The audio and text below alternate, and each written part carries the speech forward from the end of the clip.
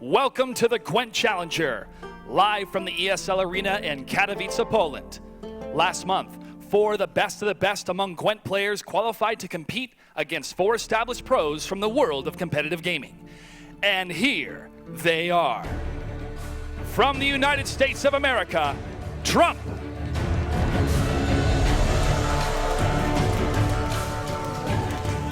From Russia, Fion 56.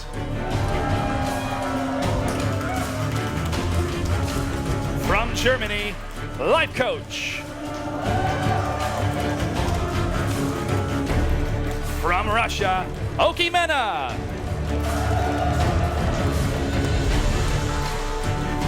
From Canada, Noxious. From the Ukraine, Pro Neo. From the USA, PPD. And from the United States of America, Vishra.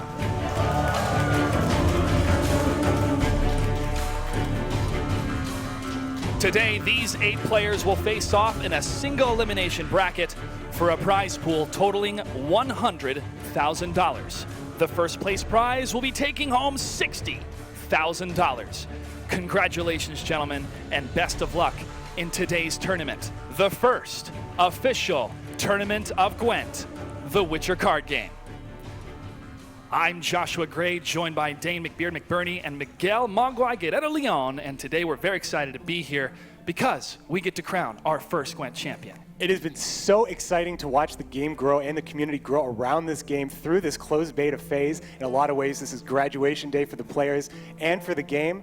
A lot of hard work has gone into this event, and it clearly shows. But at the same time, this is the beginning for Gwent, as we are still in closed beta. So the bracket is absolutely stacked, and I'm so excited to get into these matchups. Words cannot describe how I'm feeling right now, man. I've been playing Gwent for the past 7 months, non-stop, and to see it reach this level of exposure is a dream come true. And I think I'm not the only one who thinks like that. I hope you guys are excited. I hope you guys enjoy the show.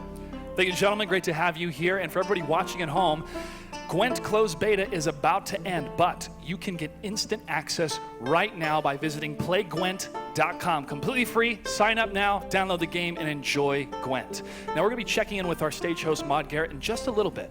But for those of you that have never played a round of Gwent, let's take a look at how the game works.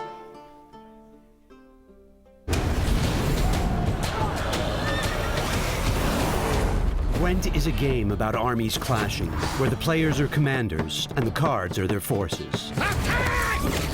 Place a unit on the battlefield to add its value to your total score. The player with the highest score wins the round, and your goal is to win 2 rounds against your opponent. Simple, right? Here's the catch. Your opponent and you each get only 10 cards at the start of the game, and you'll draw only a very limited number of cards as play progresses. That means you have to play smart, you have to bluff. And in some cases, you may want to lose a battle in order to win the war. There are 3 types of forces in Gwent. Melee units to engage in close combat. No mercy! Ranged units that include archers and mages. Enough! And heavy hitter siege weapons like ballistas and catapults. Apart from unit cards, you can also play special cards. For example, play Biting Frost, and units on the close combat roll see their values cut to 1. Fog weakens ranged units, while Rain does the same for siege. See you around the Gwent table. Doesn't the game look just fantastic there? Hi there, my name is Maud Garrett, and who better to talk to you about Gwent and its successes of where it was from to where it is now than the CEO of CD Projekt Red. I've got Marcin Iwiński here with me. Hello, Marcin. Hello. Check this out. Isn't this impressive? I want to know from you, though, in your Wild Hunt dreams, did you ever expect to think that Gwent, in a mini game from a huge RPG game like Witcher 3, would ever have its standalone game? You know, it was already a little bit suspicious when we had big part of our developers, instead of QAing the big RPG, as you said, Witcher 3, they were playing Gwent. So I think there was something to it, but thinking that it will blowout of proportions to this scale. We've never imagined that. Well, now it is in a full professional, official tournament now. What is it like seeing your baby, not your botchling, but your baby fully fledged out like this? Is there groans happening already? Yes, for the puns. But what is it like seeing it in full tournament conditions right now? I think it's amazing, and I'm really curious. I'm invested myself also. Although I'm not a very good player, but I'm playing a lot. So I dig the rules, I dig the game. I'm really interested to see what are the strategies, what is the magic of this pros. How do you think you would fare against the 8 competitors today? You know, actually, I was not allowed to compete because I would beat them to a punch. So, you know. Okay, good. Yeah, well, you're not playing today, so you can actually have a fun time and see how this all unfolds. Thank you so much for joining me up here. Have a great rest of the day. But there are some tweaks with the tournament. The conditions have changed a little bit, and to help out with that, we've got a video just for you.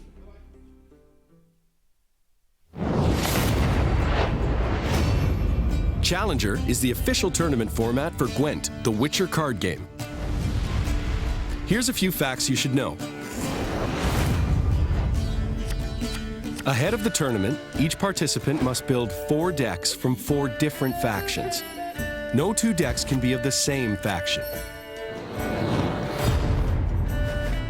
Opponents will be able to ban in secret a chosen enemy deck at the beginning of each game. Once the players have each banned an enemy deck, they will choose 1 out of their 3 remaining decks to use for their first match. Winning decks cannot be used to play another match, while losing ones may be used again or swapped out for another.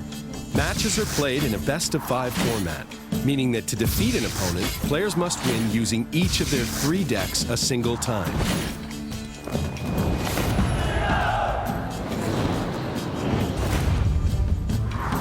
The final will see the top 8 players compete in a single elimination format, with victors playing on until a grand prize winner is determined. There's $100,000 at stake in this first ever Gwent Challenger tournament. And competitors will include both Gwent community members and a select pool of pro players. Sound like a challenge? Well, it's all in the name. Play Gwent now.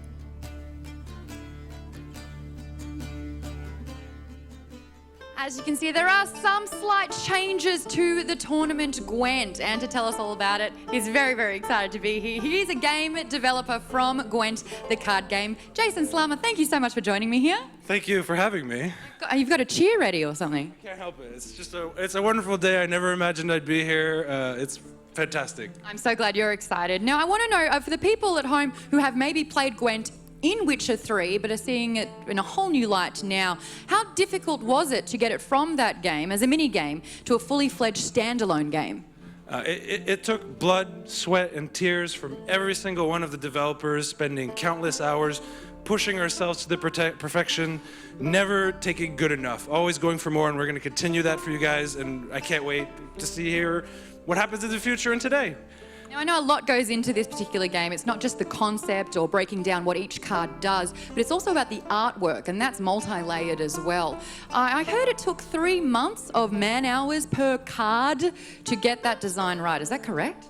Yeah, can you believe that shit? That's crazy. 3 freaking months.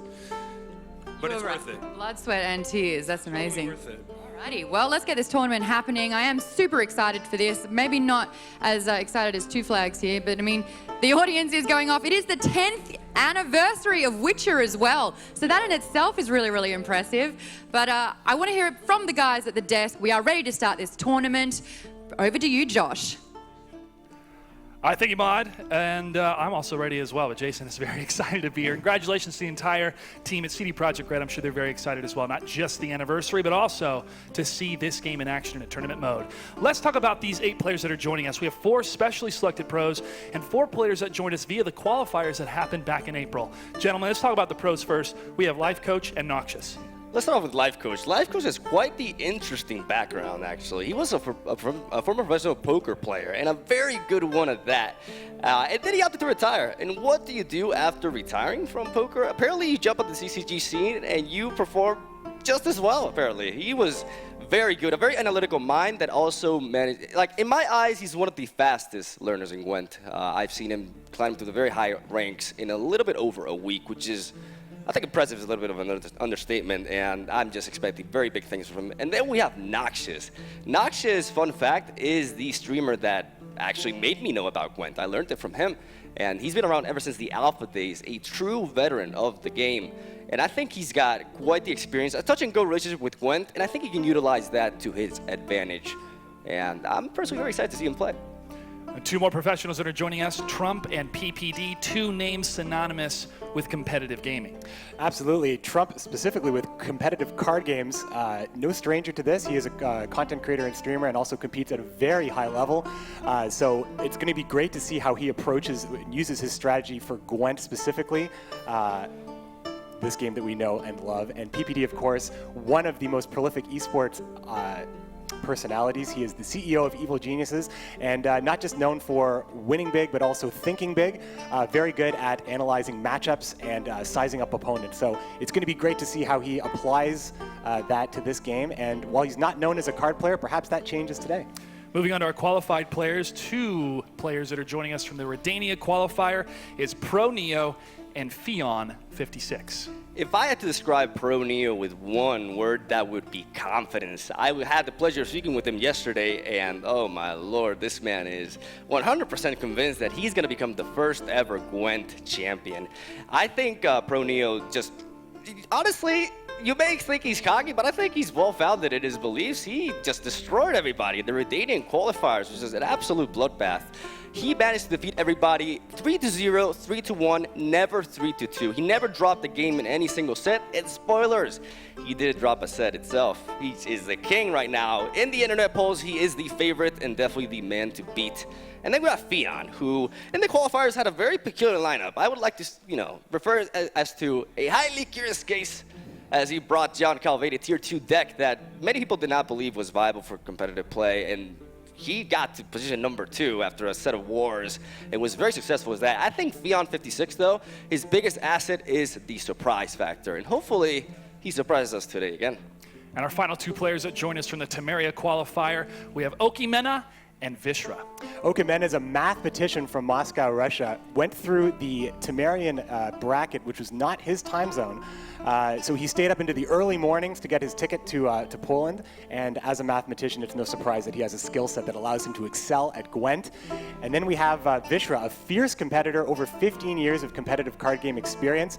Had his back against the wall in the qualifiers, going 0-2 early on, and then having to win, and did win, 10 straight games to get to the big stage today.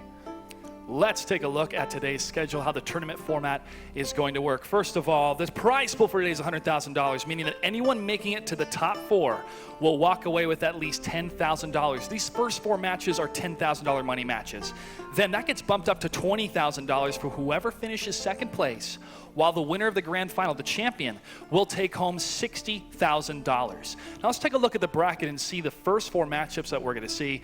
Trump versus Fion 56, Life Coach versus Okimena, followed by Noxious versus Pro Neo, and then PPD versus Vishra. Our first match is just about ready, and we have Maud standing by with the players for an interview. Maud, take it away. Thank you so much, Josh. I am joined by our first 2 competitors here, Fion 56 and Trump. Trump, we'll start with you here. Now, you actually described preparing for Gwent like studying for finals. How do you think your homework's going? Well, you know what? I've always been a really good test taker, so that really pays off here, I think. I didn't have as much time as any of the other competitors to really practice the game, but I did what I could, and I'm going to make sure that I use the cram knowledge that I did to good use. Let's see if it is enough. My favorite thing as well when it comes to you is that you like to break things down in statistics. What do you think your statistical chance, I don't even know if that's a word, but what do you think your chance is of winning? You know, I would definitely put myself as the underdog. I don't know the exact percentage. I know my opponent is pretty unorthodox, but you know what? I'm going to give the crowd a good estimate here. My best guess, I think I have a 35% chance of winning here. Right, let's see if that is remotely true very, very soon. Now, Fion56, over to you. You are very, very new to the competitive gaming scene. Trump here, quite familiar. Do you think maybe he's got the upper hand because he is really equipped with this surrounding? Я думаю, он может преподнести некоторые сюрпризы, но какое-то преимущество я не вижу. Well, I think he might have some surprises in store, but I wouldn't talk of the upper hand here, no. Oh, I love this. What I think is fantastic is that when the announcement was made and it was announced that you were going up against Trump, you were almost excited by this. Why was that? Ну, я очень долгое время смотрел видео и стримы Трампа, мне они очень нравились, и я рад возможности сыграть с ним лично на LAN-турнире. Well, I've been following Trump's videos and gameplays for quite a time, and I'm simply happy to be able to be paired up against him and play against him now. Fantastic. It feels like a Padawan and Master situation here, which is really, really cool. I won't keep you guys. Take your seats. Best of luck for round one. While they do that, we will pass it back over to Josh and the boys who will be commentating the entire game. Josh, over to you. All right, thank you, Maud. Here we go, folks. The moment all of us have been waiting for, the first matchup, Trump versus Fion56. And that was very true. When they found out the seeding for these two players, the biggest smile was on Fion56's face. But Trump saying 35%, I think that's a little bit modest for such a professional player. Yeah, definitely. He's been around for quite some time, and I think he's pretty humble, honestly. He is a very analytical man, and I expect him to put in quite a performance. And maybe his, Fion's surprise factor will not be as relevant against Trump, actually. Yeah, it's true. I mean, he's been playing for just a little bit less time, I think, and well, not compared to Fion. Of course, Fion has been playing for quite some time. But we're going to get a chance to see how Trump approaches this one and how he does against what could be considered, a more unorthodox style, as he was one of the only players who brought Nilfgaard to the Challenger and did very well with it as well in the preliminaries. So we're going to see how this goes right away here. And there we see the decks that they're bringing here, folks. This is going to be very, very intriguing because the players do not know which decks they have brought, and they've already been able to whisper those decks. I don't know, I'm doing it for dramatic effect, so the audience can know it. But looking at the history of such a profound player in the world of card games and in the world of being on a main stage, Trump has done this before, and he has that factor over Fion56 being the first time that he's seen a tournament like this. Of course, nerves get to anybody, but definitely somebody who has been around over and over again and has competed such consistently. It's going to affect him much less, without a doubt. And we're going to see if the pressure does get to Fion56. Fion56 joining us from Russia. He is Team Triss, for those that are on Team Triss. He thinks that standalone Gwent is super cool and instantly registered for the beta. He's been playing video games since he was a kid. This is his first competition this size, and he had no simple games in the qualifier. Look at that John Calvate, though. He brought it back. Yeah, absolutely. This is great to see. It's great to see this lineup of decks for sure. He's got actually, I would say, definitely, we were right. This is definitely an unorthodox list. It's going to be great to see this match. I'm so ready. I'm so ready to take a look at this one. He's also running Francesca. Oh my lord! Yes. All the leaders. I would say all the leaders probably not necessarily. Oh man, I'm so ready for this. Yeah, we're seeing the players just confirm their deck selections here as they wait for the green light to start up the match, and we will jump in as soon as they're ready here, folks. We were able to talk to some of the players. What would they do with the money? I mean, this first matchup, whoever wins is taking home $10,000. Fion56 said he'd love to upgrade his PC, maybe get a nice laptop, continue to play Gwent with even nicer graphics, playing on those ultra settings.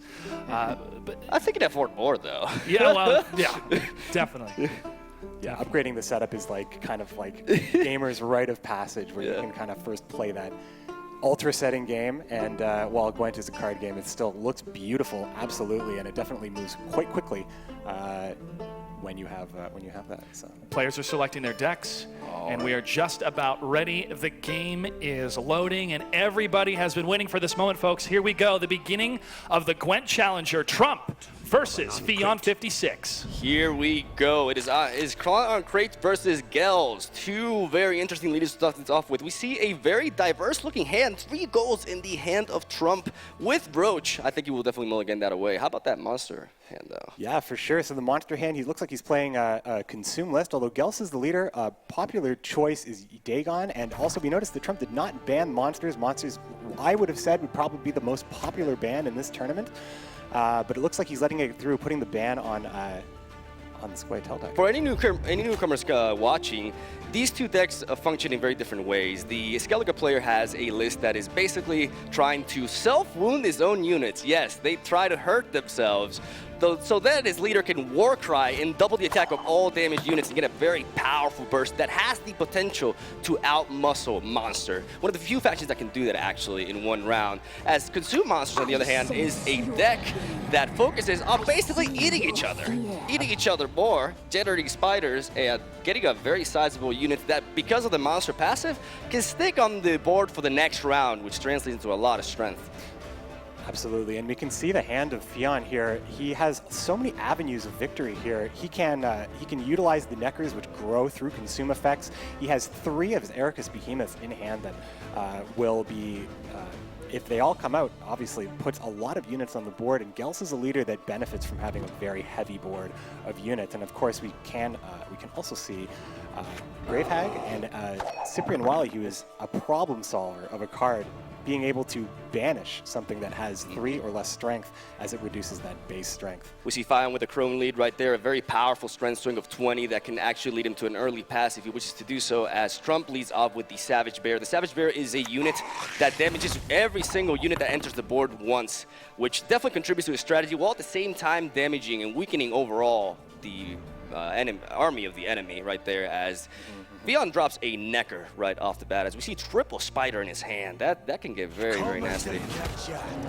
Yeah, it's really going to be how the Skellige answers all of these very powerful cards in hand here. And the Crones as an opener is very popular right now, as it is such a strength swing to start the game off. It allows the Monsters player to set up a lot of more lower strength or lower tempo plays, and while still keeping that initiative of high points, as the Savage Bear turns that Raging Berserker into a bear. In case anybody's wondering about what the hell just happened, a dude came out to the board, he became a bear. Why? Science? No.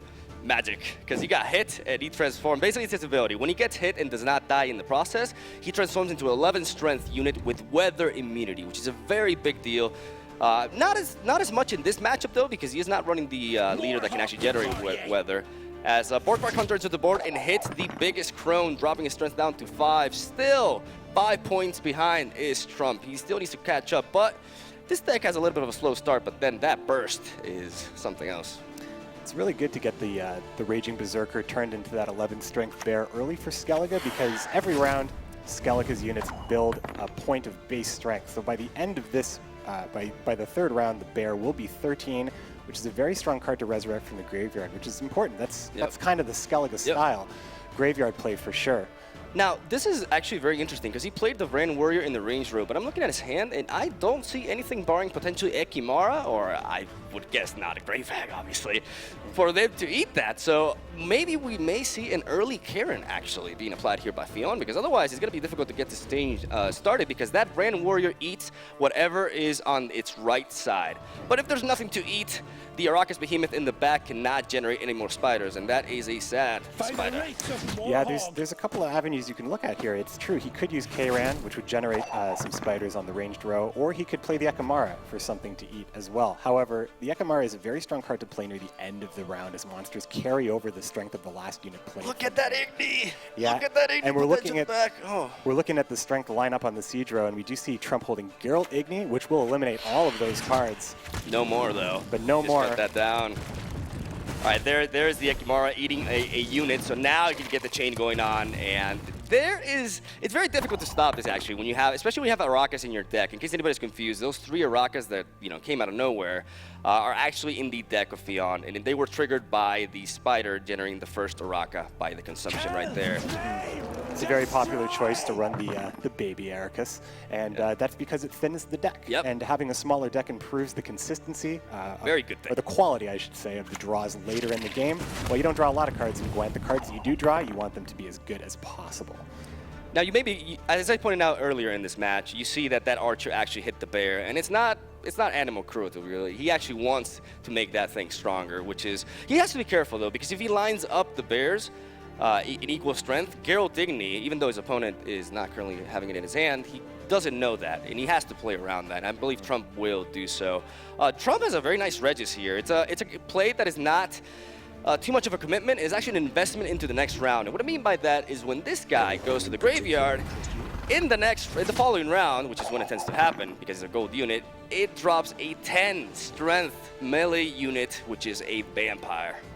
Yeah, it's important for the Skellige player to have some carryover strength, as that's really the name of the game for monsters. And at this point, Skellige is probably looking to get as much value as possible out of Geralt Igni. Geralt Igni is an interesting card. Sometimes you can get huge strength swings, and sometimes you're just looking to get something with it. And right now, Geralt Igni is active. Oh, Roach is deleted, thanks to Cyprian Wildy. Now that is animal cruelty, I would say. Yeah, Not Roach. fair. In case anybody's confused, Cyprian Willy is a very nasty card because it doesn't just kill a unit, it banishes it from existence. So Roach does not even have a soul anymore. So I cry every time he's just gone, and we got to deal with it as he has a total of 13 units on the board, which means his Gels is worth 26 strength right now. So even though Trump does have Warcry, he can work for that. I don't know if he can keep up with him at this point because look at the difference. 25 strength lead for the monster player right there. It looks like he's considering to get what he can get out of Geralt, and there it is. That's not a very valuable Igni though, but it does stop the chain. I think you probably would be satisfied with 14. I think with Geralt Igni, sometimes obviously he wanted to get that siege row. We want to get the most value possible out of that, but I think you'll take it there. Yeah. It's better than getting stuck with him later, and especially considering now that Roach is deleted, gold cards don't have that extra added effect of bringing Roach back. We won't see Roach again in this game. The key card in Trump's hand right now is that Coral. Coral can enable him to win this first round, maybe not even needing Warcry in the process. The problem is if Karen comes onto the board before Coral does, he could save out on a lot of strength loss because Karen absorbs the strength of all the units it eats. It eats 3 units and it absorbs their strength, and it packs all that strength to a gold body, which is invulnerable to weather. So timing is going to be very important right here. Yeah.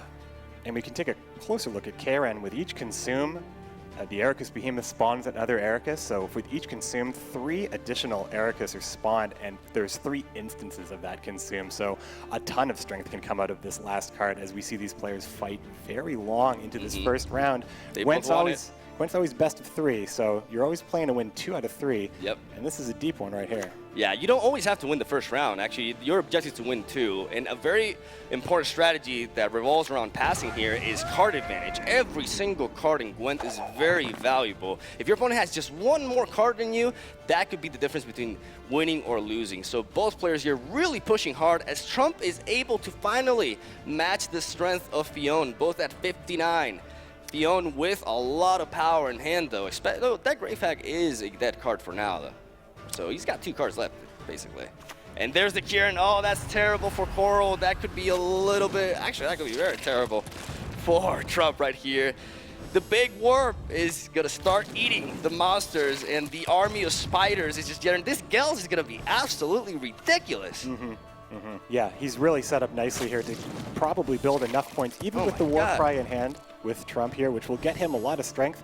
It probably won't be enough to overcome, and there should be a safe pass, as Grave Hag is absolutely, I mean, you could play it this round, but you really want to play it. Oh, yeah, but I think definitely you keep it. You cannot play it here. He doesn't even need it. Like, I think this can just completely beat I mean, he does have Coral, so he can't shut that down. But Coral doesn't really do as much as you would think because how many spiders are there in the raise row? 1, 2, 3, 4, 5, 6, 7, 8, 9, 10, 11, 12, 13, 14, 15. Oh, my Lord. That's a lot. That's a lot of spiders. Not just so much talking about this round here, but also that's a lot of spiders to go into the graveyard. So Grave Hag is really strong. Being able to build this graveyard up right now actually can provide an opportunity for a 2-0, being able to drop Gravehag as the sole unit in round 2. And if Trump can't overcome it there, there's a it Warcry. could be the card that sticks around and goes to round 3. And there is Warcry. It's a close game still, only 5 points separate. That Warcry was not nearly enough, I believe. Oh, here we go. Here we go. 135 strength, ladies and gentlemen. Can he even deny this? I am not sure, actually, because even though Coral, I think Coral will set that road to more or less, it will set it to 15. So we got to do a little bit of math here. Actually, Coral could be very well enough for him to take this round.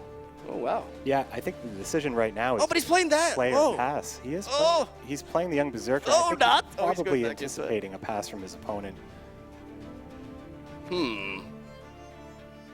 If he could go with this, it preserves Coral in his hand, that would be... But then again, I think he realized that he needs that to beat him. It's a very complex, like, strength swing, considering the massive stage of the board. Beyond passes. In case you guys are wondering what that last card is in his hand and why it only has 1 strength and why would he be running it, it is called Gravehag. Oh well, here we go. Here we go. It is enough. Trump takes the first round, does go down 1 in card advantage, and we will witness now what Fion56 will keep with his monster pass for the next turn, a spider, a 7 strength spider. But here comes the vampire, ladies and gentlemen. That's what I'm talking about, the 10 strength unit. As we see Clear Skies and Donar. That's an excellent draw for round 2 for Trump. That is outstanding. Fion actually got some great draws as well. Caretaker, one of the strongest cards in the game, I think, and also one of the most interesting cards, as it makes every matchup unique as you play a card from your opponent's graveyard when you play that card. So it really depends on the matchup, each case, what you want to take, and it's a very strong card. Gravehag is huge right now. At this point. So it depends on when Fion wants to play Gravehag, but Gravehag is going to be an absolute bomb if he gets ahead in cards, which he is at the moment very ahead. In case anyone is very confused as to why Trump played a unit on the opposing side of the field, he did a misclick, don't worry. It's actually a spy unit, and they are very good units. Like, they basically give the opponent strength at the expense of an extra draw, aka card advantage. And the best moment to use these kind of cards is precisely in the round that you plan on losing anyways, because it's very difficult to 2-0 somebody in Gwent. Like, you have to be a much better skilled player or have a ridiculous matchup for your opponent to do so. Good draws help too. Good draws help too. But here's the pass, basically not doing anything here and just denying the brand consumption, which is very important. He's only going to translate 6 strength to the next round alongside the very last Necker in his deck, which is also going to be worth 9 strength. There it goes. Ladies and gentlemen, this is the last round. The one who wins this wins it all. That Gravehag is looking extremely powerful, and that Caretaker as well. Because it is Fion who goes first now, so he can actually capitalize on the fact that he's going first and utilize the Caretaker to steal something from Trump's graveyard. But the question is, what will it be? Yeah, there's some utility units in the graveyard, but there's a lot of high strength units. So not only taking that unit is very advantageous to build your own board strength, but you also deny, he's also going to be denying Trump's ability to resurrect more bears on his side. We only see 1 resurrect in Trump's hand, so the limit was really just 1 card anyway. However, the first light can also draw a bronze card out of the deck as well, which could realistically be a Priestess of Freya, as those are usually late game cards, and it's possible that he gets one from there as well. He might even just, he's going to take the chance here and just see what he gets. Let's see what he gets here. And he does get the Priestess of Freya. That's a lot of strength, man. If he goes for the bears, that is a 16 strength bronze play. One of the strongest round 3 plays from Skellige. And is also weather immune, as we see Althor's Thunder and Gravehag left in Fion's hand. The question is, will Gravehag be enough? He does have a considerable lead here, so I think Trump is in trouble, actually. I don't think so at all. I think that Gravehag is very susceptible to the Archer and also the Thunder. But he has the last well. say. He has the last say. Oh yeah, but no. Oh, the Archer. Yep. That's will he play it now, or will he play the Priestess first? That could be. Oh man, that could dictate the outcome of this match. Will Trump see the future? Well, I mean, if you've played on the ladder, you know Gravehag is a card to watch out for, and he has the answer to that big problem. Really, without having that Archer in hand, it's a completely different story. Oh, he's gonna play it now! Oh, he's gonna play it. Oh, he played it! Oh no! Sealed his fate, possibly. Oh yes! Oh, exactly! Oh my God, I can't believe this. there comes the Grave Hack. That could have been easily killed by the Archer. Does he have any sort of resource in his graveyard to deal with this? I believe he does not. Did he play an Archer? Oh, he does have an Archer in his graveyard. Never mind. He does have an have it. Archer. Will he see this? He's in front of him. But That's going to be enough. That's going to But do is it. it going to be enough for him to win the round? Oh, for sure. No! No? No, he loses by 3 points. Fionn still takes it. Barely. Barely. It's really hard, even What a with an game. answer. Yeah, even with an answer like that. Even with an answer like that to such a strong card, Monster's really, really strong matchup all the time. We're gonna see a lot of Monsters bans because of that, and it was great to see. It was great to see Gels represented there. Yeah. Gels is very, very strong with a deck like this. Dagon is a very flexible monster leader, as we'll probably see a lot of Dagon later in the tournament. But Gels in this case definitely excels, especially when you are lucky enough to draw 3 Erika's Behemoth in your opening hand and just control the game like that. So it did come down to a possibility of Gravehag sealing the deal, but it didn't end up being necessary. Yeah, no, I think I don't remember last time I saw so many Arakas on a ranged row. Like, that was pretty ridiculous. Like, that was Gel's biggest fantasy. And it's funny to see that it still got shut down by the most powerful gold in Skellige, which is Coral. So, nice lead for Fionn, but a very tight game. 3 points, that's it. Yeah. That was crazy, actually. Super intense. Just waiting to get into the next one here. It looks like, here we go. So he's got the win with the monster deck. Let's see what Fionn brings this time around. There he is! There he is, the trump card. John Calvate against Scoia'tael. This is a very interesting matchup. Scoia'tael really struggles with the spy strategy. In case you guys are wondering how these decks function, basically, the Scoia'tael deck is a control-heavy deck that swarms the board a lot and tries to shut down what your opponent is trying to do and play around card advantage and having the last say in things. A very dominant deck in the metagame, as John Calvate is actually considered to be more of a fun deck, really, but it's basically what gave Fionn the fame that he has now, as he feels very confident in that list. And the use of heavy spies can really disrupt Scorch from Scoia'tael, which could be a very big factor here. I'm very excited about this matchup, as we see Roach in the hand still of Trump. He's still not replacing. I guess he's blacklisting. There goes Roach. There goes Roach. He has triple overhead Dragoon in hand, though. Yeah, I mean, both of these decks have very clear, they have a more streamlined way to victory, whereas the monster decks can really just kind of overpower with strengthened units. Both of these decks are trying to do something very specific. In Fionn's case, the spies will help generate a lot of card advantage here, and as well with the operator being able to play 2 Cantarellas is very difficult to deal with, especially when you can pull them right back on your side of the board. Yep. So not only that, but also Letho as well, being able to demote him and pull him back. It's very, very hard to fight against that.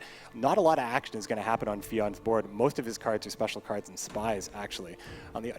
In the inverse, for Trump's Scoia'tael, his main goal is to use those Vria Dragoons we see in his hand to buff cards in his own hand and carry that strength all the way into the end and then just drop a bomb of a unit. So we're going to see what card Trump chooses to buff in his hand, and how the control game is going to work here, as Scoia'tael is usually trying to control and build strength throughout The game. Fionn 56 leading off with Stefan Skilling, fishing for decoy. I think aiming to decoy the operator to get another extra copy of Cantrell. And in case you guys are wondering what the heck this guy does, John Calvate right there chilling so swaggly in his chair with his sword in hand.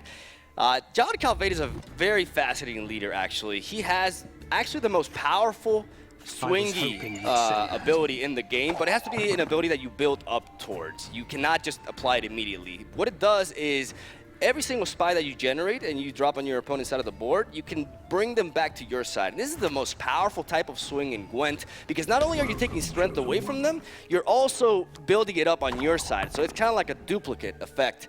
A very strong one at that. The weakness of John Calvate, though, is that he gasses out very easily. Like, he can win one round easily, but the difficulty, the trick, is winning the second round. Letho is a huge swing kind of in its own right, and he does have the Dimeridium Shackles, which enables John Calvate to pull Letho over, as he generally wouldn't be able to do that with a gold card. But it's not just John Calvate. Now, John Calvate, whenever I play against John Calvate on the ladder, it's just a feeling of dread, because you know what he can do. You see it all happen in front of you, and you just have to figure out how you want to approach that. But it's not just John Calvet. In this particular list, we see Menno Cohorn in hand. Now, if you can't pull the spies back, it's kind of like if I can't have it, no one can have it. Menno's going to eliminate his entire board of spies as the Dragoons continue to buff. It looks like he's choosing the Dolblathana Archer as his VIP card here in his hand. Yeah, this is a well-known and beloved strategy by everybody as these Red Dragoons step on the... Yeah, what they do basically is they buff a unit, and as, you know, McBeard explained, they buff it up over and over again so that it is their last card in the last round. Like, they're basically building up their win condition for the end round. Both of these decks build up towards the end, and we see an Imperial Brigade enter the board right there. Imperial Brigade gets buffed by 2 strength for each spy that is either on the board or that is developed on the board. It is a continuous effect as Trump goes for this leader's ability, which enables him to search for a silver card and goes for a Scorch for a total of 16 damage. He lost the opportunity to oh no, it wasn't Decoy what he searched for. What did he search for? No, he got the Scorch, and it was No, I mean with Stefan Skellen. How do you pick Decoy? Oh, I may have missed that myself. We're going to see next time he gets a chance to draw. As he does. Oh no, he hasn't drawn it yet. Never mind, he hasn't drawn it yet. So he did miss. He did miss the chance to decoy the operator, which is absolutely devastating for Fionn as it disrupts his combo. But I mean, he still does have an extra copy on Cantarola, which is the most powerful card in this deck. As he draws an Alba Spearman, a 7-strength ranged unit with the shield ability. What the shield ability means is that the first instance of damage that it would take from weather, specials, whatever, is nullified, and its shield is destroyed in its place. As we see another Dragoon drop there. Yeah, the Alba Spearman's a really interesting choice. Not a very popular pick, even in John Calvet decks. You wouldn't necessarily always choose to put that card in your deck. So again, with that surprise factor, we'll see how this card plays out and if it actually ends up being. Like where that tech comes from to choose the I'm actually familiar with it. I'm actually familiar with it because I utilize this, but because the synergy with Combat Engineer basically, because it's a very solid target for Ambassador. If you're able to buff it, then any sort of like special, like it's more so that you ensure a body sticking around. It's not vulnerable to Alter Thunder. It's actually immune to it. So that gives you a solid Ambassador target, which is what I think is the reasoning Fionn is bringing here, as he does pick up the decoy that he set up at the top of his deck with Stefan Skilling at the beginning. A little bit too late though, unfortunately. Well, it may not be too late. It's always good to hold on to decoy. You can decoy the spy too. Card. Yeah, absolutely. You can bounce the spy back. We do see Yavin in hand for Trump, so I think that's a pretty fair use for decoy, and it's possible that Fionn is anticipating that. You can do a couple other things with decoy as well. And in a pinch, if you absolutely have to, making Roach a Sync Strike the card isn't so bad, especially it does protect against Cyprian Wiley, which is not a factor at this time. But, when it comes back in every round, 6 strength is fair. But I think it might be held on to for Yavin here. Yeah. Both opponents having 2 spies in hand. We see Trump go for the Cantarola there that was given to him by the operator. This is very, very interesting, actually, because both players, like, the thing about the John Calvet matchup is pro players struggle with this matchup. People at the very high ends of the ladder say, I just don't like going against Calvet. It's a bit of a... it's a very mental game. You really don't know exactly how much you got to push. Like, it's a very difficult matchup to analyze. So it's going to be very interesting to see if Trump can acknowledge when the first round is lost, because I think if both players go all in, Fionn has the upper hand. Like, he will take the round because of the power of his leader's ability as he builds up more and more to it. He has a 15 strength and a 12 strength Cantarola. That's going to be taken away from Trump and added to his side of the board after a 6 base strength deficit, which is what happens to Cantarola. But Milva enters the board and returns the spy to the hand. Oh boy. Yeah, this is really a battle of spies here. It's going to be, Scoia'tael is a very hard opponent to get card advantage on, not just because a lot of their cards facilitate cards and just allowing yourself to move last. Their faction ability as well allows them to choose whenever they want to go first or not. Generally not, so you can have that last say.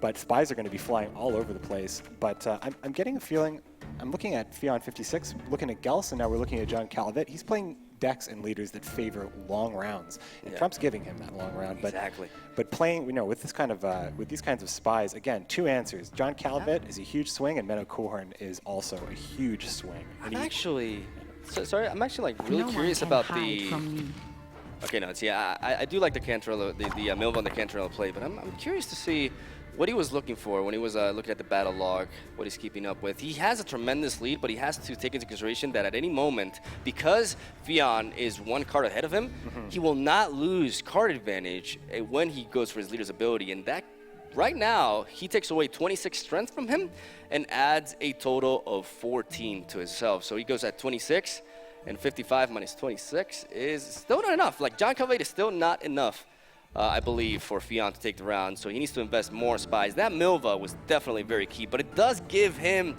like somewhat of a dead card in his hand, in the sense that it's not technically a dead card, but he's going to give 15 strength to Fionn for the sake of drawing a card, which I don't know if is worth it. If you do want to win this round, he's still investing with his Behead Dragoons, though. Now, I think I would probably say, I think if you're a newer player, or maybe this is the first time you're seeing Gwent, this might be the most confusing matchup to witness because of how much is happening and how little is happening on Fionn's board, and what's, you know, how Trump is answering the spy game here, which Fionn is presenting. And yeah, like you said, it's very hard to play against this matchup because you know what's going to happen. You know what's going to happen. So it's really about just deciding when you've had enough of it and how you can break that combo. But if you allow John Calvate to stay up, it can hurt you later. So it's, while John Calvate favors a long round to win, it's also favorable to get that done with. So there is no huge strength swing. And I think that's where Menno Cohorn comes in, that 10 strength gold card in Fionn's hand. Ambassador enters the board and buffs up Roach. Roach is now Super Roach, sitting at 15 strength and bringing up Fionn's strength total to 24. As now Trump finally decides to go with the Elven Mercenary, and he's going to Shackles the Roach, which means that, in case you don't know, Roach is a card that basically, regardless of where it is, unless it's in the hand, of course, deck or graveyard, it will auto-spawn whenever a gold card is played on your side. So by locking it, that locking effect stays in the graveyard, so Roach will no longer return. She's chained. Poor Absolutely, thing. Yeah. Poor Roach. She's just suffering over and over again today. Yeah, we're going to see a lot of horseplay, I think, with dealing with Roach, and Roach is a very popular card. Not only does it thin your deck, it also basically enhances every gold card you play. And while there is really only one option there, locking Roach is fair. You don't really want to deal. If you lose by a little bit, it's Roach that's usually going to do it here. Yeah. We see the Impair Brigade enter there. Finally, Fionn is starting to develop some strength on his side. The investment on the opposing side is, you know, he's still got more options in hand, but he's starting to develop his own tricks there with the 14 strength Impair Brigade, a 6 strength unit that got buffed for each spot on the opposing side. Elven Mercenary picks a random spell from your deck, and he picks a Rally right there, picking up a Dolblath and an Archer, which can target either the Impair Brigade or Roach and take away 3 strength from them. Kisparin. Now, we do know that Fionn is running a single combat engineer, which gives one of his cards resilience, which means that it will stay into the next round. So while that's not in hand, he is holding another spy in hand, Joachim de Wet. Important to note for Nilfgaard, not every spy draws you a card into hand.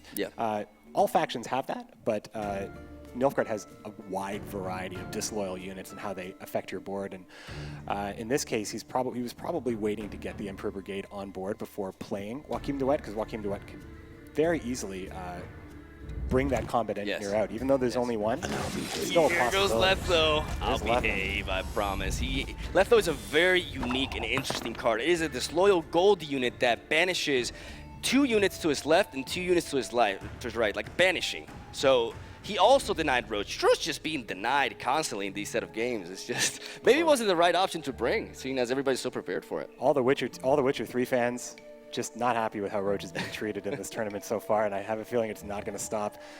It's just, you know, he's just collateral damage sometimes. It happens. Casualties. Now, we got to point out that John Calvate's ability is limited to silver and bronze cards, not gold. So in order to be able to take Letho back to his side of the board, oh, no more bronze units in his deck. That was a dead rally. That's unfortunate for Trump right there. Well, the thing about Gwent is because every card represents a turn, not even a card that has no effect at all still helps you because it allows you to stay in a round. You have to play a card every turn here, so it does allow him to stay into this round, and you know, every card representing a turn it's important here, especially for Scoia'tael, as they are able to get move advantage on their opponents with relative ease, especially when you open up with, well, not in this case with Milva, but it's just one more tool here if we see this deck come back again. Letho, now I want to fall back a little bit on what I was saying earlier. In order for him to be able to bring Letho back, he has to remove the gold status. And he does have, actually he no longer has that Shackles. Well, he doesn't have the Shackles. He obviously has a lot more value in unlocking Roach, which means that Roach will come back.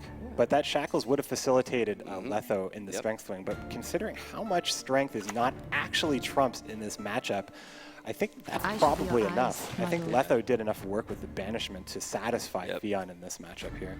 Yep, indeed. We see him drop Cantarella and deciding to pick up a different card. That is also a dead card because we did see the rally before not being useful at all for Trump. He has 7 cards left in his deck. He's managed to thin through it efficiently, but drawing a dead special is not really what he needs right now, as Fionn is not that far behind in strength when his leader's ability.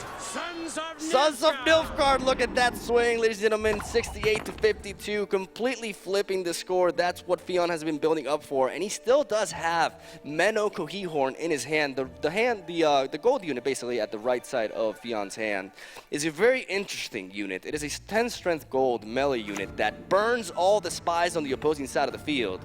So he's still got more tricks up his sleeves for the latter rounds. And I think that's the kind of strategy he's utilizing to steal the second round that's so difficult to win.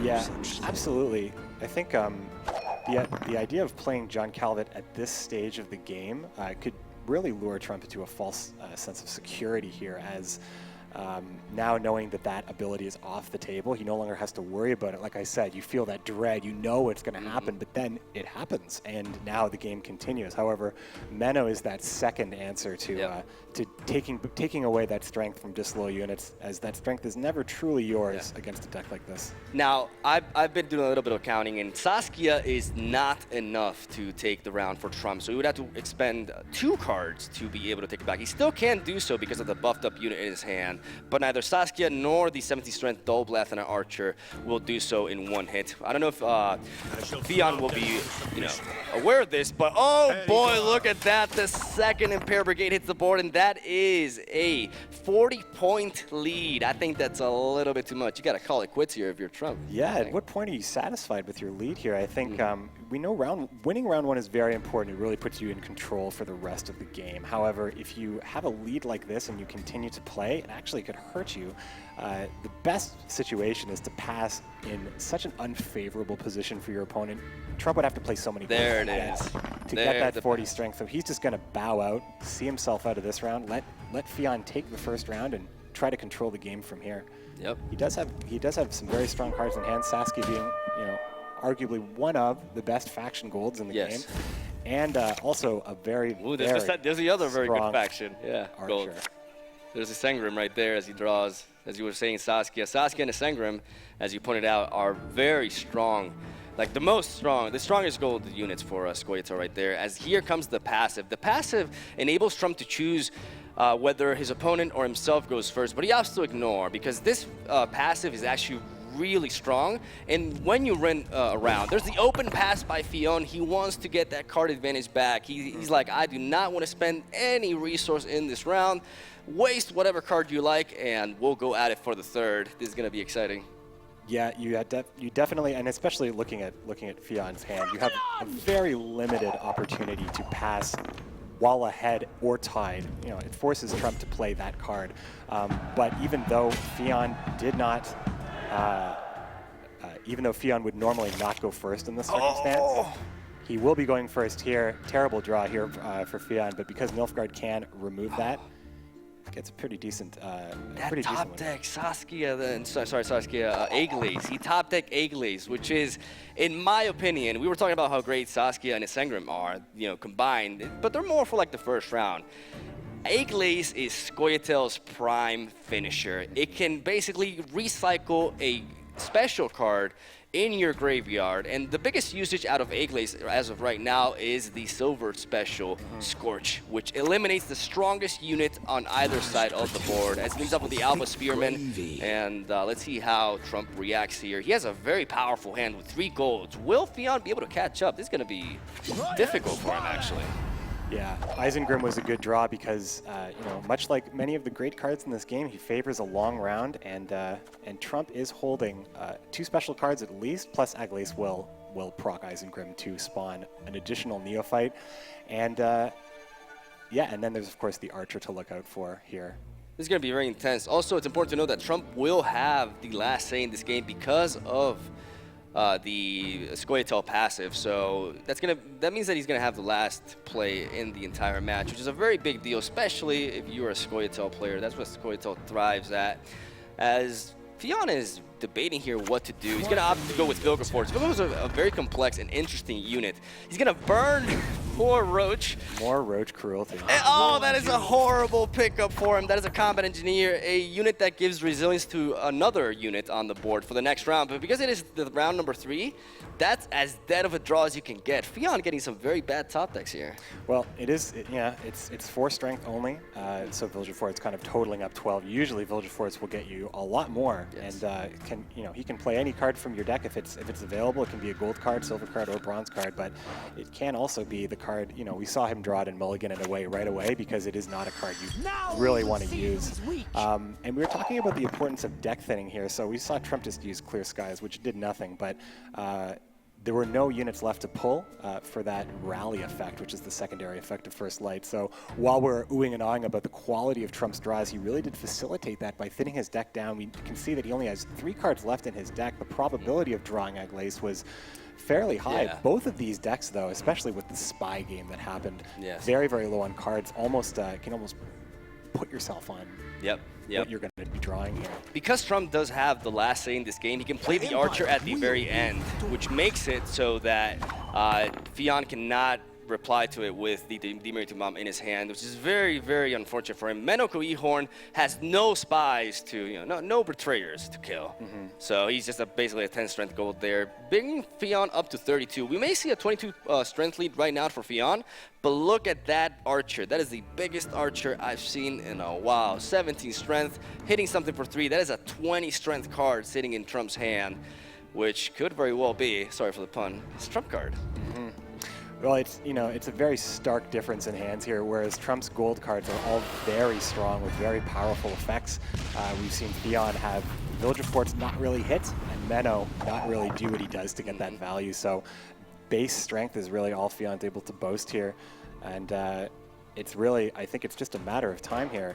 The Archer alone is quite strong, and of course Saskia, just the longer the round goes, the better it is. Fionn saving up that Vic of Aromatic in his hand. That is his last win condition. The Vic of Aromatic is a very peculiar bronze unit. It is a medic that actually resurrects an opposing bronze unit. So he's going to have to fish towards Trump's graveyard and see what he can pull from there to potentially win him this game, but it's looking grim for him. He's only 12 points ahead, and again, I know I talk about that Archer a lot, but big Archer is big. Yeah, the spotlight's on it right now, for sure. And I think, both players doing that graveyard tour, Aglace, just kind of to, just make sure Aglace is pulling the special that you want, and then, of course, on Fionn's end, choosing the bronze card that's going to be the best choice. Now, Scoia'tael doesn't have a lot of great targets for Vic of Aromatic. In this particular matchup, the Vic of Aromatic is probably weaker than most, but you'd be satisfied with 8 strength. But once again, with Vilgefortz doing what it did, and Menno not being able to actually execute any spies, Vic of Aromatic also just going to grab that base strength. It's really just base strength at this point that Fionn's able to boast here. He may utilize Demiritum Bomb to actually buff his own back row, but it's looking very grim for Fionn 56 right here as his 2 cards remaining. He basically needs Trump to develop the Archer before Aglace so he can have a chance at actually debuffing it and getting 13 value out of it. But I don't know if that will even be enough at this point. It could be, though. So Trump could still misplay here. If Trump does play the Archer after Fionn's turn, he could get rid of it with Demiritum Bomb. This is a very tough endgame for Fionn, though. He's in trouble. Oh! The pass. The pass. Oh, he's giving up this game.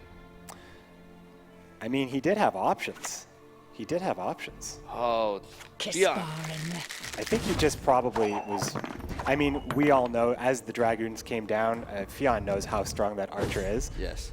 So really, realistically, putting that prediction on, knowing that the Archer is coming down last in that case, he probably just thought, let's just save everybody some time here. But he didn't have to pass. He didn't have to pass. He could have played it out. But yeah, that archer did kind of represent Fion's doom in that case. I actually thought that might have been good enough. To see Calvita in the tournament is fantastic. A very, not just the fact that it's Nilfgaard, but also, for a long time, Morva and Voorhees was the faction leader of choice for really competitive plays because, such a strong faction ability. But John Calvit really is, if you get the right draws, you can just make so much happen in a round, and you can really build that card advantage against Scoia'tael.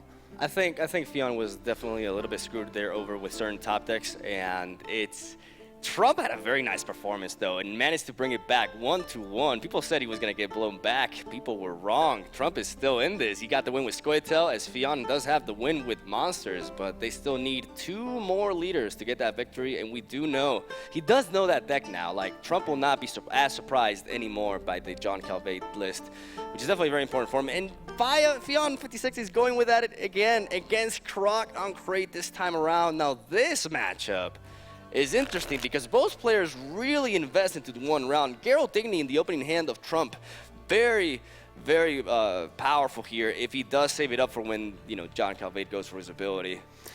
Yeah, the good news about the Nilfgaard deck losing for all of you Nilfgaard fans out here is that you get to see it again. But it's a very like I said before, it is a very planned and very methodical way of playing. When you see John Calvit as a leader, you do know what's going to happen. So, if Trump's seen it on the ladder, which is not a very commonplace for Nilfgaard these days, especially this deck, as it's weak against monsters. But knowing monsters is out of the picture here, John Calvit should have a chance to win, but he does have to win with it to advance. So John Calvit's going to have to secure a victory if Fion is going to see the next round.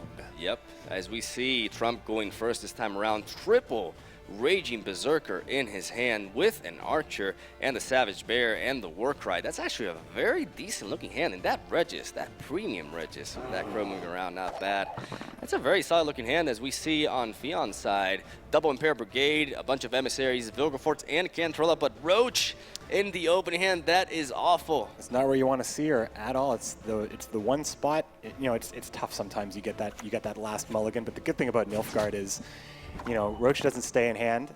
It is able to be removed at the beginning of the second round, but there is still a problem with Roach being in the hand in that Vilgefortz cannot use Roach as that kind of springboard to get another unit on board without really sacrificing anything.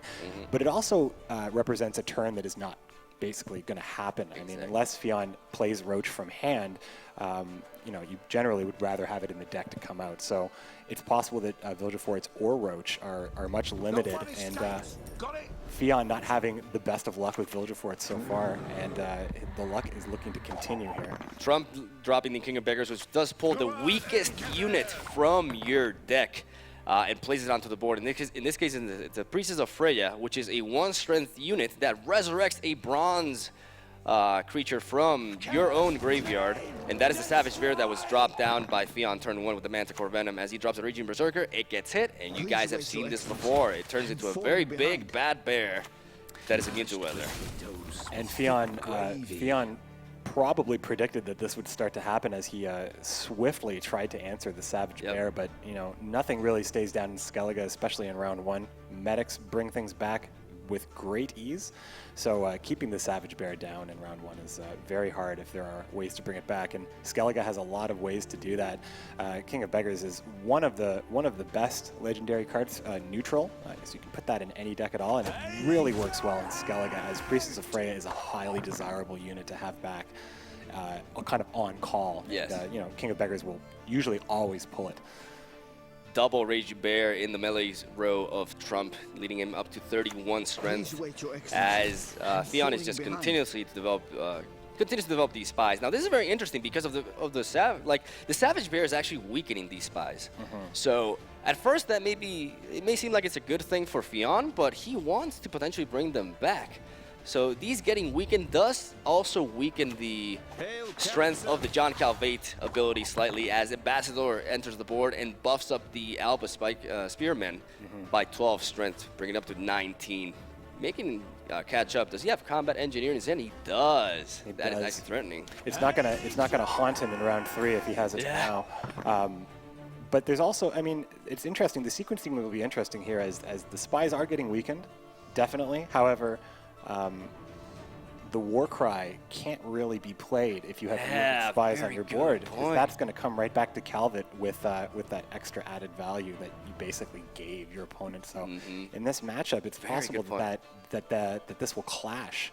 He's going to have a hard time committing to playing Cantarella because, Trump's going to have a hard time maybe committing to playing Warcry because it really will make Cantarella stronger, and you know, we know that John Calvet's going to bring it back.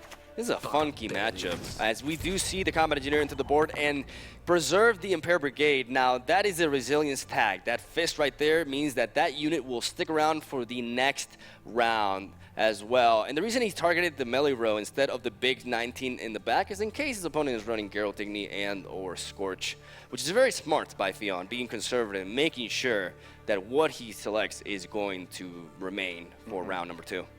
Well, yeah, there is that for sure, as the Alba Spearmen are protecting in that case, but also the Emperor Brigade has value throughout the game. As long as there's a spy in hand, it's going to get stronger and stronger, and there are 2 in Fionn's hand right now. Trump is really hoping, was really hoping that Fionn did not have Geralt Igni, and I think is confident that he does not have it, as that melee row here for Trump would be devastating to have Geralt Igni played against you. But if you're Fionn, I think you play Cantarella now 100%. You have to get it in before that Warcry trick's over. Like, it is the timing now for Cantarella. Like, you need to make sure that if he's clearly working for the Warcry as he damages his 3 bears. Lining up for Geralt Igni, Trump is fearless. 3 bears. Absolutely fearless here. As I believe this is definitely the turn to develop Cantarella, so he can get hit by the bear, and if he does Warcry, it will buff up Cantarella and thus empower the strength of John Calvate. You know, it's almost a non-factor though, because of how strong Warcry is right now. Warcry just on the bears alone is 30 points. Absolutely. But he goes for the Ambassador and does not hit the Impair Brigade, which is actually fortunate for him in a way, because it does not leave the Resilient unit vulnerable to Geralt Igni. It's also important to note that perhaps another reason behind him selecting the Brigade is that it is not vulnerable to Coral, since it is in the melee row. Absolutely. Absolutely true. Now, I think that this is a very tempting turn to use the Warcry, as you were anticipating your opponent. He's going to go for that single target Scorch. 35 strength swing. No, 37, mind me. Igni dropping Fionn down to 16. That is such a powerful swing. Can he come back from this even after setting up a John Cantarella, or will he call it quits? This is devastating for him. That's such a huge swing. Yeah, getting that amount of value out of Geralt Igni is pretty desirable, even though it is just a 1-for-1. It is such an amount of points. So really, it's kind of just, Fionn's probably just planning out the future of this game here. What can be done? Again, Roach is not a, you don't want to play it. It's unless you wanted to extend the round any longer. But I wouldn't say that's desirable. It's possible it could just be a Cantarella pass at this point, just to get that card and see what can be done. There goes the second Impair Brigade, getting up to 13. Fionn does not want to give up this round. He is not ready to go down just yet. He perhaps wanting to get that Warcry out of him. Well, there is that, the Warcry for sure, and there's also Croc on Crate, his ability just alone, 16 strength, one of the very strong leader at this point in the beta. And it's also possible that Fionn's just looking for a pass, from Trump, because this is a fair lead. It's a fair lead. Trump may not want to continue playing with this lead, knowing what John Calvet can do. But I'm surprised he didn't go for Cantarella, though, because he could have capitalized on that a little bit. But definitely an awkward spot for Trump, as this is like he is going to buff up the spies, but at least he has no big spy to buff up. Like in reality, he's just going to return them to original. Oh, he's passing. There's the pass. Let's see if Fionn wants to try anything here. Ooh. Can he? Oh, he's got a 23-point lead. I don't think even Vilgefortz can really do this because there's no Roach available to him. His cards to play right now are just not great. Roach obviously is not going to do much here, and Cantarella as well. It would be sacrificing too much. He's still thinking about it though, but clever pass by too Trump. much. And then, of course, Villagefort usually using Roach can't do that because Roach is in hand. So this may just be a pass for a pass. The state of the game as we see it. Wow. Fionn really thinking here. The clock is ticking. Probably planning the future. Oh no, going down round one with an equal card advantage state is not what you want to see. But he does preserve a body on the board, so that means that Trump cannot open pass on him to gain card advantage, even though he does have Regis, which is definitely a card that we're going to see played here in round two to invest for the third. Both players, 11 cards in the deck. No one really benefiting from the thinning aspect more than the other to improve the draws. But I think Fionn picked a card up that he wanted to grab, on, which is the Operator, which allows him to play the double Cantarella. And normally, when you have a Spy in hand and you want to get that extra card advantage, it's very risky. But John Calvert bypasses that risk completely, so he can play all of his Spies without really worrying too much about it, as Calvert will allow him to secure the round. But that would be probably in Trump's favor to know that that is out. But he's seen Menno. He knows that Menno's around. Yep. Stefan Skellen could be setting up Menno right here. Now, this is a very strong combo. He does pick up the decoy for him. The Stefan Skellen Vilgefortz combo. Stefan Skellen fishes for a specific card in the deck, places it on top, and then Vilgefortz will play it, sacrificing something on the board, which tends to be Roach, as he drops the Clan Vorkar Hunter and hits the Imperial Brigade, dropping his strength down to 10. Trump's still down by 6 points. Let's see how far. I'm curious to see how far he's willing to push this round, like what his objective is here. He is preserving that Savage Bear in his hand. So for sure, yeah, being able to put a card on top of the deck benefits every card in Fionn's hand here, but it is a special card. Joachim de Wet will only pull a unit. However, Cantarella and Villagefort would play that top, well, Cantarella would draw it into the hand. But it's looking like he's happy to just draw decoy as his third round draw. This third round, oh, Fionn has been working for this. He's preserved the John Calvert ability and can capitalize on the Savage Bear if he does drop it. It's looking really good right now. Oh, wow. Oh, that's not a good draw. That's 15 strength for the opponent. I don't think that's good here in the third round. Yeah, that's definitely not a great draw here. It's that risk we're talking about is even worse when you basically have to play it or just pass. Oh, this is incredible. It seems so grim after we dropped that first round, but now he's in such a strong spot, preserving his leader's ability. It is Warcry versus Spy Betrayal, and I think Spy Betrayal may be the victor here. Yeah, it's really going to come down to sequencing here. We're going to have very strong potential spies because of the Warcry, which can't be played really. There goes Cantarella getting hit by the Savage Bear, really denying that Warcry completely. Oh man, this is looking tough for Trump.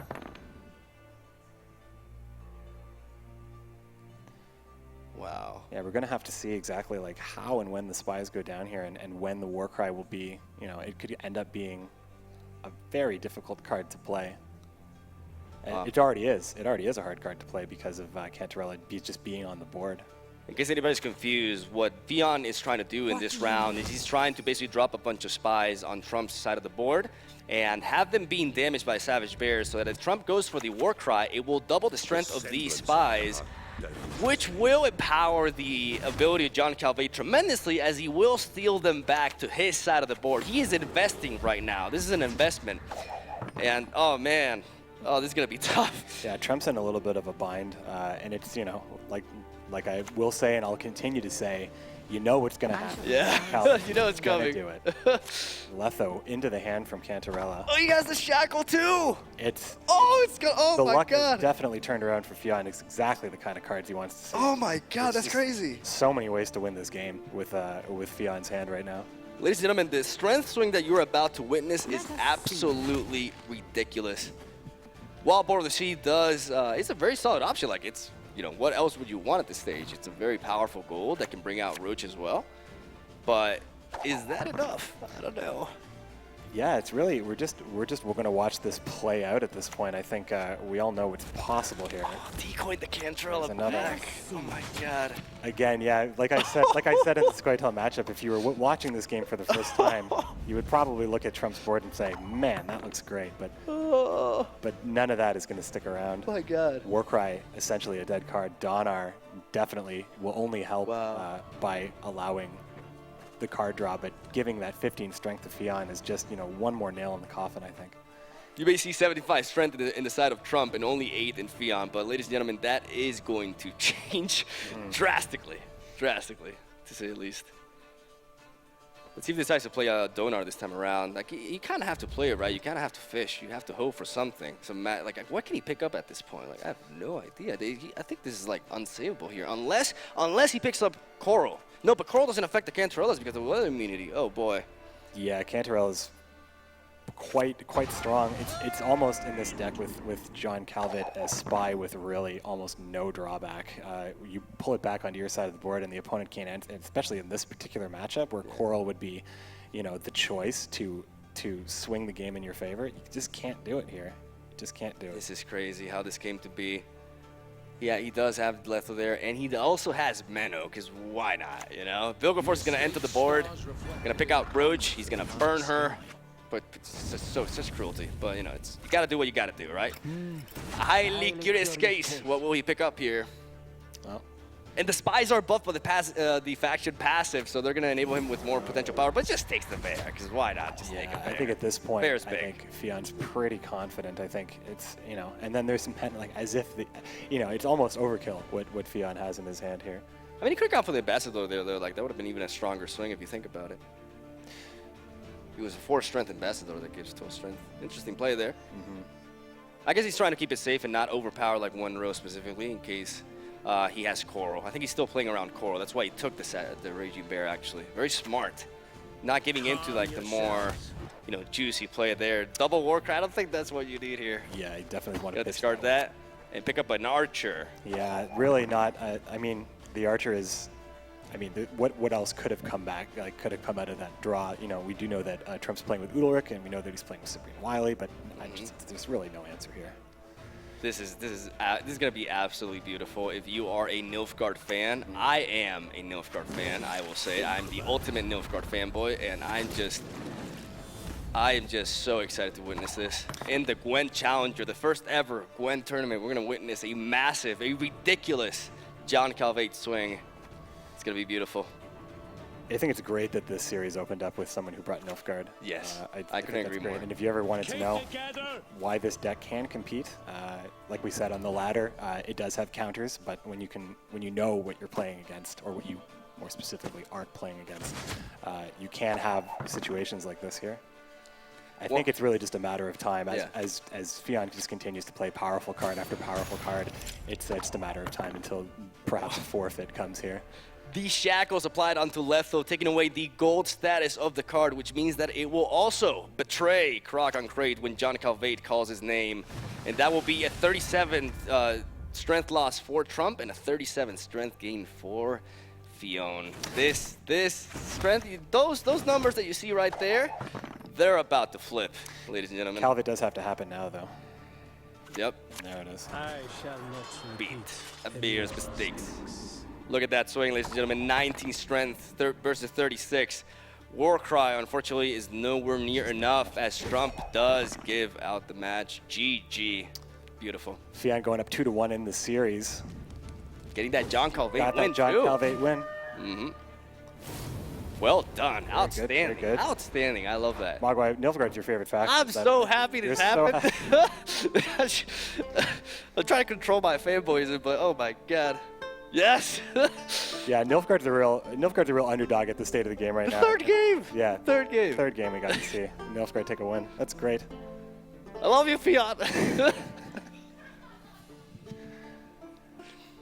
Already hitting celebrity status, getting those fans immediately at the death. I mean, he deserves it, Yeah. honestly. He deserves everything. All right, we do What know a lord. It looks like it's going to be a mirror match coming in here. We're going to see Full Test on Full Test. Now, you know, Henselt is a really popular Northern Realms leader, but both of these players taking Full Test instead. I like Full Test personally. I think all the Northern Realms leaders are pretty good. Henselt is a clear dominant force right now in the game, but Full Test is a great choice. Yeah, Full Test is also I think pretty it's solid. going to definitely make for an interesting tournament if we see more Full Test. Yeah. and less You're very Henselt. familiar with the Northern Realms faction, actually. It's I'm a currently your big fan. favorite right now. Yeah, I'm a big fan of Northern Realms and monsters generally. But I've I think Northern Realms right now is edging out Monsters at this point, just because Winning your heart. yeah, it's it's a war. It's an internal war all the time. I've been playing a lot of Northern Realms lately, and Perhaps you can explain the faction to newer players, how it functions and such. yeah, I mean, it depends on how you want to build it. Full Test has options, but we can see, at least in this case, in Fion's case, probably the main strategy here is you can be really aggressive with Full Test, especially with cards like Dandelion, which is a very good first play. Every card that comes onto the board now on Fion's side will be buffed by 2, and it's not so terrible if Dandelion is dealt with. Not so terrible, because having it in the graveyard is fine with cards like Manica and Shani being able to bring Dandelion back every round potentially. Now we don't see either of those cards in Fion's hand, but because that Trebuchet was able to hit Deadline for the second time, that it put it at Ballista range, and Trump immediately capitalized on that. Now, in case any newcomers are watching, Northern Realms is a faction known for its chaining capabilities. They have very solid interaction with both the deck and the graveyard through cards like Reaver Scout and Field Medics. And they are able to chain all these cards and develop quite the strength swings, surprisingly, especially towards the latter portions of the round. In the early stages of the game, they like to just drop catapults and fire at each other and get value there. Yeah, one of the reasons why Northern Realms can be so aggressive is because they are strong in every round, really. I mean, they have the Trebuchet is one of the best bronzes in the game at this point, and Field Medic is also one of those cards. So while you can fight for round 1 very clearly, what you can do with one card in Northern Realms is nothing short of filthy. If you can just pull, there's some great chains that can occur. Reaver Scouts can pull additional medics, which can pull, just pull additional scouts, And sometimes the chains seem like they go on forever. Yeah, yeah, you can do stuff with it, especially if you bring back King of Beggars, which could perhaps hit a medic or a scout, which could produce another medic. And then there's also Full Test. Both players can copy a bronze card. Sometimes that is a medic or a Reaver Scout to produce a second card here. Yep. We do see Prince Stennis and Siri in the hand of Trump, so he must be very adamant about winning this first round. Both players had gotten 3 copies of Reinforced Trebuchet onto the siege row. In case you guys are wondering, these guys do indeed ping at the opponent every single turn. That little one at the left is a countdown timer, and whenever it ticks, which is every single turn, they fire 1 damage randomly towards the opponent and steal 1 strength from the unit they hit. As right now, Trump does have a slight lead with only 1 point, and both players are at equal cards in hand, so he has to continue playing here. Priscilla is a very interesting, very strong card. It's sure to be a staple for Northern Realms, actually. It shows you 2 cards, 1 face down, 1 face up. You gotta select one of the 2. You could be greedy and hope for the great stuff, or you could be conservative and take what you see in front of you. It really fits the theme nicely, I think. Yeah, and the problem with playing Priscilla early in the game is sometimes you can get a medic and there's nothing in your graveyard to resurrect, so that was risky. But, it also thins the deck, and it's very important to have Priscilla in the graveyard, especially if you're holding Shani in hand, which Trump is. Now, I remind you guys that Fion is 1 win away from taking the entire set. This is his last deck that he has to win with, as he had his Scoia'tael banned, while Trump does have to win with Fultus and Krog on Crate to take this overall match. Right now, standing at a total of 8 strength lead. He's not looking that bad, but his options are becoming less and less, as that Igni does not have a clear target. Shani is not something you want to play round 1. Siri and Stennis, you want to play round 2. So you could say that he basically has Decoy and the leader's ability left, unless his opponent generates more strength, so he can get some value out of Igni. Still not, Igni needs, in case you guys don't know how Igni works, Igni destroys the strongest unit in a row, but it has a requirement to have this effect triggered, and that is for said row to have a total of 20 strength or more. And as you can see right now, Fion's strongest row only has 17, so Igni, as of right now, is of no use. So now this is a mirror match, so we're going to see a lot of similar things happen, and the decks are built similarly, but there are some key differences between the 2 decks. We see the Ballista coming out for Trump. Trump obviously opting to have a bit more of a control style here. The Ballista not present in Fion's side of the board. There's a couple other things as well. It looks like Fion is having a few more special cards at his disposal, and we can see many of them in his hand right now, such as the Shackles, which is a unique take in his deck. And the final big difference is the difference between Bloody Baron on Fion's side as opposed to Yennefer on Trump's side. What do you think about him preserving that Althor's Thunder in his hand? Like, he could have used it early on to eliminate one of the reinforced trebuchets. I guess he's preserving it for a more valuable target later down the line. But these trebuchets keep firing at each other, so they're basically like evening out the progress and strength for both players as they're just canceling each other out. Double Resurrection in the hand of Trump, though. Like I said, it's a very limited hand. Fionn really has to think what to do here. We may see a Manticore Velm being developed by him. It has really solid value. Like, it clears a good, it has a very clean hit on the siege row with double ballista and reinforced trebuchet, knocking them all out, actually, getting that 12 value as well. But he has to go with the Priscilla and buff up the Reaver Scout and the reinforced trebuchet, perhaps setting up a Foltest. You can, let the fans know what Foltest does. Yeah, for sure. Foltest being able to copy a bronze unit and then immediately play that unit's effect, copied exactly. So if it's buffed or wounded, it is the exact same copy. And I think for sure Fionn's holding the Thunder for a potential Dandelion in a future round. Fionn set up for that Igni, actually, by buffing up the reinforced trebuchet. Slight misplay there. And the emotes coming out. Oh. There are some emotes here, and we finally saw our first big stage. Oh man, will that get to Fionn? I think that was a misplay by him, actually, buffing up that weakened trebuchet.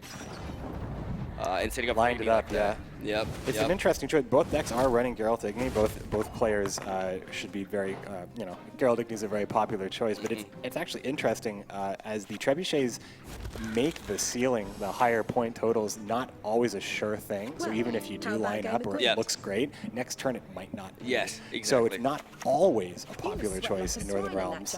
But Igni usually, if you can find it, if you can find that big swing, you're satisfied that it's in your hand. Yep. But you do always have to wait for the best opportunity, but I would take that any day. That was a great use there. Yep. We see Priscilla into decoy, basically reactivating Priscilla again and getting a field medic into a Reaver Scout. This is the chain that I'm talking about.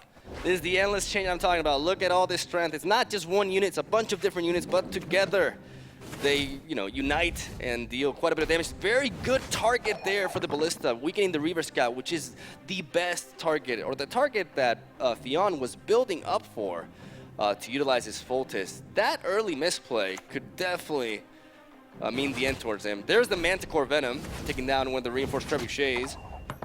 Locked up at 31 here. Yeah. The choice really here is, will control be enough? The thing that Fionn is probably very cognizant about is that while he is happy to have Dandelion in the graveyard for a future draw of Nanika or Shani, he does not have either of those cards in his hand right now, so you can't count on getting it.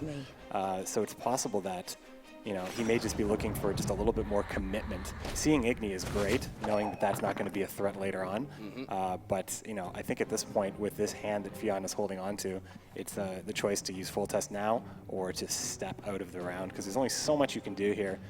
It's all really just the choices here for Foltest are not great. I would say you'd probably want to take the Reaver Scout to pull something else out of the deck, but for only the reason you're facing 3 reinforced trebuchets, which just does not feel good. But Fionn does not give up. Fionn keeps pushing, even though he's down 1 card. Testing Trump's resolve here on the pass, probably, because Foltest could be enough to take it in some situations. Trump was none of it. He sees that Ciri in his hand, and he wants to ensure that he wins his first round. And I think this play will ensure the round for him, as triple trebuchets just make it impossible for him to make a comeback here. We're definitely going to see a pass from him, and this is very bad for him because he's going to go down on an equal card advantage, and also his opponent has Ciri in hand. And not only that, but Shani. Yeah, those are 2 great cards to have, and it's so dominant to be able to play Prince Stennis, get that extra card, and then end up being ahead by this much. Yeah.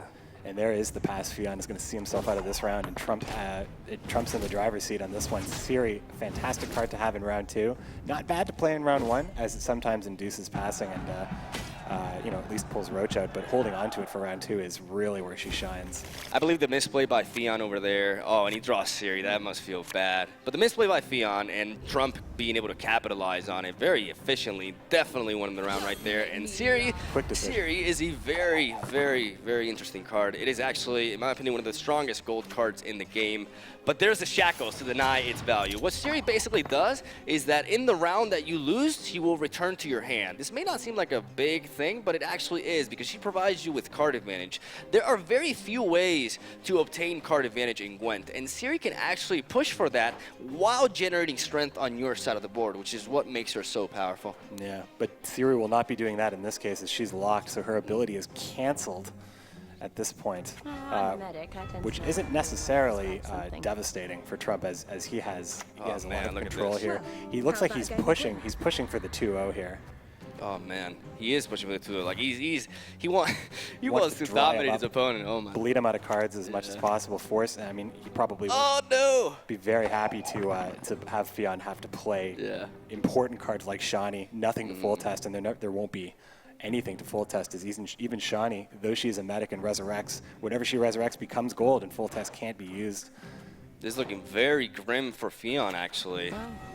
He is forced to play Shani here, and let's see what he fishes for in his graveyard. He goes for his Priscilla. Just looking for something. Yep, look at the chain right there. So there is something that can be full tested. We're gonna see a lot of strength come out. Here's the chain. Here it is. Here's boys. the kind of stuff here. Look this at is that. a single card. Oh, look at that. That is a single card, folks. Oh. And even though that last Reaver Scout couldn't do anything, true. that's still 23 points in a single card. But the game is still very close, and Trump does have, Yennefer is one of the strongest cards. I feel like we're saying this a lot. Of course, this is a tournament, so the players are going to be bringing the strongest cards, obviously. But Yennefer can really get a lot of work done, regardless of the board state. Yeah, because you can always adapt her to either buff everything or debuff everything, and that flexibility and basically that she has. Oh, there's a pass. There's a pass. Trump giving in. So he's not out of it. Fionn's not out of it yet. Not going for that aggression. Yeah, I don't think Fionn's out of this now. These top decks are going to be crucial. Absolutely crucial.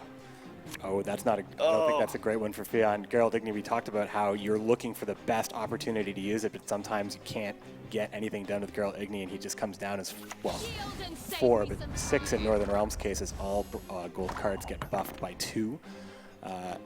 So we're going to have to see. There's really, unless it's looking like Igni's not going to get anything done here. That Kiruani C support in his hand, followed by the Reaver Scout, can actually translate into a total of, I believe, 14 strength, plus Yennefer in his hand. Oh man, this is looking very grim. If he does sequence this properly, it could be very grim for Fionn. Fionn is looking defeat in the face right now, and he seems to be taking that approach. Trump. Full test truly dead here too. Trump heavily criticized for his skills, and he is not making many mistakes here at all. Taking it to game 5 for sure. Yeah. What do you want? It's just not going to be enough for Geralt Igni to get anything done here. Exactly. Geralt Igni. Yennefer will steal the deal. Yep. We're going to go to game 5 already in the tournament. We're going to see game 5. Excellent performance by Trump, and definitely a big misplay there by Fionn, which he capitalized on. In the first round there. Yeah, that Igni was devastating. Obviously, you can really see two sides of the coin here with Igni. Sometimes Igni is huge, sometimes Igni is, you just don't want to see it. And it's risky to play cards like that. Yep. Cards that can absolutely win you the game, not necessarily lose you the game, but if you draw something like that. And also, it was unfortunate Fionn was really not able to use full testability. You got to have a bronze card on the board, and there was an opportunity in the second round. I incorrectly said that it was dead in round 2, but because Priscilla was able to pull something out, full test could have been used, but the pass occurred, so there was really no reason to do that. And then full test ended up being dead. Igni was as close to dead as you can get. Ladies and gentlemen, the last game of this set, 2-2. Whoever wins this match takes it all. It's interesting to point out that Trump has actually won the first game with the other two decks, and this is the one deck that he hasn't managed to get a win with. Will the third time be a charm, or will Fionn be able to get that victory with full test? It seems like full test could potentially be his downfall as well. This matchup is very tricky because the reinforced trebuchets help out the Warcry strategy. So it could be very awkward for him. Let's see how Fionn tries to adapt to this, as he was definitely expecting the likes of Croc and Crate to be present in today's tournament. Yep. Trump bringing in the Warcry, looking for, third strike, and he's out at this point, but he's looking for a win. He's got to get a win with Warcry here, whereas Fionn is getting a great start here. Dandelion always good to have in the opening hand. Shani as well, knowing that Dandelion can come back, either aggressively early or in a long final round. devastating card to have on the board when you just can't remove it. Like we said, Shani does exactly promote whatever she resurrects to a gold card, and having Dandelion being impossible to remove is, well, you could always lock it, I suppose, but it's usually one of the best choices in a long final round. Yep. Immediately going for the Althor's Thunder, denying that Savage Bear. Fionn wants nothing of that Bears. He doesn't like Bears, man. This is what it is. Yeah, and unlike the last time we saw Trump play the Skellige deck, there is not an easy resurrection choice here to bring the Bear back. He would have to spend, you know, Sigurd Rifa, which is a very strong medic target that can resurrect silver cards as well as bronze cards. So using Sigurd Rifa for a bronze card is clearly showing how much he values that Bear and how much it's needed.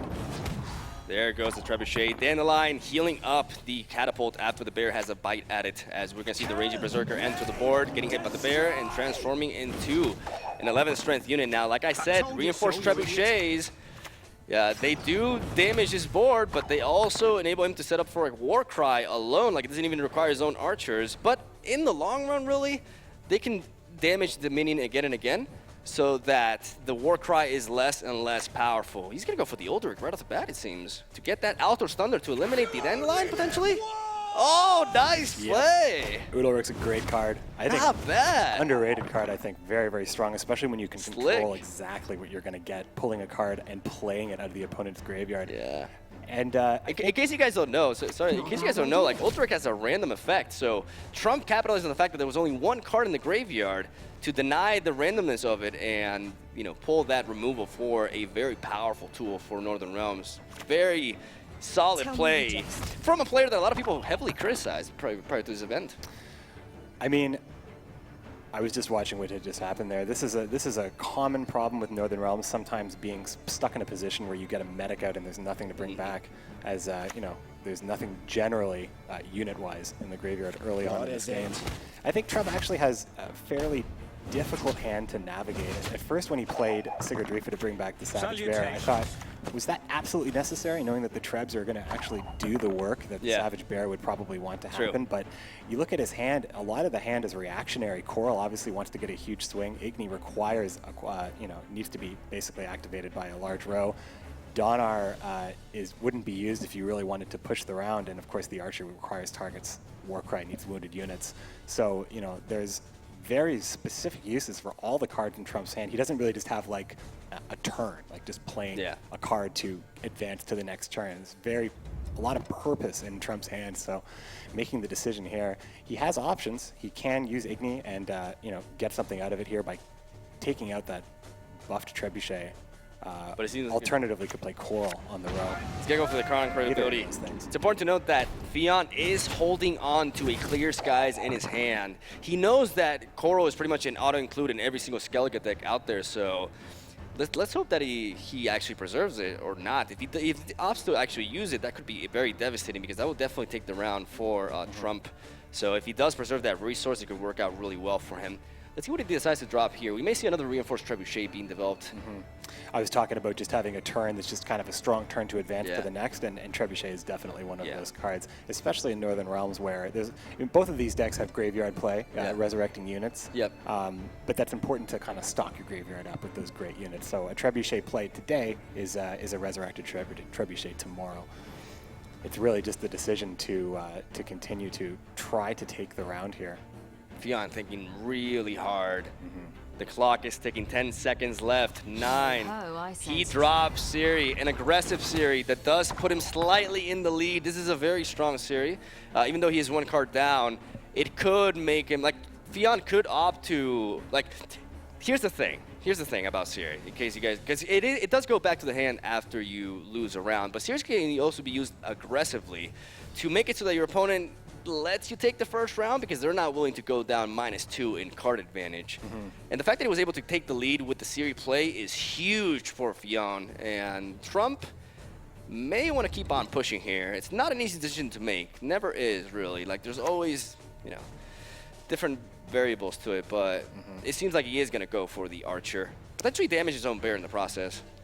Yeah, the great thing about Siri is that she's very much like a spy, can produce that card advantage, but without actually that risk of giving your opponent strength at all. So playing her in round 1 while you generally don't ever want your opponent to get a card back, you have the option to not allow that to happen by passing and giving the round to your opponent. But that's a huge cost. I think that's a huge cost here, especially round 1. Very important, as we have said. He drops the reinforced trebuchet, keeping on pushing. Fionn wants to get that war cry out of him. He wants to basically get the most out of Trump this round. I like how he's taking the approach in this game, as it seems like Trump, instead of going for the war cry, is going to set up the Igni. Now, this could be a little bit of an issue for him later down the line if he does not draw any more, because he's already gone for his leader's ability. You know, and he's proper setup for a war cry, so he needs to be careful here. As he goes for the Igni and burns the strongest trebuchet in the siege row, 10 strength gone, dropping Fionn to an 11 strength difference. And I don't think if he can, well, he could potentially bring it back actually with his leader's ability. Yeah, I mean, you could do a couple things here. Passing is one of those things, but I would say that, yeah, that's a fairly big swing with Igni, and it's good to, take the value when you can. Looks like he is going to go and use full test. It seemed like he was very deliberate as to what target he wanted in the first game, and it looks like he would rather just get use out of that card now. Puts them ahead. That's the most important thing. Exactly. Siri does not always indicate that you're stepping out of a round, whereas I feel something like Prince Stennis would be a bit more clear indicator that perhaps this round isn't for me. Siri does not commit you either way. You just make that decision. Exactly. You got to see the war cry though, which is a huge card to see. There it Happily is. got to take that pass and get Siri back in hand. That's what Fionn wanted here. He wanted to get that combo piece out of him so he can potentially take 2 rounds in a row. Fionn is down 1 round. Trump is taking the first. He needs to win 2 consecutive rounds to overall win the match. So he's got some work ahead of him, and draws are very key here, as he does have Shani in his hand. But we see the spy from Trump, which is going to give him card advantage, which is very key. Leading onwards to the last round. This is going to be a very tight game, ladies and gentlemen. Yeah. As tight as it can be. People thought this was going to be like a complete dominating performance, and it's been anything but that, actually. Well, I think speak for yourself. I think Trump had a chance. 35%, I think, yeah, very modest, as we said before. Yeah. But yeah, definitely being able to play the spy in round 2 when winning is what you want to see. And Siri coming down immediately from Fionn, not giving his opponent any extra information here.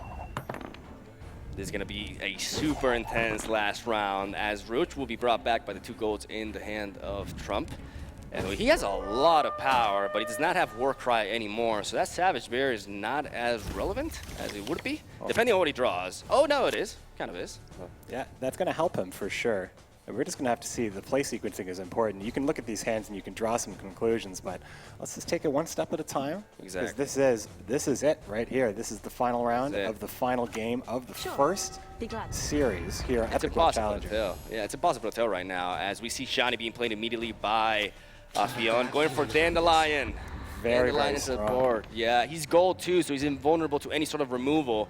And now we're going to see the Savage Bear being played. Now, the Savage Bear, I was kind of wrong with my statement. The Savage Bear actually does have utility still in this matchup, because what Fionn is aiming to do is chain a lot of units. So he's going to summon a lot of different units, which means that every single one is going to lose a little bit of strength. So that Savage Bear is going to lead to quite a bit of value here, as he drops the Medic into the Reinforced Trebuchet, taking a 20-point lead.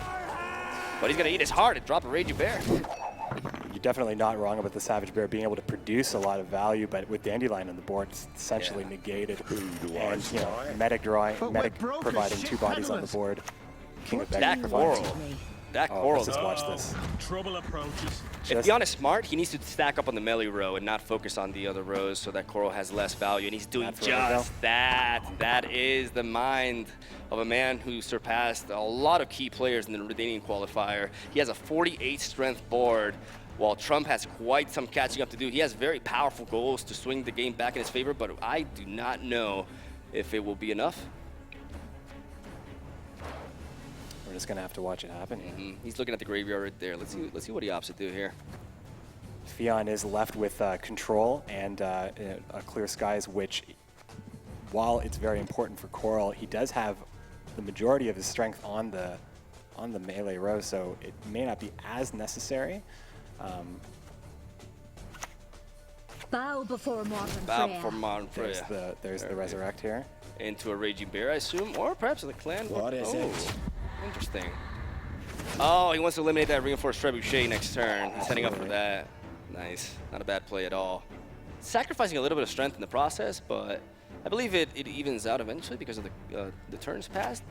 It's the same amount of strength, I think. Manticore Venom by Fionn, still having a 30-point lead, sitting pretty comfortably, and having that clear skies at the end. But because he lost the card advantage war, he will not have the last say in this match. So he'll probably just have to play into a rally there. I don't think it's going to be enough. I think this is going to be it here. I think Fionn's going to be able to take this. That was a really great chain here. I mean, there's not a lot of random elements in Gwent, but being able to pull out that kind of, get that kind of production out of your graveyard is very important. Now, what I don't agree with Trump there targeting the range in the Siege row with the Wild Boar of the Sea, as he's going to weaken the power of his Coral this time around. Do you think maybe do you think he could have forgotten that Coral can hit the melee row? I don't know about that, but I do think that Coral is ultimately. I mean, you're happy to play rally here because, you know, Coral can't hit that front row. He basically targeted everything on the range row and the Siege row, which is a little bit confusing to me. Let's see what happens here. This Coral is going to hit. I mean, it doesn't matter where it hit. It can hit the Siege row, but it's not going to be enough. Ladies and gentlemen, Fionn will be advancing. Your first semifinalist. Congratulations to Fionn. Went to round 5. Took it deep. Fionn's going to take it. Solid performance by Trump. Yeah, that was something else. That was something else, folks. I mean, you look at how close it was between these two players, and you know, shout out to Fionn. This is a big feat for him. But look at the combos that we saw from each of these decks. You were talking about the Nilfgaard deck. We got to see that. How could I not talk about it? Like, I freaked out. Like, that's one of my favorite decks ever, and the fact that he was able to apply such a massive swing, including the Letho combo, which you don't see. Like, that's very rare with John Calvate. That was super impressive, and I loved every second of it. That was a tight set of games, very close, and Trump was super competitive. I'm pretty sure he proved a lot of people wrong today. Yep, well, shout out to Trump, and we appreciate him coming and joining us, but we still have plenty of matches down the line. But first, let's hear from our winner, Fionn56, who's standing by with Mod. Mod, take it away. Thanks so much, Josh. This is exciting. Fionn56, you are moving on to the next round. Guaranteed $10,000 cash at the very least. How exciting is that one? Oh, a little bit of an eye roll. Dude, you're going to upgrade your PC, so that's exciting, yeah? Let's talk about the fact that all 5 rounds were used in this game. Did you think it would be so neck and neck? Нет, я не считал, что так далеко. Каждый раунд был просто на волоске, я уж думал. Well, I had no idea it was going to be so long. I mean, each and every round was just a battle of its own. В какой-то момент я даже подумал, что исход будет вообще другим. At some point, I had even lost hope, but then. Yeah, here we are. Fantastic. Let's talk about the fact that your monster deck was not banned. That was a bit of a surprise for a lot of people. Are you glad that you were able to have that Arrakis swarm where 15 of those little vermins were on the board at once? Monsters? Of course. Про монстров вопрос. Ну, конечно же, это, наверное, одна из самых сильных моих дек, если не самая сильная. По крайней мере, она надежна и всегда приятно начинать именно с нее. Well, the monsters are actually one of my favorite. They're one of the strongest, and I always enjoy starting with them. Alrighty, and of course, Nilfgaard reigning and claiming supremacy there as well. How satisfying was it dropping that leader card and sweeping up that round? Да, после первой игры Нильфгарда против Скайтели, который был антиматчапом, я был очень доволен второй игрой. Конечно же, в конце заход лета и все этой комбы. Well, after the game against the Skirtle, I mean, I was really, really happy. You know, all those combos that I managed to pull out. I mean, that was really something. And there was a little bit of touch and go with your luck when it came to drawing cards. Do you think that it was really skill that won you over the line? Ты думаешь, это все-таки умение тебе помогало выиграть, а не удача? Нет, я думаю, что здесь есть скилл. То есть там очень мало карт осталось в деке. Я понимал, ну, там настроение деки зависит. То есть, когда мы играем, например, Контереллу, мы знаем, что карта идет вниз колоды, и мы ее уже не подровим. И увеличиваем вероятность того, что мы подровим именно нужную карту, в данном случае лето. Well, I think that was the majority of skill there, you know. There were very few cards left in the deck, actually, and when playing Cantarella, actually, the both of us, I mean, we simply had to count everything. I mean, that was certain that she would come back, and, well, it must have been calculated, wasn't it? Fantastic. Well done again, Fion56, for going into the next round there. If you actually want to get involved and play some Gwent too, good news for you, the closed beta, hasn't actually ended just yet, and you can get instant access over at playgwent.com. Congratulations, minimum $10,000 will be in your pocket already. Good luck going into the next round, and let's progress with that tournament. Sorry, I'm getting all tongue-tied over here as well. Maybe I need you to translate for me soon. Let's throw it over to Josh at the desk. All right, thank you, Maud. Congratulations once again to Fion56. We're going to take a look at some of the replays, especially the monster deck there at the very beginning, gentlemen. I was very impressed by the combos that we saw, and a bit of the surprise that we did not see that deck banned at all.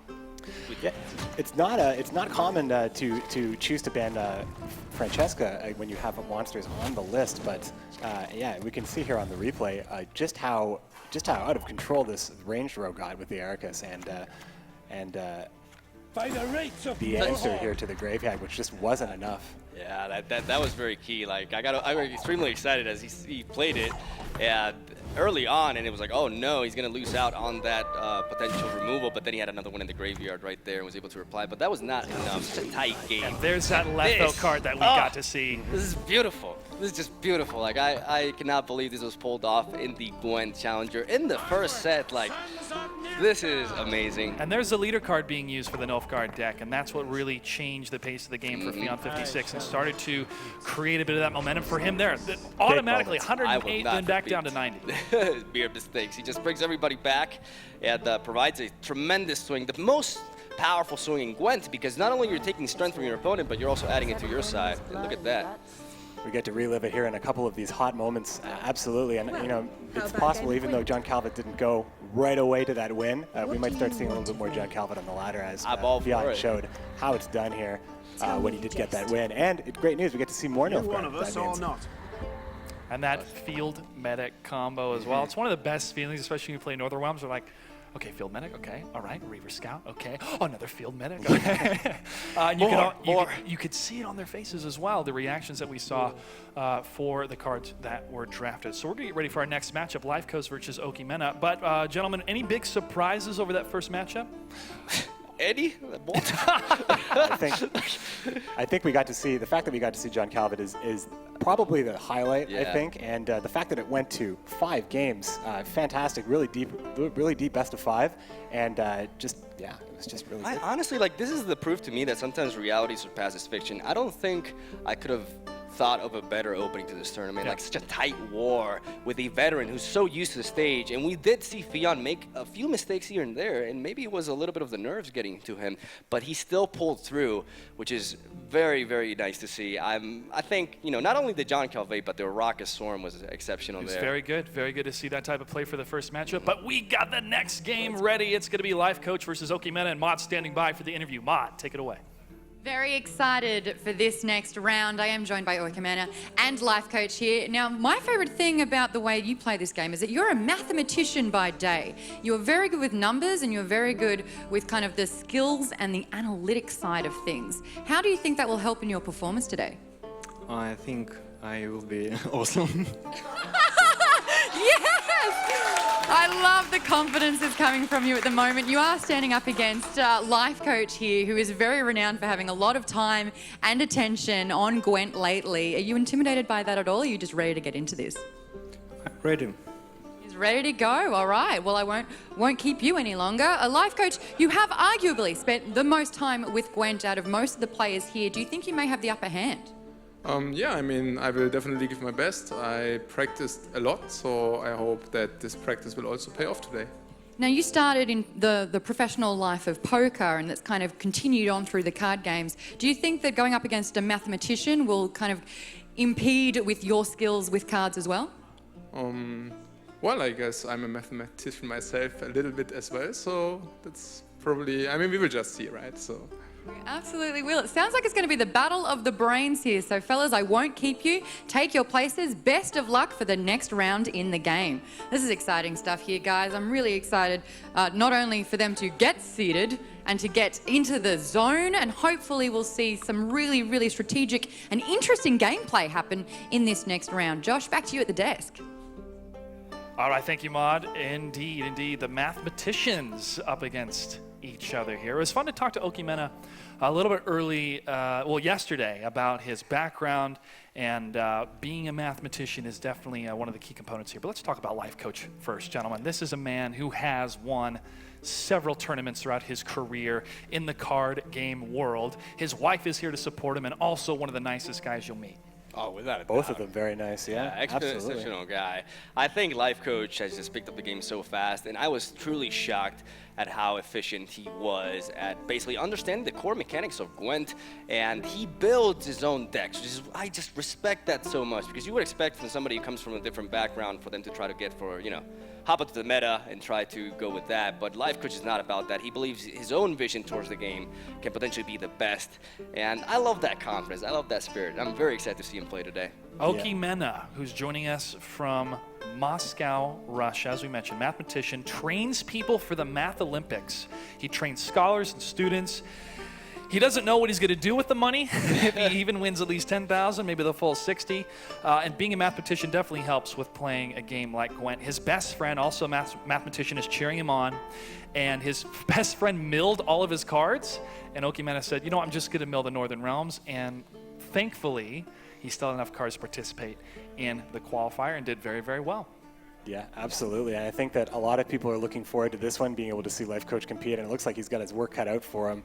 Two very analytical minds are going to be going up against it right now, and we're just waiting to see what opponent chooses to ban the other opponent. That's obviously a huge part of every matchup. The ban game is very important. A lot of people build their lists around what they won't play against, just as much as what they can play. And it looks like we're just waiting for the final deck selection. Any predictions coming from you, Mogwai? Well, honestly, this is the most difficult matchup at the very beginning to actually predict in my eyes. I think Life Coach is the favorite amongst the pros, while Okimena is an exceptional player that actually won his side of the qualifier. And so, here we go, folks. Life Coach versus Okimena, match 2 in the Gwent Challenger. Northern Realms Mirror. It seems to be Foltest versus Hansel right here. This is a very intriguing matchup. Actually, Radovid, which is a great choice. We're going to see all Northern Realms leaders be represented in this tournament. Nice. Which is fantastic. And we saw the bans as well. Once again, Monster's not 100% ban. It's only 50-50 at this point, as Okimena chose to ban Scoia'tael, seeing Scoia'tael as a bigger threat, which may mean that his list is built for Monsters, built to take on that challenge. I'm looking at Okimena's hand, and it seems this is not the standard Northern Realms that we're used to seeing. It looks like good old control Radovid, actually. Wow. Yeah, we're going to see. And Vass in the hand of Life Coach. Oh my God, what is this? Oh, yes. Yeah, Vess is not a very popular card on the ladder, and a lot of decks don't usually see Vess or Blue Stripes Commandos. This is a fantastic, very, I would say, unconventional matchup here, not just with a competitive Radovid here, but also a Blue Stripes Commando and Vess focused deck, while still utilizing all the things that make Henselt great, which is specifically promoting and those reinforced siege towers. Now, in case anybody is wondering what Vess actually does, he's, as you can see there, a 5-strength melee unit that whenever a gold card is summoned on your side of the field, you get to pull a Blue Stripes Commando from your deck onto the board. And Blue Stripes Commandos are 5-strength melee units themselves that buff each other up by 2 whenever they enter the board, basically. But Life Coach leads off with the Bloody Bearing, as he's going to try to drop the Lubberkin and hope that his opponent has no removal for it. But we know his opponent is running a control deck, so I think he's got just a bunch of removal. It's true, he has a bunch of removal, but the thing about playing Bloody Baron first is not so much, if your opponent can't answer it, it's obviously devastating, but it also puts your opponent on the back foot. You have that initiative, and your opponent has to answer that Lubberkin without actually being able to play the card perhaps they wanted to play first to build their own strategy. So it kind of puts you a step behind. Meanwhile, you get to build your own strength as well, and also pull Roach out which is always a target for the Lubberkin. So it's probably the Ballista's best answer here, but he definitely has options. For newcomers, perhaps watching these two leaders, these are the first two Northern Realms leaders besides Foltis that you're witnessing. And as we stated previously, Hansult is focusing around promotion. It tries to basically get bronze and silver units to a stage of gold, which makes them invulnerable to removal, weather, any sort of interaction, really. And also has a lot of very strong synergies to pair off with that, as Oikumena is running a control Radovid deck, which is actually focused on basically denying everything your opponent wants to do with all sorts of, you know, reactive cards that can shut down the opposing strategy, but just taking out what they develop. Yeah, the big one being Radovid. Radovid does require 3 adjacent units to shut down, and those the siege towers would absolutely be those targets. But it'll be very surprising when Oikumena has the decision to deal with Vess in this case, if Vess occurs, when it occurs, I suppose. But, you know, as Vess pulls out a Blue Stripes commander with every gold card played, with Yennefer in hand, who produces 2 gold bodies, and Ciri, we will get all 3 Blue Stripes commanders if Vess is allowed to live. But that Dimerdium Shackles... Definitely looking like bad. Yeah, I think Life Coach may look... Oh, no, never mind. Because I was thinking about... Obviously, his opponent is not expecting Vess. But if he did summon Vess right next to Dandelion, that could have been an issue because Radovid could just lock both of them at the same time. But he does spend his D-Shackles onto the Dandelion, shutting it down early on so that Life Coach cannot get any additional strength for every single unit that he develops here. Now it's Life Coach's turn. He is 11 points ahead because Dimeritium Shackles is a rather slow play when it comes to generating strength because it doesn't generate strength at all. So now he can take advantage of that lead. The grief it saves you, though, when you're able to lock up Dandelion. But actually, you know, the more I look and think about this Vess edition, the thing that Northern Realms really is great at when it comes to deck building is you can put a lot of big threats in your deck. And, you know, there's also Odrin as an option as well. And if you choose to play cards like Okvis. So when you bait out that lock, you can have a backup unit that also is very snowbally and very strong. So it's requiring a lot of control from the opponent to avoid this from getting out of hand, and it very well could get out of hand at any time. This is a very important thing to point out here. Life Coach played Vess right next to Dandelion, which means that if Oikumena goes for his leader's ability, I believe it will unlock Dandelion in the process. It will not. It will not? No, it only locks? Radovid does not toggle locks, but I see. It is a little reduced here. Obviously, Radovid, especially against Hansult, you want to hit those siege towers and you want to get as many as you can. Through positioning, sometimes you just can't get that done. But right now, you know, if Vess is actually perceived as a threat here in the round, and he's thinking about it. Sirius is going to come down as just a very safe play here, but using the lock on Vess, knowing it's Hansult, I mean, you can draw a lot of conclusions with Hansult. You want to usually always run siege towers, which are probably the prime target for Radovid in this case, but Vess will pose her own threat. And like we said, a very underplayed card, Vess. In fact, I'd love to know the stats on how underplayed she is. So seeing her on this stage it's a real treat. We're not getting any boring games. This is what I'm talking about with Life Coach innovation skills. Like, he is confident that his own deck building can lead him to success, and he doesn't need to watch what others do. He believes in his own knowledge of the game, as this series is going to make him think quite a bit, because if he does play a card here, he is risking going down -2, but he has a Ciri in his own hand, so I think he can afford to go down -2 as he can gain that card advantage back potentially, because he will be in control of the second round. So I think it would be smart for him to continue pushing, and he does just that. And look, this is going to be a ridiculous swing. Look at this, ladies and gentlemen. This combo is very neat because there's 2 gold cards being played. Another Blue Stripes Commando will hit the board, and it also avoids Igni because of the ladder buff. Very strong turn, and we're definitely going to see a pass from Oikumena here, I believe. Well, let's or maybe not. We see Villain to the Myth. We're not going to count him out yet. I don't think we're going to count him out yet.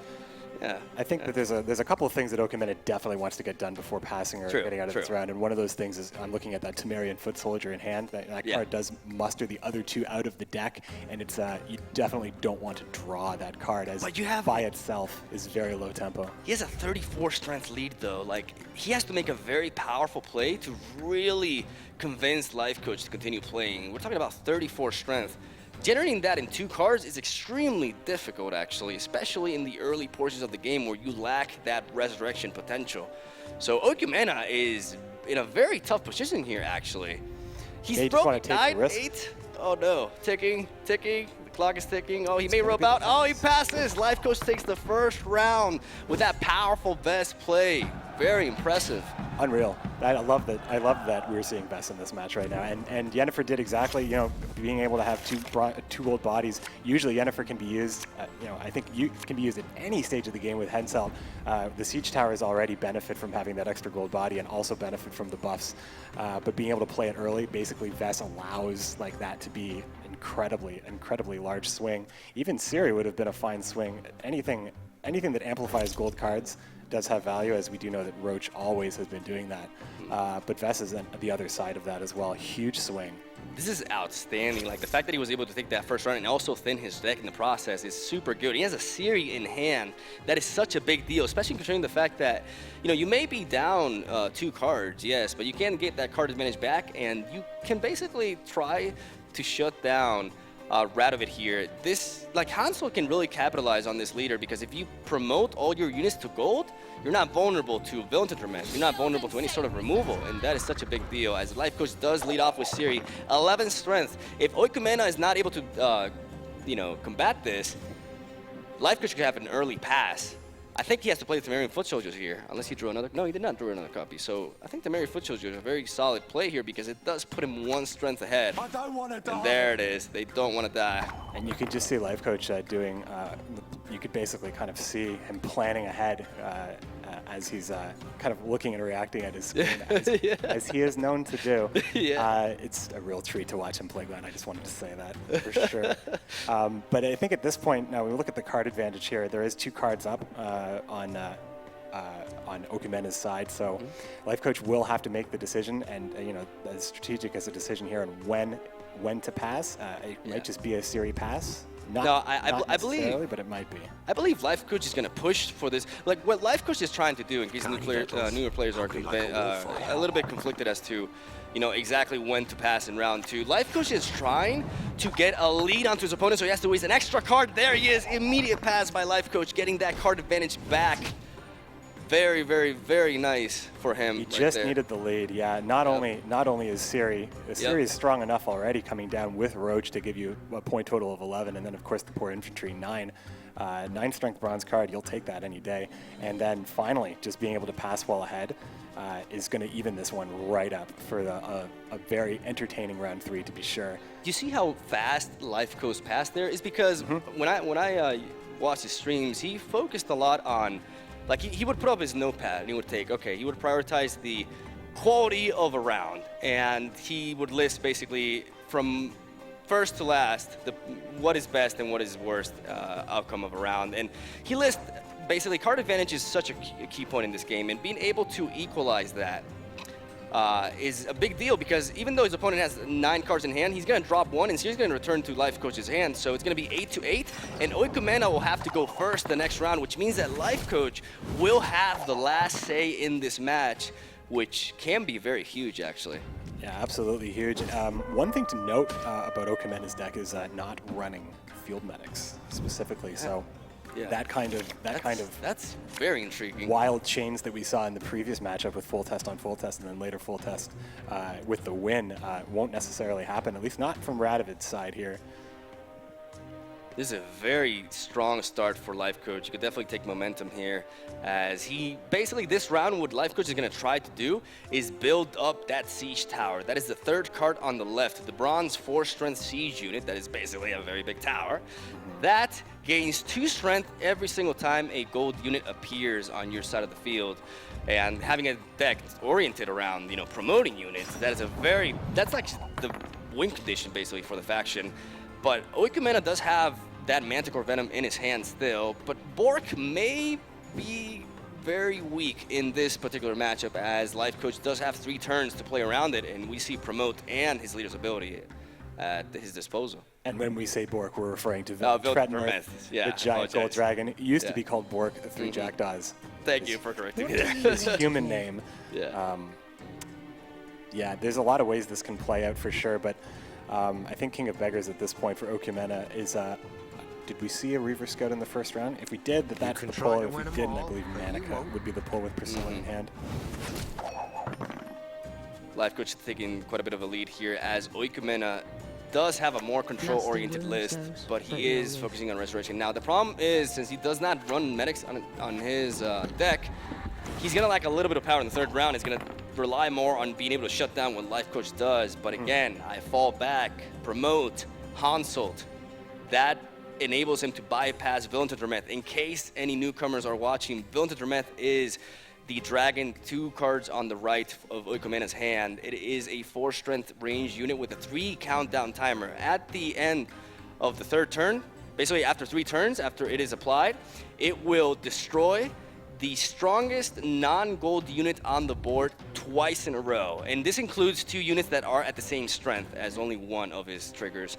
But the thing is, Hansult has the ability to promote his units and turn them into gold, which makes Villain to Drameth a little bit useless in that sense. So definitely worse. Yeah, definitely much worse. worse. Tell me you jest. It's really control versus greed at this point. Radovid is looking for all the options here to reduce the opponent's side of the side of the board here in strength with the Manticore Venom and Villain Treadmirth very specifically for that purpose. But the amount of value that he could probably get out of Villain Treadmirth, being obviously you have to play it in advance, and your opponent can easily play around it, but there's just not a lot of high priority units.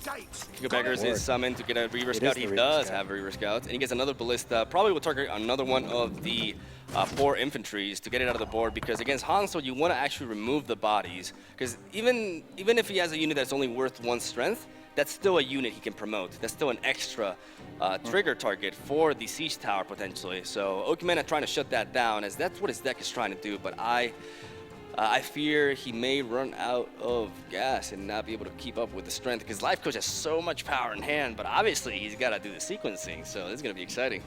Yeah, there's a lot of things here. I mean, you can play the Siege Tower really at any time, but we do see that there's an answer in hand here from Okumena, and it's really just about just trying to see if that's going to be enough. We're going to see what Priscilla pulls, of course, before the end of this game, and that could just as easily be another Siege Tower. He only has the 1 in hand, but sometimes 1 is enough. One of the reasons Hansalt's so dominant is that the Siege Tower, if it's promoted, it's basically it's invincible, and it grows and it grows.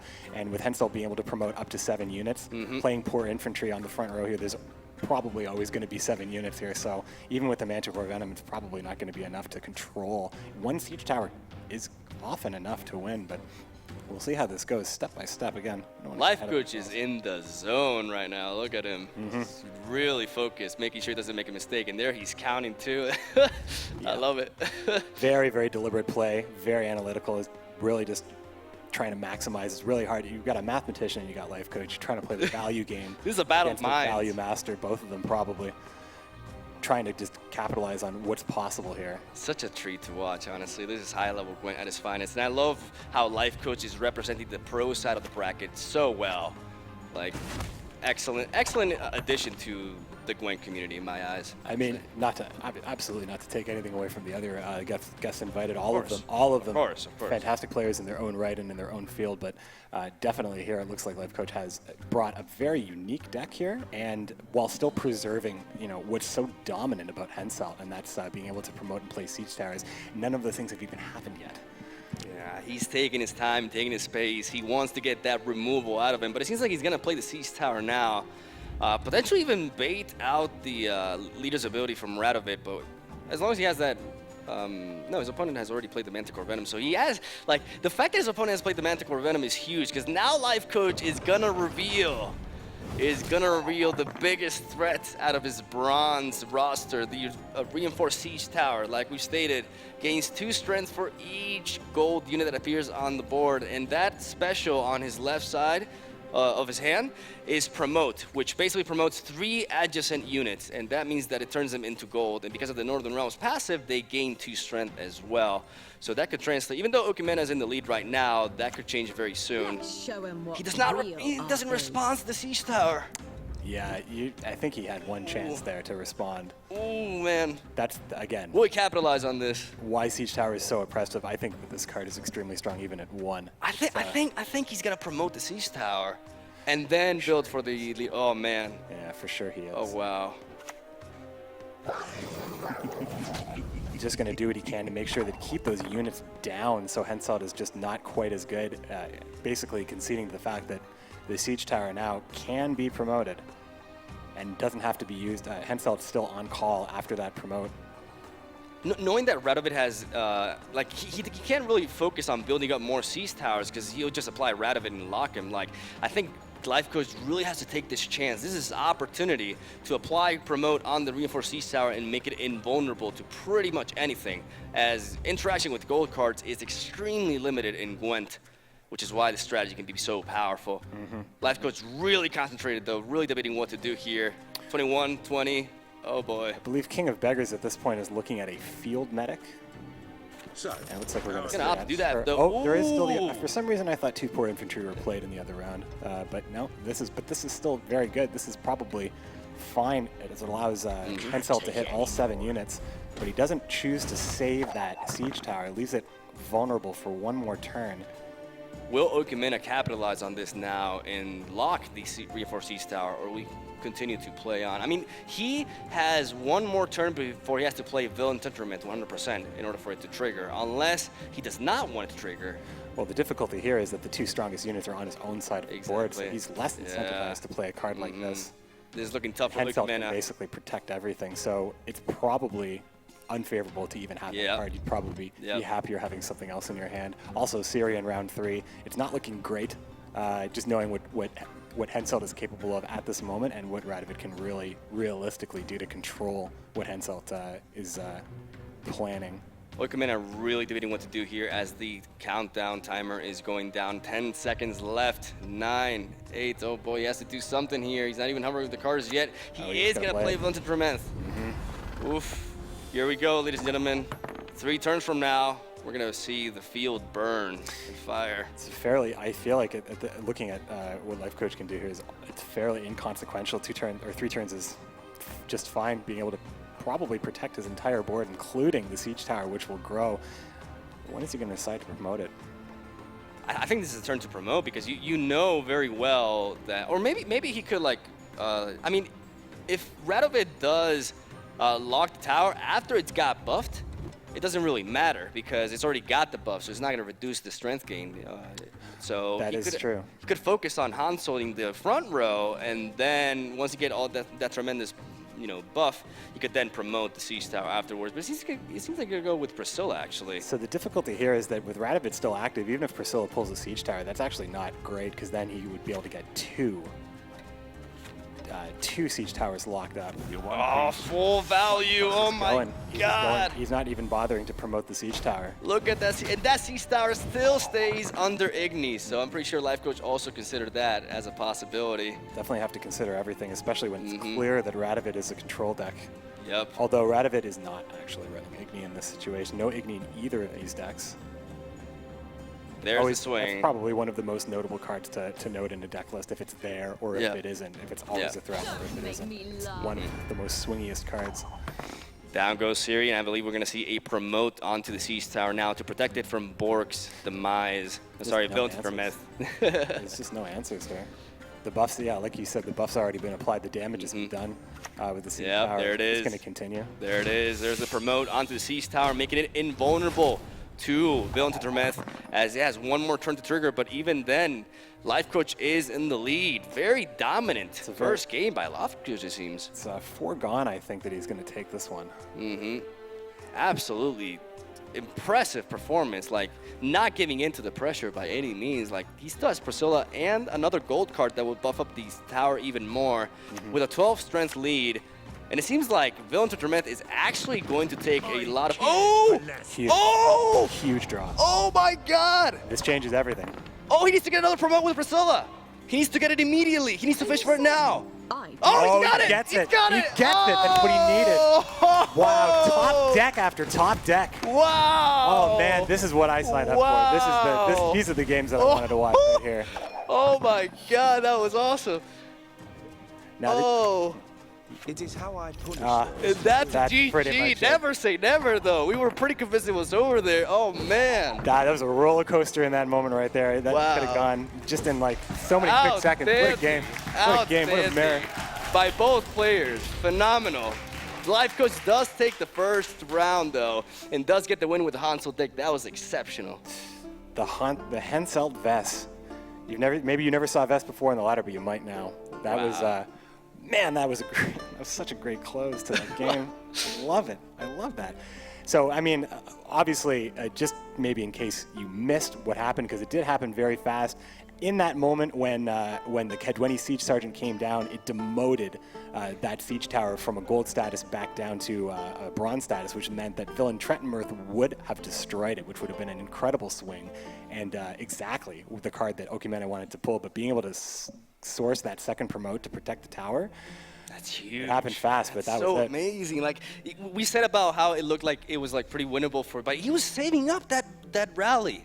He was saving up that rally for that precise moment. Like Okimena had us all fooled, but Life Coach was able to actually get back into it and save that reinforced siege tower from the mines. That was outstanding game. And that first round with the Vest combined with Yennefer, that was very impressive to see. You got that face of determination there as Okimena decides on what the next deck he's going to take into battle here. Life Coach has, what are the two decks that he has? Looks like he's deciding between playing Radovid one more time or going for a different option. As we see, Life Coach hovering over Croc on Crate.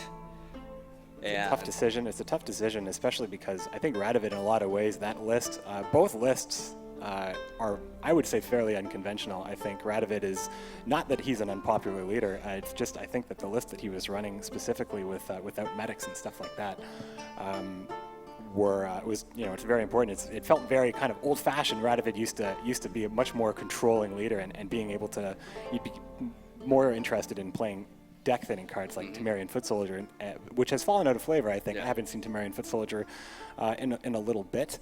Okimena is still deciding what deck he wants to take in against. What options does he have? What options does he have? Well, he doesn't have the option to play actually, I'm just trying to think of the bans here. I do believe Dagon was banned. Okimena was the one who banned Bruverhug on Life Coach's side. So the option is Croc on Crate, Radovid again, Which makes a lot Dagon. of sense. Which makes a lot of sense because he's running a control deck, and we know that Radovid's worst matchup as a control deck is Scoia'tael because it's very difficult to control Scoia'tael. Scoia'tael controls you.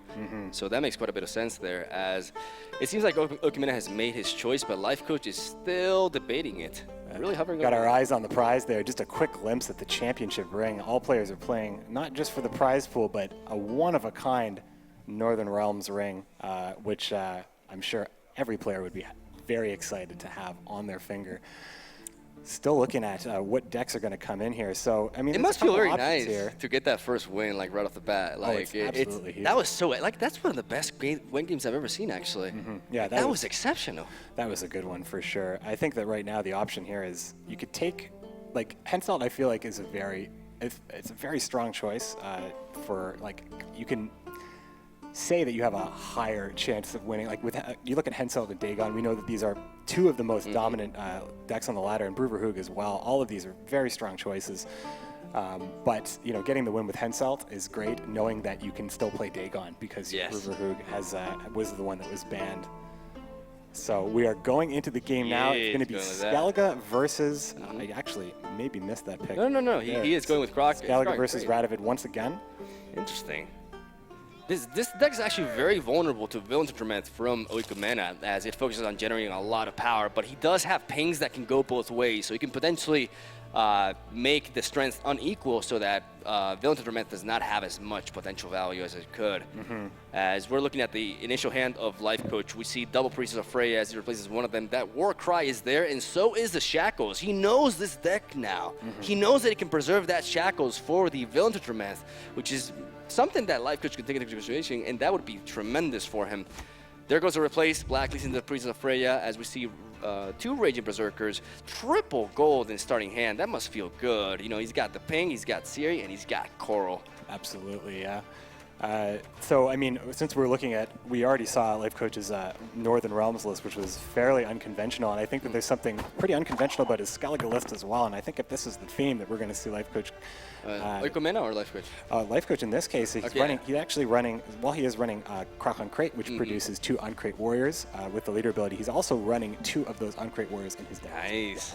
This is what I'm talking about. He makes his own decks. They're built by him. Every single card is selected by him for a reason. and that's where a two-player shines. Like, that's where, if you feel comfortable with your own creation, that's where you're going to be successful. And we saw that. Like, nobody plays Blue Stripes Commandos, and he won the first round with them with a 34-point lead. Like, that's outstanding. It is Oikomena's turn, though, as he may lead off with a trebuchet, but we talked about this earlier. The trebuchet can be a little bit awkward in this particular matchup because you are actually wounding the self-wounding strategy. Yeah, while that is absolutely true, when you have 3 in your hand, you're going to have to play him eventually. Yeah. For sure. So, I mean, he's going to opt to do, the same thing that we talked about before. Baron, very strong first play, especially with Roach in hand. Always a buff target for the Lubberkin, forces your opponent to react. You just don't want to deal with the Lubberkin getting out of control. Although, it's important to note that the Skellige deck, especially the Croc and Crate deck, has a lot of reach potential with the Warcry and the self-wounding. Yeah, we do see the Wallboard of the Sea in his hand. It could be an early usage of it just to eliminate the Lubberkin, and he does opt to do just that. Gonna knock it out in 1 hit and also deal a total of 2 damage. No, actually knock out the Roach as well. Just poor Roach. Just take care of it all. Yeah, Roach just keeps getting hit today. Yeah, but that Roach will live again. Yeah, that fair. Roach will Fair. come back, Fair. unlike some of the other solutions for Roach. Yeah. We'll see her again, don't worry. That's good to hear. I think this could be a very nice turn to play the Raging Berserker, actually, because you have a 50% chance of the Trebuchet hitting your unit and thus transforming it into a 11 strength weather immune bear. So let's see if Life Coach opts to do that. He also has the option to develop the Akvist to try to pressure his opponent early on in the first round, because Akvist is one of the few cards in the game that actually threatens the opponent with card advantage. And Life Coach loves Akvist because of that. Yeah, and it's for the same reason I'm sure he loves Siri, as it's a card that produces card advantage where you don't really put yourself at risk. Both cards can be played around, both cards can be reacted to, but again, just like why Bloody Baron is a good card, these cards that force reactions from your opponent are usually highly favored.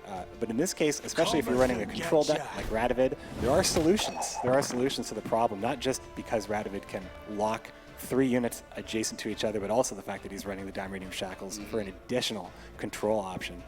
I like how he's not directly developing that to either shut down the Lubberkin or the Reinforced Trebuchet. He knows what he needs to preserve that for. We see Oikomena damaging the Akvist to try to not have to resort to any sort of, to try to take it down basically by hitting it with one of the Reinforced Trebuchet's pings and then potentially take it out with his leader's ability. But it seems like he's going to lock the front row. I mean, good targets there. Eliminating Roach from this match and also stopping the Raging Berserker from transforming and weakening it in the same, time. Yeah, I mean, not just as a present decision to stop that transformation, which could very realistically happen at any turn with the Trebuchet pinging, but that also means that the Savage Bear, the Raging Bear does not go into the graveyard. One less. Which One is not less something. resurrect. Yeah, not something. And of course, the Reaver Scout can pull an additional Ballista to finish Akvist off anytime he wants. Although I would consider doing it, though. I think that while we can see both hands, we don't necessarily, the opponent doesn't necessarily know if there's any way to protect that Akvist at that moment. I would assume that there would be no Warcry to do so, but it would protect Akvist. So how much would you value that? I think Life Coach is really debating what to do here, but I'm expecting the Raging Berserker, there it is, to hit the board on the melee row. And it does get hit by the Trebuchet, transforming into a Raging Bear. So There's that'll be 13 strength in the third round for sure. you idiot. Here comes the Ballista to finish. What a clean way to remove that Akvist out of there, utilizing 2 Ballistas to take it out. Very clever by Oikomena, really showcasing off the power of this control deck. But Life Coach has a lot of steam left over there with that Warcry, looking to really threaten Life Coach. But it's important to note that Oikomena has 2 Reinforced Trebuchets, and he's refusing to play them because he does not want to empower his Warcry or potentially enable it. Yeah, I mean, again, he does eventually have to play them, and he chose to keep them in hand for the most part. Additionally, he will have to play that Temerian Foot. Well, he won't have to play it, but he would want to play that Temerian Foot Soldier in this round as well. Life Coach's options, though, they are like requiring. I mean, I wonder what the target is for the Shieldsmith specifically, but Coral's going to get a lot of value here, I think. It may be the card, if a pass occurs and Coral is still available, that's an easy swing, especially on the state of the board's in right now. He's buffing the bear. Yeah, I like that. It also, it's an investment. He knows he's going to resurrect that in round 3 potentially. Yeah. So making it, this is an investment. What the Shieldsmith does, in case anybody's wondering, it is a unit that buffs up a unit by base strength, which is different from regular buffing because that strength gain is permanent. So it's actually very relevant for the future rounds, especially if you run a faction that can resurrect. So that Raging Bear, because of the passive, will be a total of 15 strength in round 3, which could mean the difference between victory or defeat here. So very, Life Coach investing into the future rounds while at the same time building up his strength and staying above Oikumena in strength. As Oikumena is really thinking about what to do here. I think Temerian Foot Soldier could be a proper play to thin his deck, right? Yeah, I mean, I expected no less than very deliberate plays. You want to use all the time you have available, especially with opponents like this and with this much stuff on the line. It's important to note, though, that the Shieldsmith, Life Coach is only running one of them, so that was the target that he chose with this particular one. Although, when you have the Graveyard play, that Shieldsmith could very easily be 2 or 3 as well. I like that one Shieldsmith so that it can contribute to his strength a little bit, but it also doesn't limit his plays in the round 1 because it is only a 7th strength play. So there is Coral by Life Coach. Wow. The swing coming down here, not to decide a round after a pass, but actually to just straight up go for that initiative, possibly putting Life Coach in a situation where passing could be advantageous. He didn't get a chance to get Okfist back, but I think that might be okay. Especially since, well, they're both holding Ciri as well. But I do like the one Shieldsmith. I do like in Skellige when you run one-ofs because, in a lot of cases, I mean, it maybe works a little bit better with King Bran as you can discard. But basically your graveyard is your utility box and your Priestess of Freya are your handyman. So being able to have all these different types of things, and when you put one-of in your deck, usually we always want to run 25 cards, so there's limited options for one-ofs. But being able to have just a Shieldsmith always as an option is fair. You don't always have to run 3 of anything. I think that's a very, very clever assessment. Like, it's definitely the case for Skellige. They have a very easy time at running through their deck and basically have an easy time playing most of their cards. As we see Ciri being played by Oikumena here, this could be a clear pass for Life Coach. Yeah, Ciri's sending a message here. There's no answer for the weather necessarily. Well, we know that, but that's not necessarily what Life Coach might put his opponent on in this moment. But Ciri definitely does, usually when an opponent plays Ciri tells a lot about what is actually an option. Life Coach doesn't have to stop here, though, because he did win the coin flip, so he is 1 card ahead of Oikumena as of right now. So Oikumena is only really threatening plus 1 card advantage, and that's a perfectly fine scenario to win the first round in, as he was not able, because Ciri, an offensive Ciri is only truly very powerful when you manage to take a lead on your opponent when it comes to strength. If you don't manage to do that, you're just basically showcasing off that you have Ciri, and I think because of Life Coach having Ciri himself in hand, he could just continue to play this game. We're going to get to see this decision here. It looks like he's going to continue. Nice. Put that lock right on Ciri, so just further solidifying that. And I think the pass option was absolutely an option. Being ahead going second, having that extra card, and being ahead on points would produce 2 cards for sure. Ciri would even that out a bit, but not anymore. Now probably the goal at this point is to just get ahead once again and pass. But the game is still, it's a much closer now, only 4 points separating. So it would only need to be 1 card. Oh, there's decoy the going down. Ciri once again, Talked enough. a little bit more vulnerable than before as she's no longer gold, but she will activate if the round is lost. And it looks like Oikumena is sure that that's going to happen with that investment into decoy there. Indeed. We do see Life Coach has a lot of power in his hand, but the thing is, do you want to go and use that strength in this round when it could be the determining factor for the very last round? This is a very strong mind game going on between these 2 players. None of them wants to give him as easily, but at the same time, you gotta, like, every single card in Gwent is such a valuable resource that you could use later down the line, so there's a lot of thinking to be done here. We can see Life Coach just Zen mode complete, just absolutely focused, really thinking about all the different variables and thinking about what he could do, thinking about round 3, thinking about round 2. This is just a pleasure to watch, honestly. These 2 men are very analytical and they're going at it top notch. But he is going to go with it. At the very end of the timer, he does go with his ability, going for 16 strength. I expect a pass from Oikumena here. Yeah, it was a little too close to pass before, but I think at this point, you know, I don't, we wouldn't be able to play anything to get ahead at this point, so this is probably going to be a step out. Well, he could play Tamir and Foot Soldier, right? He could, and he should, I think. I think that it's possible that it would have been more desirable to play that a little bit earlier, as passing now is probably the most favorable option, but there's the unfortunate instance where you draw the Temerian Foot Soldier. So, you know, as a 4th strength card by itself is, you know, it's not something you definitely want in your hand, especially when you have this long of a round, this few cards left to play, and, you know, every decision, you know, could just be that $10,000 decision. Mm-hmm. I think the clock is ticking. Temerian Foot Soldier can put him in there, yeah.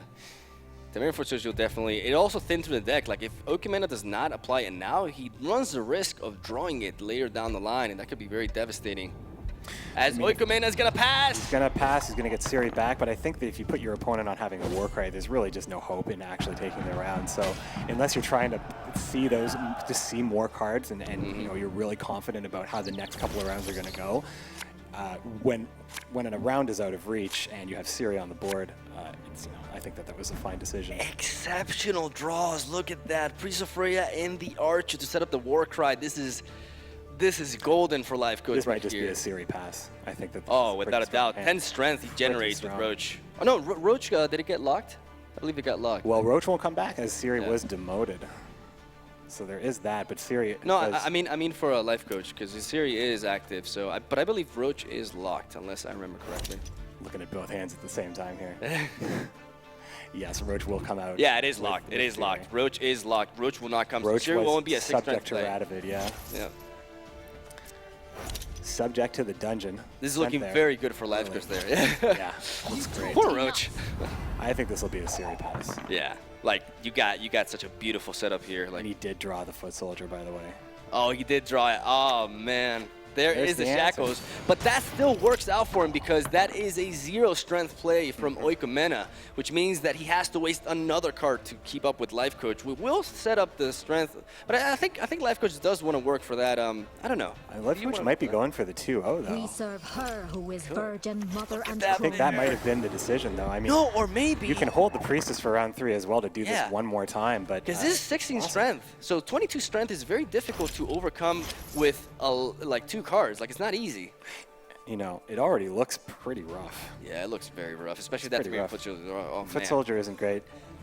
Such nice execution by Life Coach. Also capitalizing on the matchup, really. Even though you could say that it was very vulnerable, we haven't seen Okamena draw that Villager Myth, and that's something that probably is in the head of Life Coach right here. Yeah, there's a lot of ways that Radovid could excel in this matchup, but those aren't being drawn at this moment. And you know, the unfortunate situation with the Foot Soldier, of course, you know, even being up 2 cards right now, it might not be enough just because of the absolute, you know, just such the high reach that the Skellige Self-Wounding deck has right now. I'm very impressed by Life Coach's performance. I'm very impressed by his choice of picks. And there is the Temerian Foot Soldier. This also reveals a card in the hand of Oikomena. Life Coach knows very well that out of those 4 cards, one of them is a 4 strength unit. So he can actually pass here, knowing that that would be one of the cards that he would keep for the 3rd round. Yeah, he could also be very aggressive at the same time. The Archer activates the Warcry on all units here. He may be trying to push him so that he cannot play Villager Myth the last round. That could also be a strategy. He does know it exists. He has seen it. Yeah. Like, we're seeing both hands, but they are not. It's a choice of, I think it's just a choice of aggression. I mean, we haven't seen any 2-0s occur yet.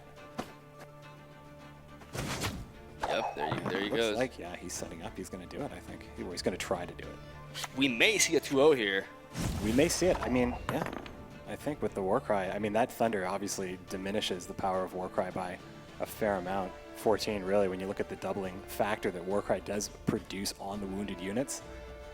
I love this approach. He's really trying to get that Villager Myth. That's so difficult to pronounce. CD Projekt Red. Awesome. I mean, big dragon, big gold dragon. The big dragon, yeah, for sure. The big gold dragon.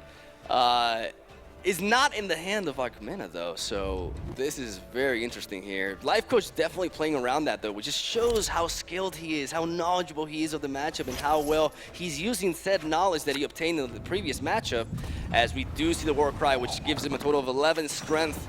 And there's a reinforced trebuchet. This could be a 2-0, ladies and Life gentlemen. Coach knows what the hand is now. He knows Siri's in there, and he knows. Oh, he knows it exactly. Yes. So at this point, it's really Wow. He's going for it. watching it all play out here. He saw the last card, so he knows he does not have it anymore. Yeah, Like he has all the info. It's actually mathematically impossible to win. Oh my God. If he goes for it, if he goes for this play, he's got him. If he passes, he could give him a chance for the next round. Well, he can't really overcome the score, can he? Right now he can. Oh, wait, no, 17. Sorry, I thought it was 19 for a second. My mistake. Actually, yeah, it is mathematically impossible. Can't Yep. overcome. There it is. Oh, well, he's thinking of Such a there. dominating performance. There it is. There's the forfeit. Okamena recognizing that. What a performance by a life coach. Outstanding. I think it's great game. Another great game. I think that it's unfortunate. I think that matchup could have been favored, especially when you look at what Villain Trentonworth could have been able to do, as probably you're knocking out 2 units on the opponent's side almost assuredly, or at least forced to be played around, but didn't come out in that case. Radovid had to be used early on. It wasn't able to really, Radovid doesn't really deal with the kinds of threats like what Wounding Skellige can do. It's just very explosive, and we didn't see cards like there's Grimmist in the deck as well. There's a couple of really great choices in here as well. But being able to get through that matchup, it looks like Okamena is going to take one more swing with the Radovid deck here. Ladies and gentlemen, this could be the final match of the set, as the Okamena is determined to win with Radovid, as Life Coach reveals his last deck, the powerful Consume Monsters, considered to be by many in the community the top tier deck. I honestly think it's pretty much a fact at this point. This deck can translate into a lot of power, but maybe Okamena wanted this matchup from the beginning, which is why he's so adamant on bringing Radovid. Yeah, I think it's great to have Radovid and an extra lock against a deck that has so many units that can go out of control, such as the Arcus Behemoth and the Vran Warriors, and of course the Neckers, which when left unchecked can produce so much strength in the carryover and also in the final round. But it's important to note, once again, Life Coach doing something a little bit unconventional, not running Necker Warriors to produce more Neckers into the deck, and running Draug as one of his gold cards. Draug is a very interesting pick. Choice. Yeah, you could say it's actually more consistent than Geralt Igni if you think about it. Well, you're probably going to always get that 14 strength out of Draug. It's or at least Draug can, especially when you can control where the damage goes in an early game when there's only 1 unit on the board, can be used as a removal option. Being able to do 7 is absolutely fair.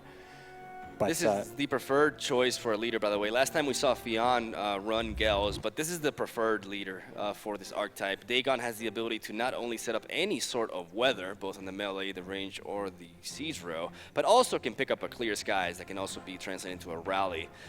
So a very flexible leader that can adapt to very different scenarios. And we see Life Coach leading off with a Brain Warrior in the siege row. I believe trying to follow that up with a Crone play next turn. Yeah, not leading off with the Crones, as is a very popular choice with monsters, as it is just such a huge swing in strength immediately. But in this case, setting up the Vran right away, perhaps tempting the removal that he knows Okamena is, well, not necessarily knowing that he's holding, but knowing what he's capable of. And, those answers are going to have to be spent right now, because it looks like there's just a handful of problems in Life Coach's hand at this point. We see that Althor Sunder hit the Vran Warrior immediately, as Life Coach could opt to go with the second one, trying to follow up the same strategy, or with the Crone play directly. But you don't really have to rush the Crones unless you're looking for an early pass, in my opinion. Even though it does, you do want to thin your deck, right? But you don't expect an early pass from Okamena to stop that. But there are the Crones, 20 strength right off the bat, thinning the deck, getting 3 silvers out of there, and that's a lot of power. Yeah, I think it was really clear by the ban, and also by showing Radovid early that Radovid was built to take on monsters. He built his lineup to combat monsters for sure. But without a doubt, I think actually this is a little bit of a fake out, because the Neckers pose a huge threat and a very desirable target for Radovid, especially if you can hit more than one, if more than one is ever on the board. But this deck isn't about replicating or duplicating Neckers, you only have the 3. So, identifying the Neckers as a primary threat would not necessarily be correct here. It seems to focus more on capitalizing on the Arrakis Behemoth and actually providing with a lot of different consumption mechanisms to really utilize the monster passive in your favor and translate a tremendous amount of strength there. And Drog enters the board to enter the fray and eliminate that reinforced trebuchet out of the field early on, potentially forcing a resurrection, but we do know that he's running very limited resurrection in his deck with no field medics at all. Yeah, absolutely. Does run Nanika, does run Shani, but no field medics. And what we were talking about, how Draug you can control the unit that Draug can take out when there is only one unit. Draug does split his 7 damage randomly across the board, but it's definitely not random when there's only one target. Let's see and what the Trebuchet is a fair target as well. Yep. Oikumena has a lot of points to build up here. He's 30 points behind so early on, and Life Coach will punish you. He's playing with control deck too. Yeah, like he can't build up that strength. He's more of a reactive deck, so he can't really, he doesn't have those many like powerful tempo plays. And Life Coach is just relentless here, dropping strength. Like that's an 11 strength play that also contributes to his strategy. Like he's trying to, hunt down Oikumena here and force him to pass early on or just lose a bunch of card advantage to make up for the lack of strength because he has a 34-point lead right now. It's monstrous. Absolutely monstrous. Pun intended. Monstrous indeed. I actually love Operator in this list. Often you can choose to operate. You can operate the Arrakis Behemoth, which is of very little use when you're not in the mirror. But the Vran Warrior being chosen in this case, which sets up Life Coach's hand very, very machine-like. He's probably trying to get.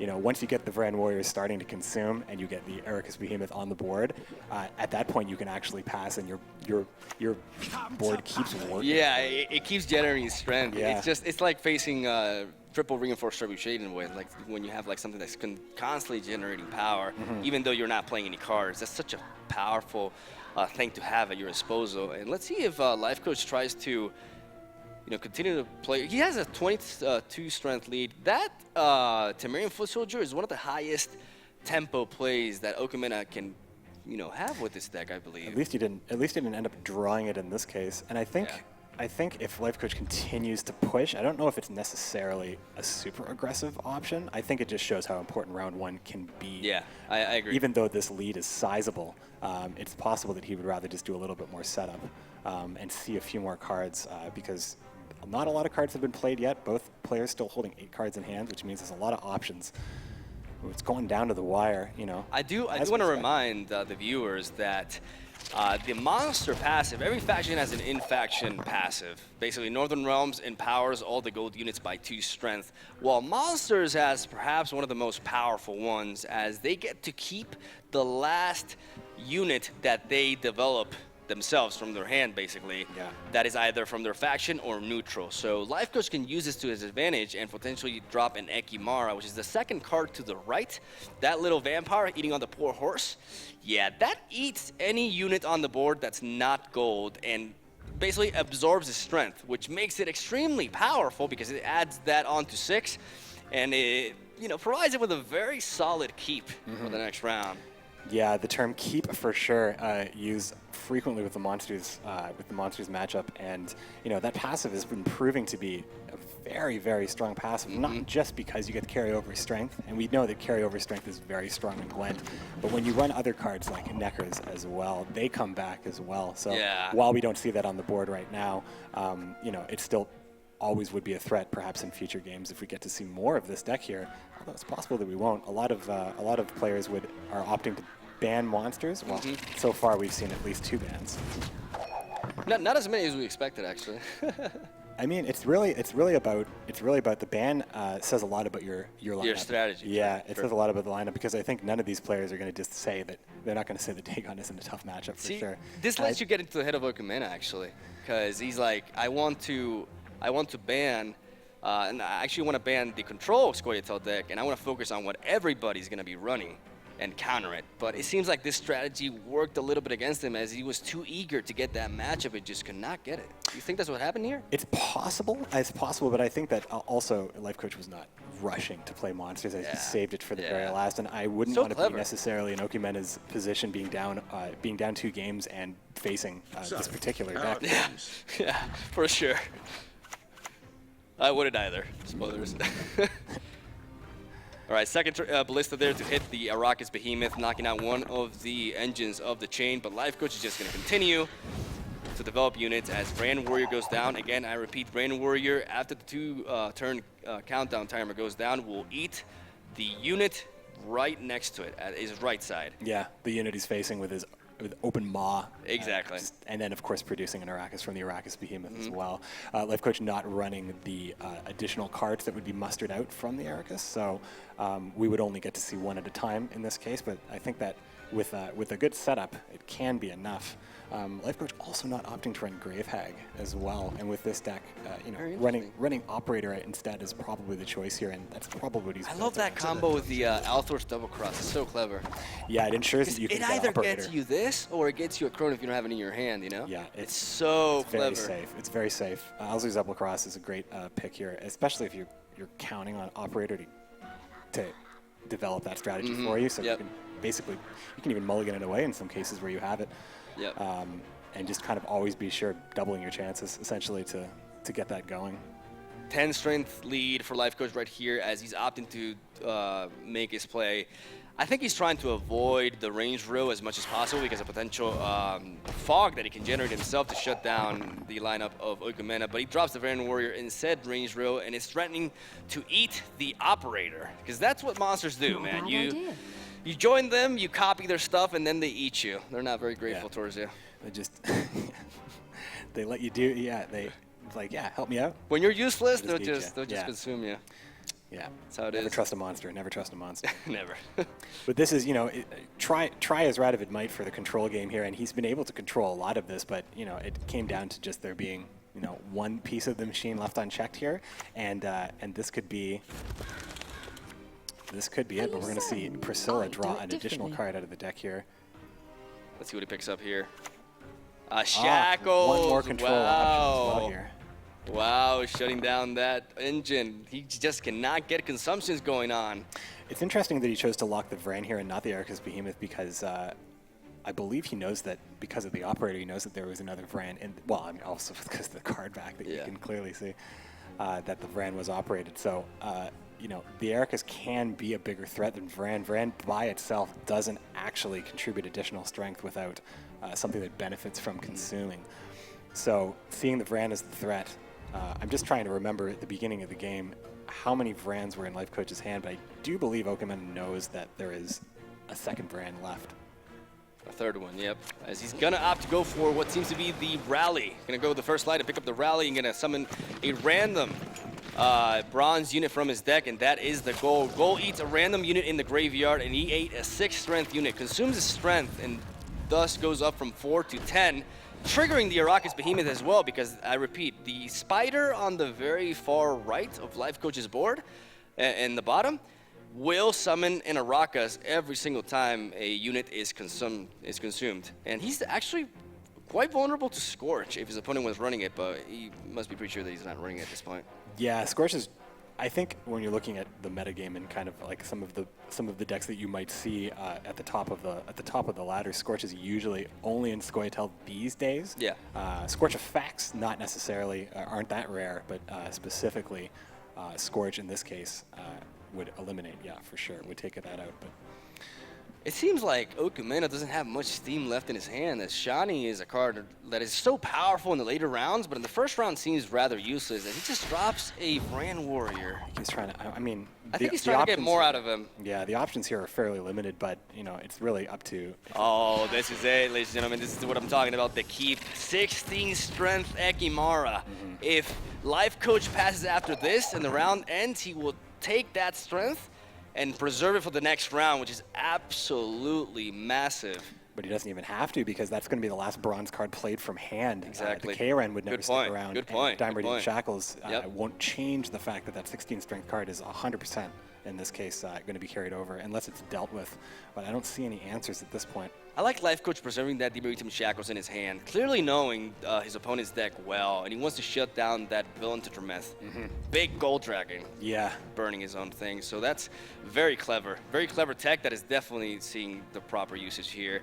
Knowledge is power, man, and Life Coach is using that to his advantage because his opponent has brought the same deck over and over again, trying to get this matchup, but maybe it's a little bit too late because the surprise factor is not there anymore, and there is the pass. He has seen enough for sure, and I think the Diamond Shackles is, yeah, it's definitely, it's while it doesn't provide you any strength when you play it, it can save you a lot of grief. It is one of the only cards, if not the only card, that interacts with gold cards. I mean, the Kid Winnie Sergeant as well for the demote, but generally the strength coming from Diamond Shackles is the fact that gold cards are very difficult to deal with at this point in the game.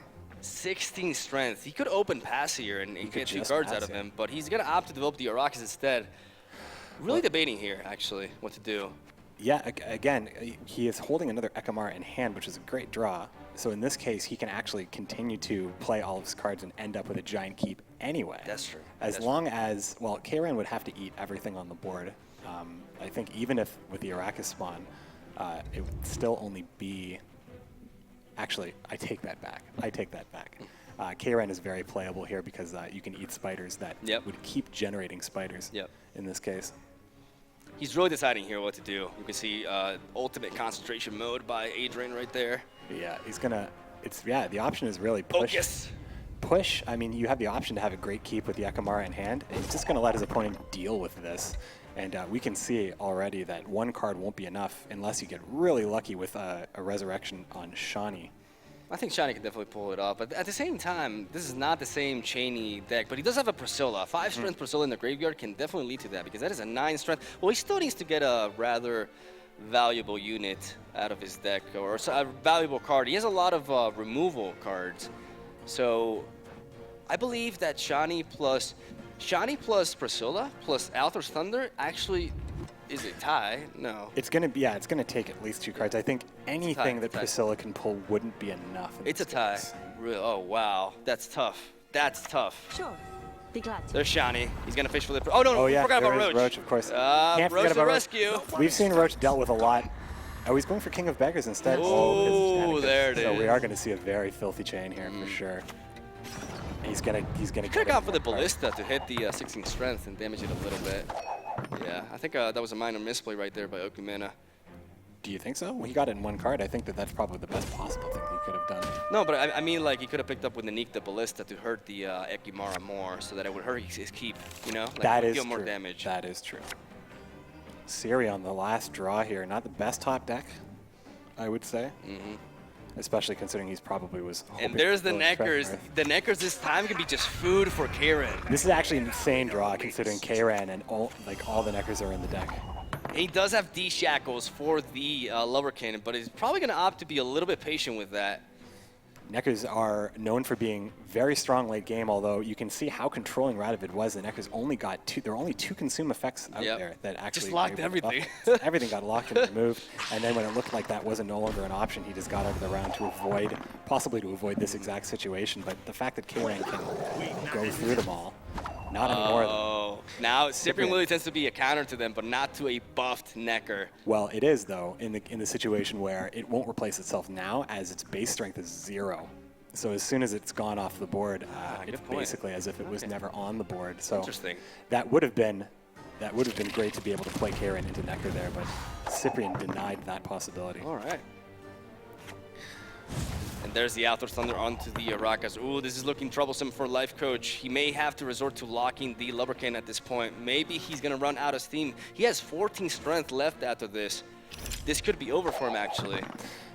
Because of him not locking that prior, waiting for the villain to Prometh. I mean, I think it was a foregone conclusion that Wiley would have been able to prevent the Neckers from going off. I'm obviously making things more interesting myself by focusing on one player's hand. So I guess we're going to have to see how this plays out here. Definitely. We were getting really on the boat there, but it's not clear now.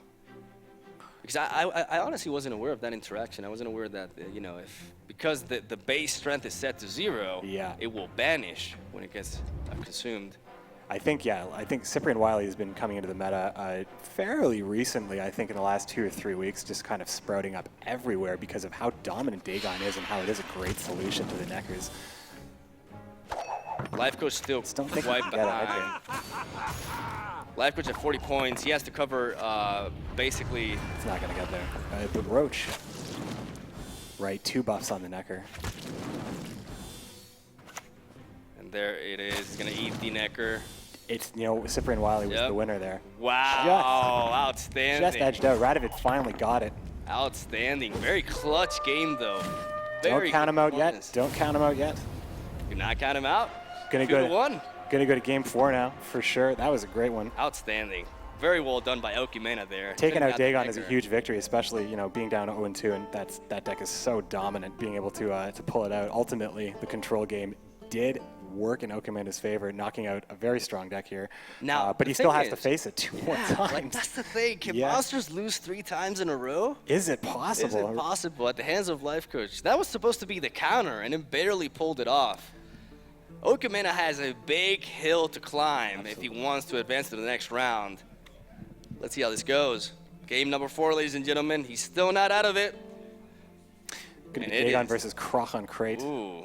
I like him opting to choose this one because it is the one deck that can actually outmuscle monsters in the first round with the Warcry combo right there. As we see a pretty nice looking hand. Like, you replace one of the Crones there. There's the Operator. Mm-hmm. Operator, always great to open with. Since we've seen Life Coach's deck, though, let's talk about this Croc and Crate deck as we go through the mulligan here. A couple of really cool choices here. Bronze weather cards being used here. Double Torrential Rain. 2 Rains and Frost. And we see a Rain in hand at the moment. Okimena definitely adapting his decks to what he was expecting to face.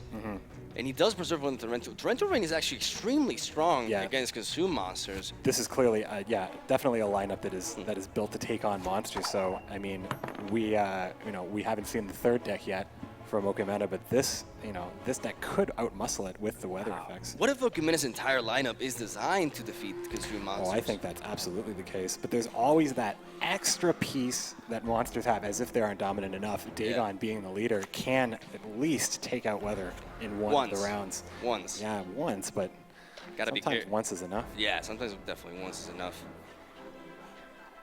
Combining weather with all the out-of-hand, like, burst that he has with Merc Debrecht and the Althor's Thunder, amongst other things, can be very powerful against Life Coach, as it can eliminate the unit. Like, it's going to encourage Life Coach to clear the weather immediately, which is what Okimena wants. This is going to be a very interesting matchup, actually.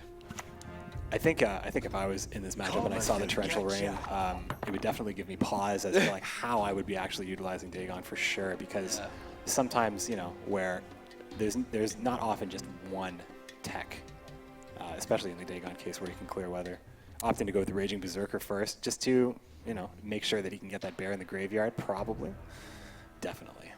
Now, Drog is a play that is technically used to remove one unit as well, but in this case, it's not the proper play to go for, in my eyes, since it hits the unit 7 times, so it will trigger the Raging Berserker before taking it down, even though it technically deals 7 damage to it.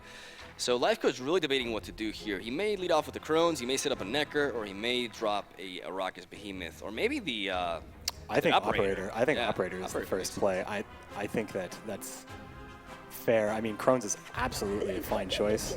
Usually, very common to see this opener from monsters, but yeah, there are definitely options there. I actually don't think I've ever seen the Draug interaction with Raging Berserker if the actual transformation resolves on the first ping from Draug. I mean, it would make sense, but I could be wrong. I mean, we gotta find out. Even though the card pool is limited in Gwent, as we are in the closed beta at this moment, every interaction, still, I have not seen every interaction. So, especially there with it is. A quick Rain here. I like that. He has another one in hand. Like, he has no reason not to go for it. Plus, I gotta say, Premium Rain looks very nice. Yeah, looking forward to seeing more premium cards in this game for sure. Every card. That's so crazy. Every premium card fully animated. That's so awesome. That's fully animated. Talk about 3 months of man hours put into each card, and I believe it. Oh man. They got so many people working on that too. It's crazy. Yeah. He's gonna clear. He's gonna clear it. Right off the bat. Yeah, I wonder that's what we're talking about. I wonder if he would immediately respond with another one. I wonder. But the fact that he got Dagon out immediately is huge. I think that's huge. Personally. Absolutely huge. It may seem like Life Coach has to focus on the range row this game to actually stand a chance against all this overwhelming weather. Such a interesting tech by Okumena. A lot of action happens on the range row with monsters anyway, though. But I think in this case, where you run weather in Skellige, generally fog is. I mean, you can make a couple of choices in deck building, but Coral can sometimes get that job done for you, and that way you actually don't have to hurt anything on your ranged row. Yeah. But in this particular list for Okumena, doesn't have a lot going on in the ranged row. Generally, so you could make an argument that fog would be fine to run, but we know that it's not available. The countdown is ticking. 10 seconds left for Okumena. Really debating what to do here. So hard to call the right play immediately. He's gonna go for the rain immediately. We get to see them both. I mean, I think that's fair. You don't really want to hold on to it too long when you have. He has 3 bronze weathers in his hand. I mean, probably going to want to play them when you see the opportunity to get a lot out of it. You don't want to get stuck with it for sure. I mean, if he does let those stick around, he's like Life Coach can threaten with an Ekimara eating one of the crones and thus translating the strength to a different row, thus getting a bit of freedom from the pressure that row is being applied. Like it's definitely a difficult situation for Life Coach to be in. He has no more way to deal with this weather. And that's going to shut down his Araka's Behemoth, and it's pretty bad. I guess to be careful. Yeah, and there's also additional options. Okumena does know that Life Coach is running ghouls, and when you have the crones on the board, you can use ghouls to eat one of the crones and then immediately gain, you can use an Ekimara, like you said, to eat one of the crones, put it in the graveyard, and know that your ghoul is going to take care of it. Okay, we're going to find out. We're going to get to see this interaction. It does. There we go. Okay, that worked out like I thought it would. All right. I'm liking the Drog choice. Pretty cool. It's a cool card, honestly. I can help you if you wish. Oh, he's going to help him. Let's see what he draws here. What has he picked up? So this is a situation where you might want to actually, like when you put the units in the graveyard, you put it in with intention that you're going to be pulling them back out. Ermion, as you can see, does draw you 2 cards, but then you're forced to discard 2 cards immediately after that. So with graveyard play, that's fair. Opting to discard Donar and Hindar doesn't feel like the Spy is going to actually help him at the moment. Although it's possible to bring it back later with Secret Reafa. Exactly. Not necessarily the best choice all the time. Yeah, but I think that the way he sees it is that if he really wants to utilize the Spy, the time will come with Secret Reafa. If he needs to push this round hard, he wants to make sure that his hand is as proactive as possible. So I like that line of play, actually. Yeah, and you can immediately see, you can view each other's graveyards in this game, so Life Coach probably would have checked that out right away to see what was discarded. And I mean, I think that this discarded Donar is a pretty interesting choice. There goes the first. Rand Warrior may be the target of an Althor's Thunder from Okumena, as he's definitely preserving those for either that or the Spiders, but the Spiders get reduced to 1 strength anyways. And he does have the Archer. A safe play now, knowing that the Frost is also no longer in hand, and I think that says a lot about the future of the turns here. Clearly, he felt that was just not going to help him and win round 1. I believe firmly it was all about winning round 1, as these usually are. And if he has to go all in to face, to bring Dagon down, he's going to have to put stuff on the melee row that he won't want to frost himself, such as the End Crate Warriors from the leader ability of Kraken Crate. Also, I believe he plays the Rand Warrior there to avoid potentially Coral from Okumena, but it gets zapped down. He does have another one, though, but there goes the Operator. One of the best voice lines in the game right now. It's without a doubt. Blind, without a doubt. Greedy fool. It's also like, it represents what the card does, too. Yeah, because you give your opponent a resource, but the best way to use Operator is to give your opponent a card can't get a lot of value out of where you can get a lot of it. And again, opting to choose the Vran Warrior is the copy and not the Araka's Behemoth. I mean, that's clear that he values the Vran Warrior more. But also, it's another situation where he may have just wanted 2 of each in the hand. It's possible. I mean, if Okumena wins this one, we're going to get to see this one more time, so we're going to see if that's always the target that he chooses for Operator. Good point there. 2 Ran Warriors still in the hand of Life Coach. So he still has quite a bit of resources for the engine that is, the Arrakis Behemoth, and that's pretty good for him. He can also abuse the passive potentially too, but Okamena really debating what to do here. Dropping the Archer early on, that's gonna make it difficult for him to capitalize on Arrakis Behemoths from now on, because he only has Murktebrak left, which, I mean, it is another source to remove them, right? But once he drops the Dragon, he will no longer be able to answer the Spiders, regardless of them being in the rain. So Okamena has to be very patient with that Dragon in his hand. It's really clear that Okamena likes playing control decks more than anything else. It's a very controlling Croc deck. We did see Radovid, just the choice as a leader, and also the option, all the options of blocks and removal in that deck. And we do know that his Scoia'tael list is also very control-based, as Scoia'tael can be. Probably maybe the best at it at the game. Yep. Definitely trying. I think it's very safe to assume now that his strategy for this tournament is to take down Consume Monsters, which is a top-tier deck, the most expected deck to be brought by the players. And we could see a reverse sweep here if that strategy does unfold like he planned it to. I think going up and doing a reverse sweep of monsters with a deck list, clearly that would show some really dominant choices. Incredible. That would be ridiculous. Let's not get ahead of ourselves, though. But it is possible. It is possible. It has to be possible. It's the only way. That's what he's aiming to do. That's what he's aiming to do. He drops the Murktebrak, though, so now Life Coach does have freedom for his Spiders, but obviously he does not know this. I mean, the rain is very threatening. It's hard to make that call. Like, if you think you can actually get that engine going and actually putting down, like, would you play Arrakis Behemoth if it was 1 strength? It's a tough call to make, especially because it's just so fragile at that point.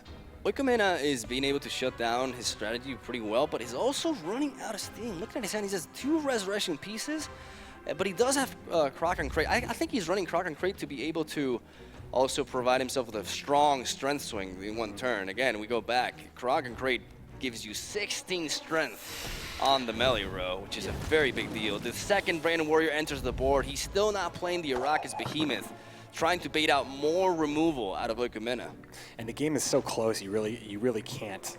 You have to really. The option is always open to take the round. So as this continues on, the cards to play are more and more unfavorable. Playing Resurrection early on is sometimes just not the option. We know that Donar is in the graveyard, and that's 1 target for Sigurdrifa, which would be an out, I guess, if you wanted to step out of this round and just get cards. And Ciri also would facilitate that as well.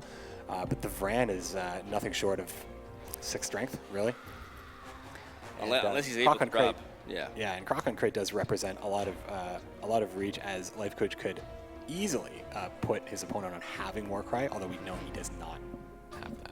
The clear point here, too, is that while Okamena can target the melee row and the siege row potentially with his weather, he cannot deal with the ranged row. So I think that is Life Coach's only chance. But we see an offensive Ciri being developed here, putting him ahead by 4 points. If Life Coach plays a card here, he will go down in card advantage once. I think it's definitely worth it to keep on pushing. I think Arrakis Behemoth is a proper play here, even if there is. Well, is Arrakis Behemoth enough? No, it actually makes him tie, doesn't it? Well, that also technically shuts down Ciri too, if you think about it. I mean, you could make an argument that you'd play the Behemoth here, but I think in this case, I think the more interesting decision is if you were playing Ciri with the intention of passing the round when it became unfavorable, would you actually play Sigurdrifa into Donar before you stepped out? He needs to improve his hand. The Vran Warrior is... I think Okamena is kind of giving off that he's running a little bit out of steam here, but then again, Ciri is a very strong play. Like, this is very awkward for Life Coach because he can only tie here, and that's such a difficult situation. But at the same time, like I said, it doesn't really. There it is. There it is. There's the consumption. 29 to 29, ladies and gentlemen. This denies Ciri's ability. Ciri does not return to your hand if there is a draw in a round. So this technically still works, really. Yeah, draw for sure. Both players are considered winners of the round, and it immediately goes into a do or die round 2. I think it would be great to see a draw, but ultimately, I think winning the round can be very important here. He might just play the Vran just to advance to the next turn. I like how he's preserving that Necker in his hand. Oh, he definitely wants to use he's it. passing. Ooh! Interesting. So do we see a draw? Do we see a card? I wonder. if Life Coach plays a card here, he's going to go down in card advantage by 2. The question is that worth it? Against the control deck that has shown weather prior, this is not an easy decision to make. It's actually a very difficult decision to make. Yeah, and he also, I mean, he can make it so he keeps a fairly strong unit with the Ekamara, but if he wants to keep the Arrakis Behemoth around for the second round, he would have the Varan Warrior, right? Yeah. Was it the Varan Warrior last played from hand? There's no Ekamara on the board. Well, no, I'm saying he could play the Ekamara now. Oh, okay, yeah. To get ahead. I misunderstood you. Okay. Yeah. Yeah, definitely. Life Coach really debating this. Doesn't want to go down -2. We know how Life Coach cares about card advantage, so this hurts him. Yeah, he's taking the draw. Well, we're going to see we have a draw, ladies and gentlemen. Die round 2. This is now, great. We're getting to see sudden everything victory. Here. Let's do this. I'll tell you, this tournament has not disappointed. We've seen a lot of unconventional lists, and now we get to see. We've already had one freakout moment, I think, with the with the promote of Priscilla. But this is tight. Now He's we got get triple, to see triple Arrakis Behemoth in hand. That's huge. Yeah, this could get wildly out of control. Oh wow! And we know that the control options are limited. Although Wild Boar of the Sea can get some work done. You can design a deck to counter a certain strategy, but Consume Monsters has proven in the past to overwhelm even lists that are designed to take it on because of all the power that it can generate. These synergies are so strong, and Life Coach has been sequencing his cards so well. Preserving that Necker for this round is huge. Like, not using it early on, because people tend to play Neckers very early on. But he's going to drop, he's going to target that Arrakis Behemoth. Little does he know that he has 2 more sitting in hand. Oh my lord, this is going to get pretty crazy. It is Consumption versus Warcry, ladies and gentlemen. Which one will prevail? I can honestly not tell you right now. I don't know. Yeah, I mean, I'm sure some people that are watching can probably line it all up card for card. We're taking it one step at a time for sure, but I think playing Neckers on round 3, most lists do play Neckers first, but they also run Necker Warriors to make it so like there's such a long supply of these cards that replace themselves whenever they're removed from the battlefield. But in this case, when you only run 3 and when you run 3 and you don't run the Warriors, playing it in round 3, especially with Karen in hand, is fantastic. The fact that he's going to be able to develop 2 Behemoth potentially is huge. That's a lot of strength, especially with the Neckers, because you can eat 1 more Necker and get the value out of it as well. Like, you can buff up that Necker tremendously and then eat it. Yeah. And, oh man. Actually, you can eat 2 more. Sorry, he played only 1. I had a bit of a brain fart there. I apologize. We see the second Arrakis Behemoth being developed here by Life Coach. He's going for it. He's going for it. And like I said, it is Warcry, the power of Warcry versus the power of Consume Monsters. It's going to be very interesting because he does have the Archer in his graveyard. He can fish that with the Priestess of Freya, and he can summon something else in Self-Wounded. Mordred Freyr is patient. He's going for the bear. She brooks no I insult. think he's going to take Murktebrak with Sigdrifa, actually. Yep. Very possible. Yeah, but he's going for the Raging Bear here. No, he's going for the Archer. The Archer. Yeah, we're not going to get ahead of ourselves. He is holding Warcry. Oh, he's playing around Igni. He's playing around Igni. Interesting. I mean, we get used to it because we see both hands, right? But these players don't know what's happening. Like, they don't know what they got. I certainly would hope not. Yeah. But yeah, in this case, I mean, the sequencing here probably is playing both consume effects before Karen, so you can just kind of maximize how strong the numbers are, and then just eat them all up. Definitely. This is going to be a very powerful swing. But Life Coach is 18 points behind, so he does have a lot of building up to do, but this is deceptively powerful. He's going to go for this at first, though. That's totally fine. The Ekamara can just as easily eat the Neckers. This could all be eating, all Arrakis consumption for sure. It's just power. Yeah, he's building up for double Ekimara. Yep. Here we go.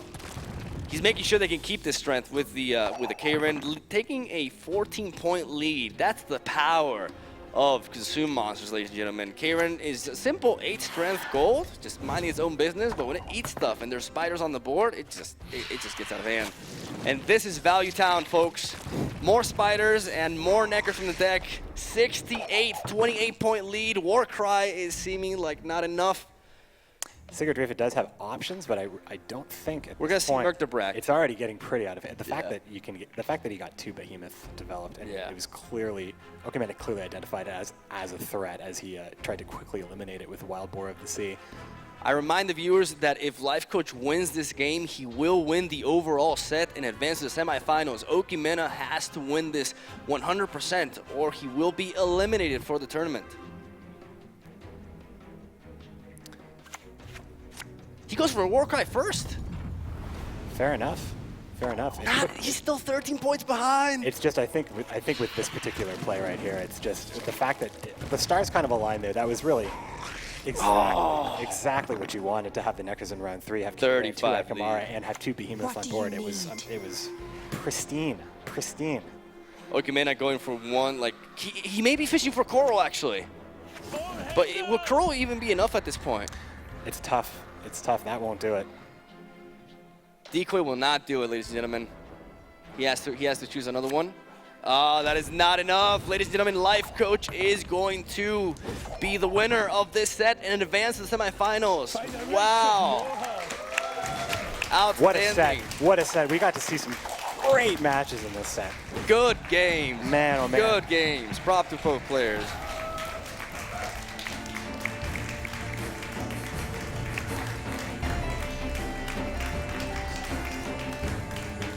Discount Okimena. Absolutely not. You can't discount it at all. Life Coach showing that, the fact that the tech was there, it was possible. The reverse sweep was possible. I think that, just really, really tough round 3 to deal with. Exactly like just how it worked out. It's exactly what you want to see. You want to be able to eat all of the Necros, and basically, unlike every other unit the Akamara can eat, when you get to replace them each time, it's basically like, like a 21, and they grow each time. That chain, you can that just do so much. power. It's just that swarm. That's just consume monsters showcasing Off-White. It is the #1 deck. It's pretty good. It's pretty good. I'm sure a lot of people at home have been taking notes on how well that deck works. But let's listen in with the player that just won that serious victory. Life Coach is standing by with Mod. Take it away, Mod. Well done, Life Coach. Absolutely amazing gameplay there. A quicker game this time than we saw in the very first game here, which took all 5 rounds. You beating this one 3-1 against Okimena. I've got to talk about some of the early plays that you made there. Luck and skill on your side. It was all about defending that tower. Talk me through what happened there. Well, I mean, towers and Hansel are important. So I guess it's also, once you assume that he plays Villain Threateners, then actually I didn't even have a choice, right? I did have to play it like this, so I think that was not very specific. But also, Monster Deck really showing that it's a force to be reckoned with here. Your Monster Deck right at the end there, 3 Arrakis Behemoth, really sending you to victory here. Do you think that Monster Deck is the one to look out for now? Yeah, absolutely. Those are the 2 overpowered, quite powered classes, which is Scoia'tael and Monsters, and you have to face one of those, so that's the difficulty, right? You either ban Monsters, then you face Scoia'tael, you ban Scoia'tael, then you face Monsters. Now, Okimena is showing that he was holding on to staying in that game as long as possible there by getting the 3rd round in. I want to know from you, what did you learn playing against someone like Okimena? It was definitely a tough experience, and actually I was hoping to already win the 3rd game, but that didn't happen, so I really had to fight for it. And I also got surprised by the double rain, so I was really hoping that he doesn't also have Coral, because that would have been quite problematic, but I'm really happy that the practice paid off. So. Fantastic. An instant $10,000 now going into the semi-finals. Could be a lot more. Really excited to see how you go with that one. Well done, Life Coach. Now, the tournament, obviously, a lot more to go. Let's take it back to the desk there to get the show on the road. All right, thank you, Mod. And we're going to take a look at some of the biggest moments that just happened in that last matchup. Gentlemen, I first want to look at that Hensel card that was used to upgrade those cards to gold, and afterwards you guys did the freak out with promote. But for me, this is where it started, and it continued here when Priscilla was called in to get that promotion. A little bit later, though, first we see Life Coach trying to decide, okay, am I going for the promote? No. Let me use Hensel. Let me get all these cards up to being gold. And we saw the advantage that he had right in that moment. But then Okimena was able to play one significant card after he rallied and was able to get bye-bye. Thinking Wadi Caesar did really threaten that tower, and the match overall, this was a very epic Priscilla right here. Getting that promote, they didn't even have to take the face down card, and that was just outstanding. Yeah, that's exactly what you want to see in that situation. Another moment, too, I want to bring up with you guys here was using Dagon for the first light rally card. Now, this is something I was a little surprised to see. You were talking about a lot of unconventional play coming from Life Coach. Overall, was this the best move to play with Dagon? Yeah, you could go either way. I mean, obviously, Dagon can provide huge swings by being able to place weather, but I don't think that at any point weather was favorable in that matchup. And actually, using Dagon for rally is fairly common, I think, and it's a pretty strong play. It's just showing off the versatility of Dagon. You know, why he's such a strong leader is that he can do so much. He can swing the game, or he can just provide you with another unit within your deck. And there we saw the game-winning moment from Life Coach. He will move on in the semi-final. All right, folks, we're going to take a quick break, but when we come back, it's the next quarterfinal, which will be Noxious versus Pro Neo. Do not go anywhere. The Gwent Challenger continues after this.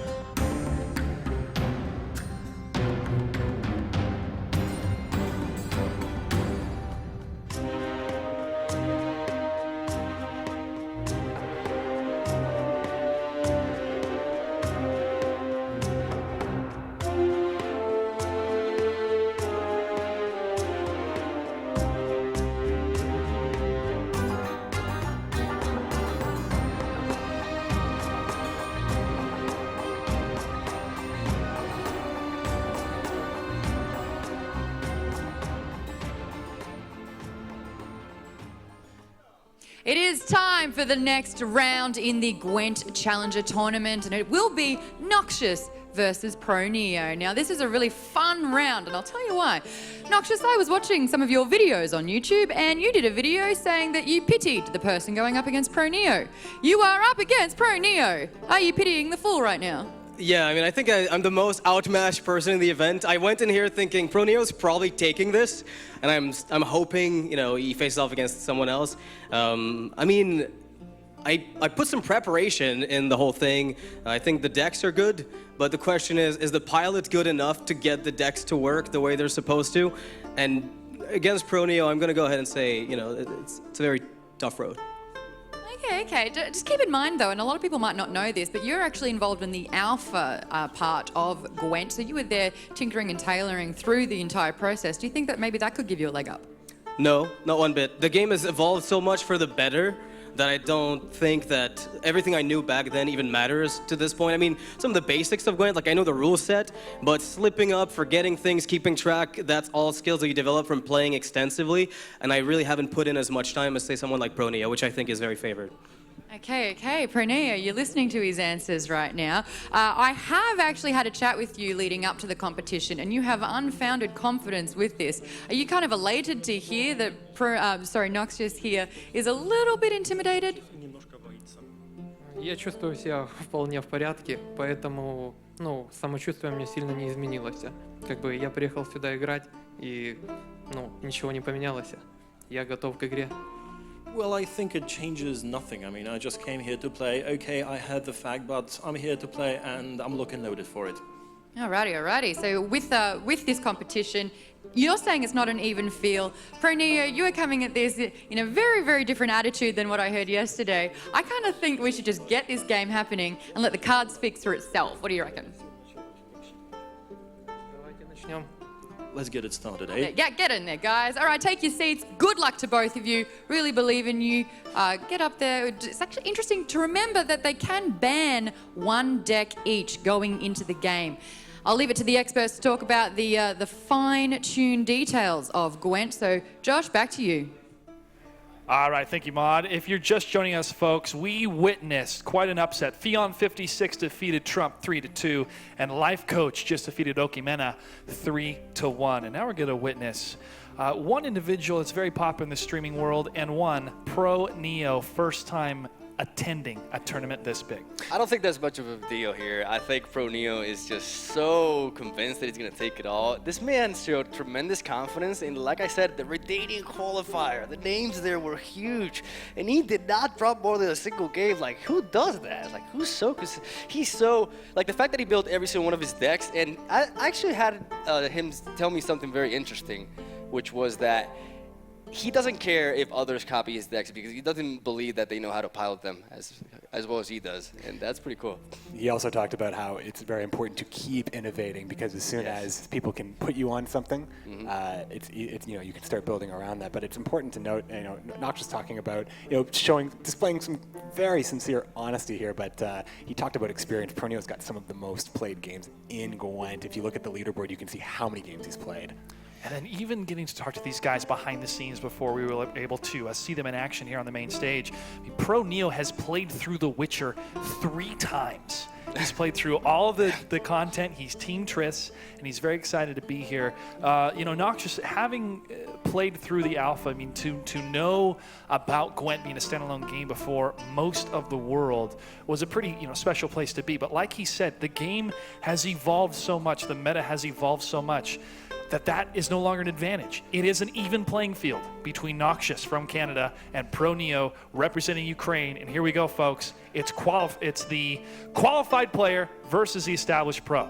Let's do this. We have a Squirtle versus Kazoo Monsters matchup here. Two of the top tier decks in the current metagame, as it's never, you can never safely say who's going to win this matchup because both of these decks are just completely opposite in what they do. One is extremely proactive while the other one is trying to shut down every single thing you make and then build up for that very powerful last round with the Verhead Dragoons.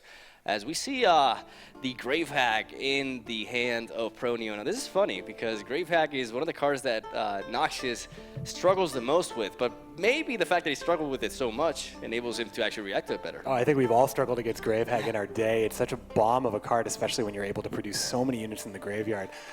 We saw Grave Hack denied once already in this tournament. It didn't ultimately matter, but it's possible that we were going to see Grave Hack win one as well, as Pronio leads things off here with his monsters deck.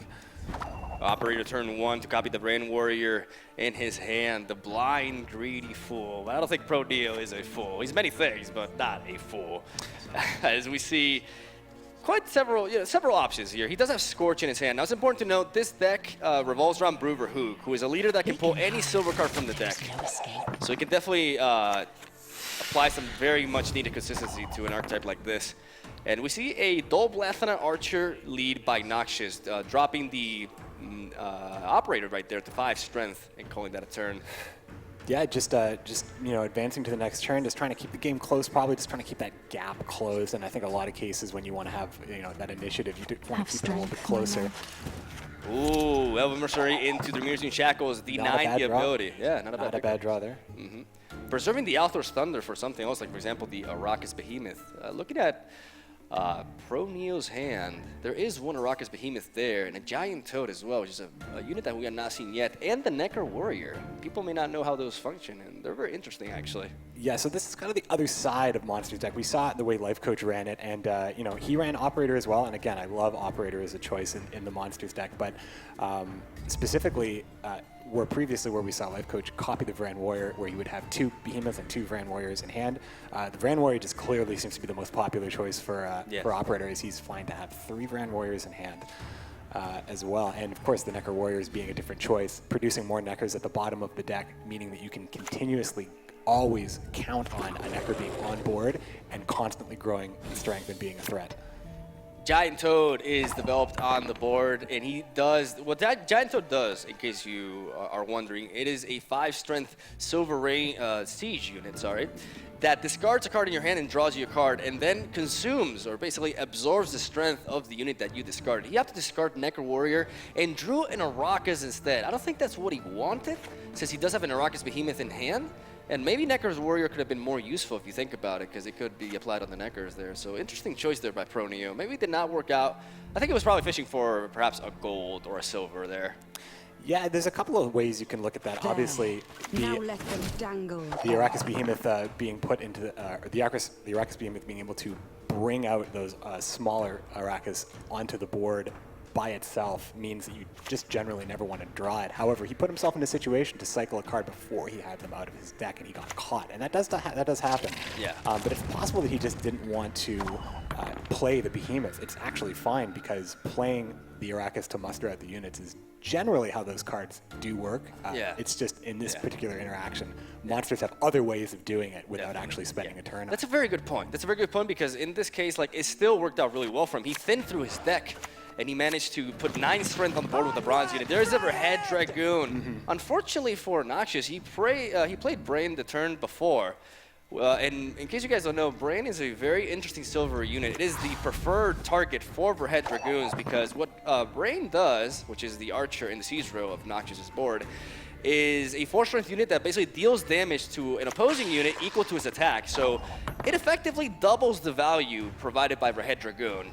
And he missed out on that by playing it early.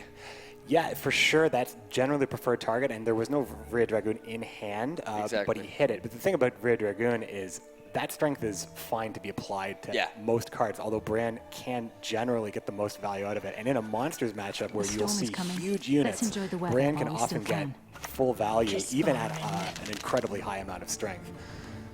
Elven Mercenary into a rally right there, picking up a Dolblath and an Archer to knock out one of the Arakas in one hit, and basically equaling the strength of both sides, as Pronio is going to develop another rally, fishing through his deck, thinning it at the same time, and pulls in Araka's Behemoth. That's a very, very solid pull for Proneo. Yeah, he doesn't have to play it out of his hand now if he was actually intending to preserve it. I mean, like that could have really been, I'm thinking about that giant toad play again, that could have been very deliberate in order to try to draw the Arcus with the intention of not actually playing the Arcus Behemoth this round. So it's very fortunate, I'm sure, that he's able to get one out without having to play it out of hand. But he was probably hoping to get 1 or 2 out anyway, as Gravehag is really a threat when you can fill the graveyard full of those smaller Arcus.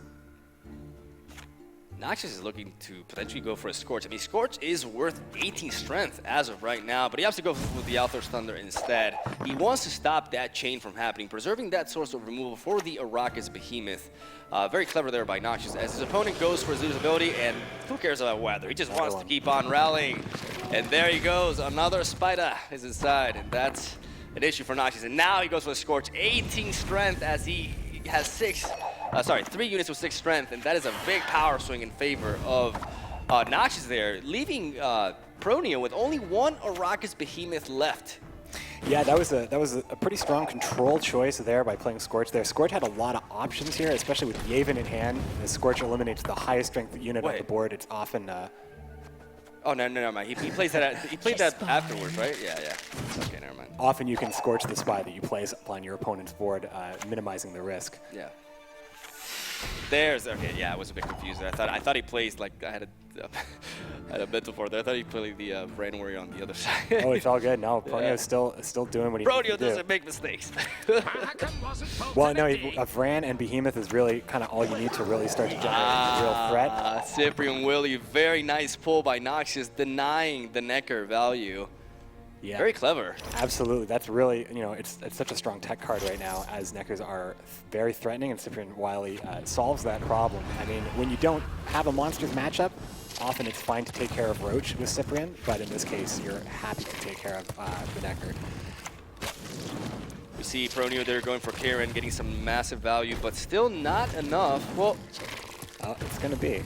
No, still missing out by 1 point for that turn. So Noxious could pass here and force him to go down -2, but the problem is Noxious' hand does not look that great.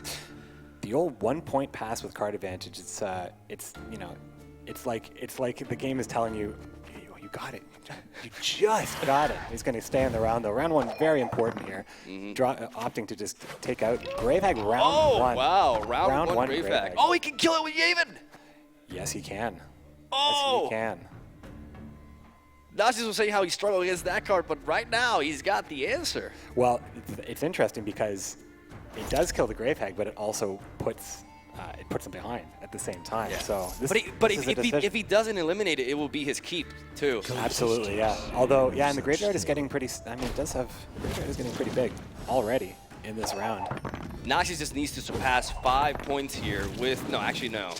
Oh yeah. He may this need. is why the engine is so dangerous. I think he may need to pass here and preserve his card advantage. Yep, he does that. Noxious acknowledging that it's very unlikely for him to be able to surpass that strength, especially considering the Brand Warrior just triggered.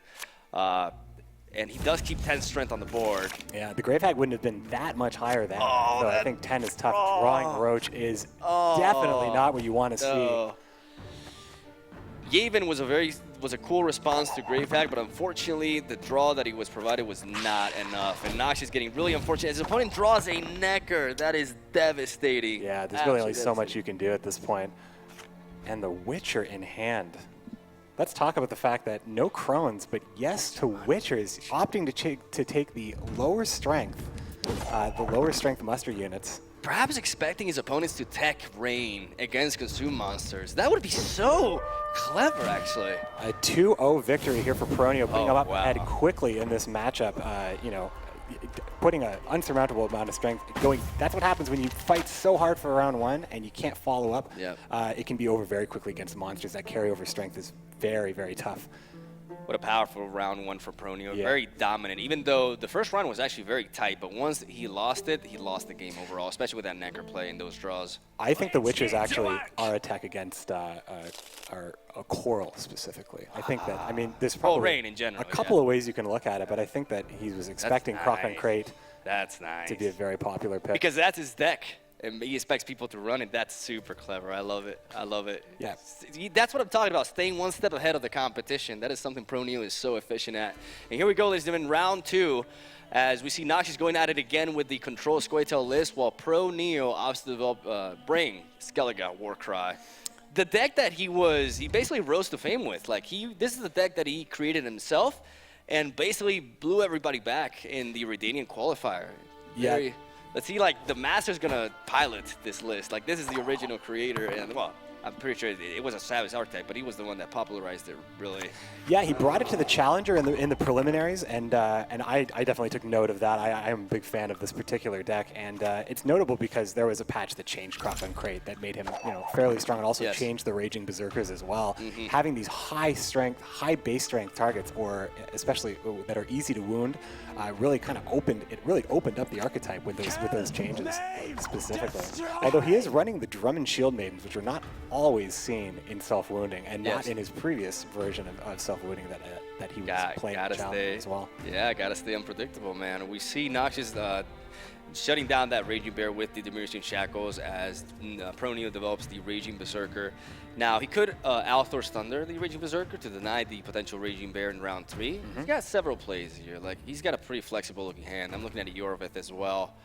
But it seems like he's going to opt to zap that and preserve the big strength swing for later with Yorvith. Yeah, I mean, it's tempting, right? It's tempting to get that bear out of the graveyard. The bear is very threatening later on, but it's also hard to deal with every one of them. As such a strong unit, it's fine to run 3 of those Raging Berserkers. So while there's an answer for one right here, and we know that there's another one in hand waiting to come out. Pro Neo has several options here. He does have a second Savage Bear, which he can develop and trigger the Shield Maiden, and that may be his play.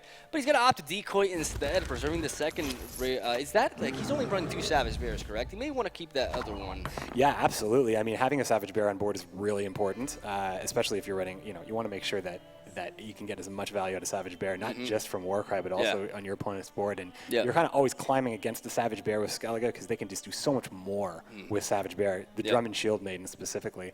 And I'm interested in knowing if he's going to actually play Ockfist in this round or not, or if he's going to save it for when if he's counting on winning this round, if he thinks that's absolutely going to happen, having Ciri and Ockfist in hand and Bran as well, absolutely dominant. If Pro Neo takes this round, he's in a great position. But that also means that that's 3 cards that he might not want to play in this round.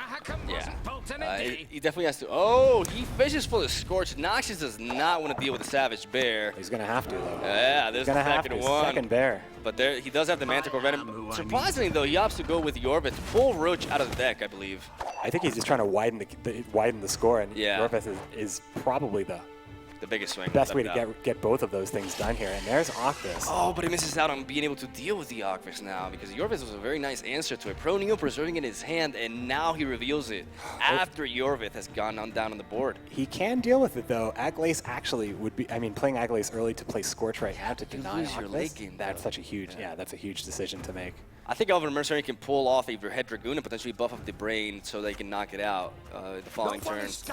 But he has to go with the King of Bears instead. It was the same play. Let's see if he does pull the Red Dragoon. He pulls another Elven Mercenary, which pulls another Rally. This is the power of Scoia'tael, and he does get an Archer, which is good enough as well, because he can chain that off with, like, he has a lot of turns to deal with his Ockfist. So I think being Control Scoia'tael, you're going to be able to deal with it easily. We may see Cyprian Willie actually here to knock it out. Yeah, it's a really tight control list right here. All of these cards capable of dealing with a number of threats. Yep. And for sure, if you didn't want to do it with the Manticore Venom, you could do it with Cyprian. And yeah, there's no reason to play at this point. Wow, outstanding. Anything like a Glace. Although we do know that he is running only 1 Thunder, so the Elven Mercenary wasn't able to pull an additional one to take care of Ockfist in that situation. And the Drum and Shield Maiden's going to come down with no bear to help out that mustering. Only musters if it's actually wounded, which the bear facilitates all 3. In this case, he has an option. He may end up drawing 1, as he can get 1 out with the Archer, but only 1. Noxious is a considerable lead right here. A total of 23 strength ahead of Pro Neo, and 1 card over him as well. This is a very dominant start for Noxious, actually, as Pro Neo really has to debate what to do the following turn. Because he does have Siri and Burner Brand. Like, he has pushed him to the limit. He does have Croc on Crate, but 16 strength is actually not even enough here. Yeah, without having Warcry in hand, the reach that Croc on Crate can provide is fairly limited. And Noxious thinks that's going to be enough to get the advantage here. Strong pass from him. Let's see how Pronio decides to react to this. I think Pronio is fine with this, considering he can take the round and still preserve Burner Brand and Siri. I think this puts actually Pronio in a dominating position here. He does go down 3 cards, though. 3 cards. He's going to get 2 of them back with Siri and Burner. He's still going to be down 1 card, though. He needs to actually obtain a strength advantage over his opponent to actually take 1 card back. And we do see Noxious with the Yavin, which he can utilize to somewhat counter Burner Brand, but he has to be wary of, dropping down in strength in the process. Yeah, it's quite a disparity in cards at this point. Do it my way. The biggest we've seen in the tournament at this point. Yep. Pronio going down a lot, but definitely figuring it was worth it against Squayatel to take that first round and working for the second one. He is in control now, even though he's...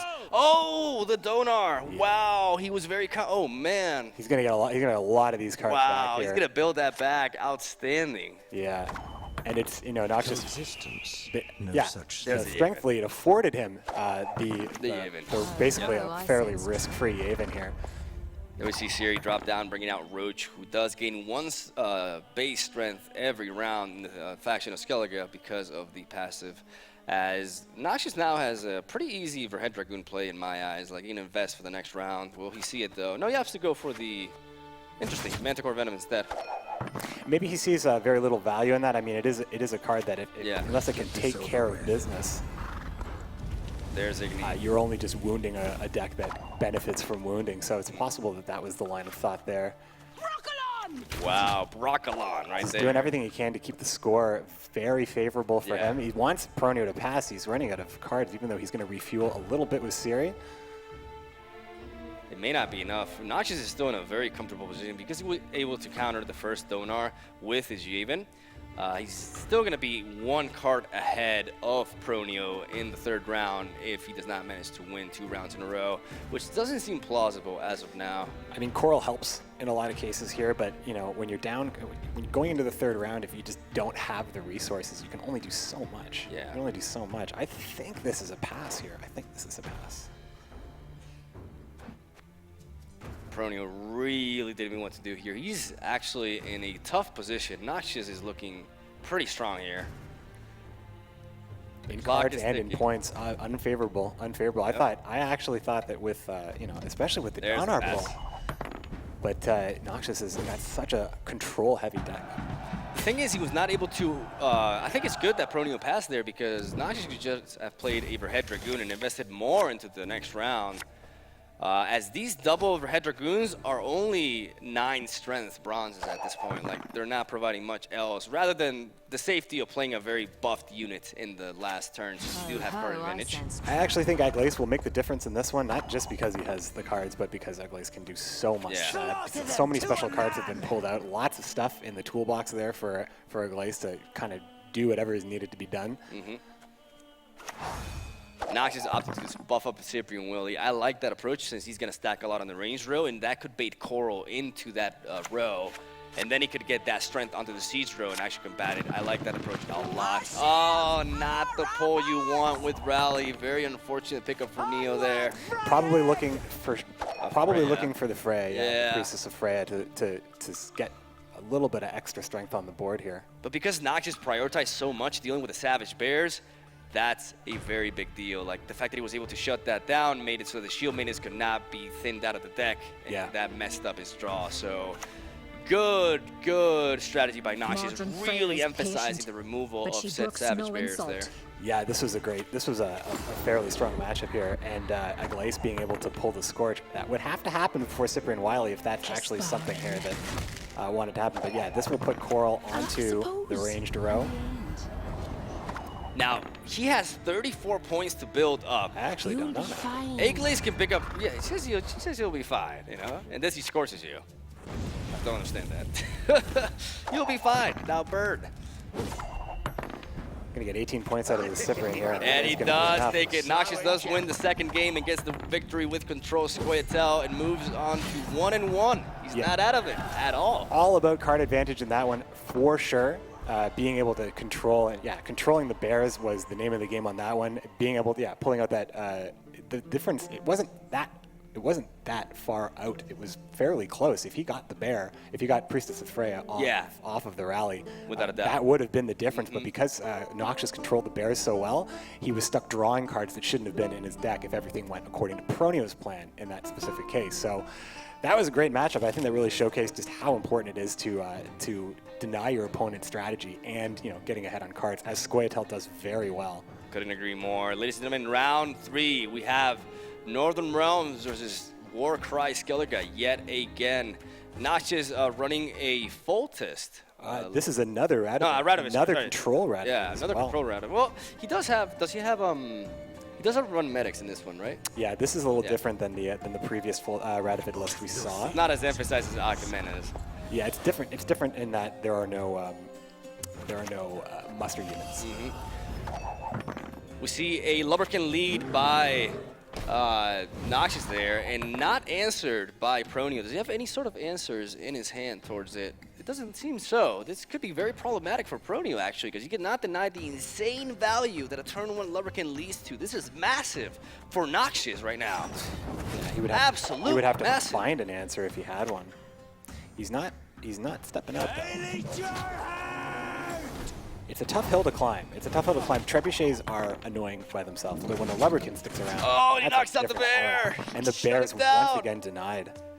Wow. That Lubberkin is, just so you guys know, the Lubberkin spawned by Bloody Baron gives +3 strength to a random non-gold unit at the beginning of every single one of his turns, and that Another bear bites the dust, courtesy of the Trebuchet helping it out. Yeah. That was very fortunate in That's this case. a well-traded catapult, if you ask me. Does what you want it to do. Well, that was a well-traded. Bad catapult. All right, it hit the shield baited there, and he's still in a lead, though. 19 strength. With that Lubberkin just buffing up Roach over and over again. Yeah. Super Roach right there. It's all going on to Roach here. Roach finally getting some favorable treatment in this matchup, getting the buffs in this case. He buffs up the Ballista in the back, diversifying his strength across the board as Proneo goes for the leader ability, dropping 2 Cloud and Plate Warriors that provide him with 16 strength, but they get shut down a little bit by the Trebuchet there. Noxious with a 15 point lead. And a lot of power in his hand still. Even though the Bears were denied, not really denied a fine draw. At least he has the Warcry to play off of this time, and we know Proneo will fight all the way down, throw a lot of cards down on round 1. But with the Lubberkin sticking around and with a Trebuchet and potentially more Trebuchets should Priscilla or Rally generate one, it would make it very hard to fight for a round after a high strength pass. Very smart buff by Noxious there, going for the weakest Ballista to avoid Geralt Igni from getting proper value. And we do see Geralt Igni in the hand of Proneo. Very solid plays by Noxious. The clear underdog here is taking quite the lead right now. By his own admission, I think that Control is showing to be very strong in this matchup, being able to deny those bears and actually deny a lot of power. But that Warcry is basically a ticket to the round, I think, especially now that he finally might get a Savage Bear to stick. Yeah, but he's gaining 4 strength every turn technically with the combination of the Lubberkin and the reinforced Trebuchet, and that Yennefer could actually be used to buff everything up and avoid Warcry value. Yeah. Will Noxious see that? That could be very key. That's actually Yennefer really improves this matchup because you can essentially just you're healing your opponent, but it's actually far worse. Yeah, it's actually, you're punishing them because the strategy revolves around self-wounding, but Yennefer buffs everything up, and he targets the King of Beggars, denying the potential resurrection down the line. Very solid plays by Noxious, despite losing the first round.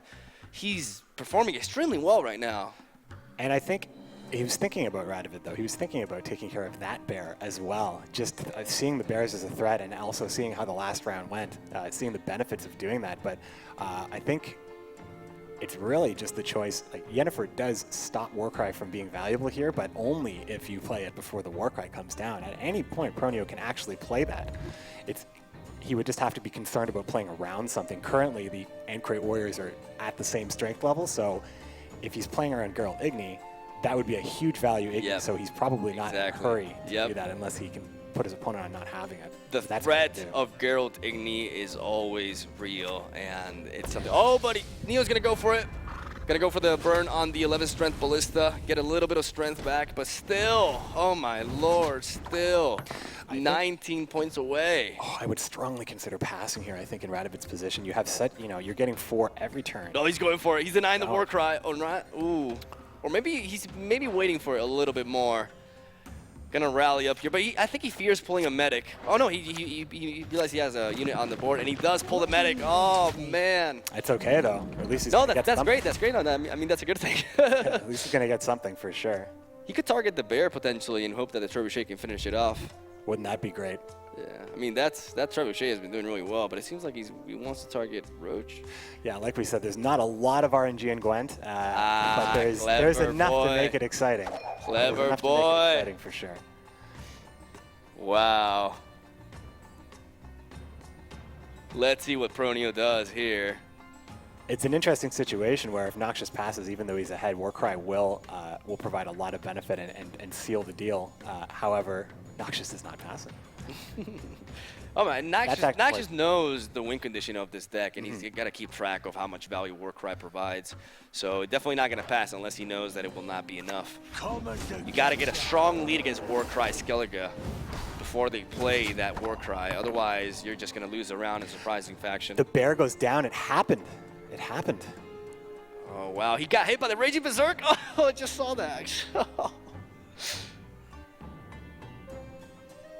Oh man. The trebuchet knocking down the bear. Yeah, I mean, rewarded. The bear did some stuff. Yeah. The bear got some stuff done, but it's just been, a game of taking care of those bears as much as possible.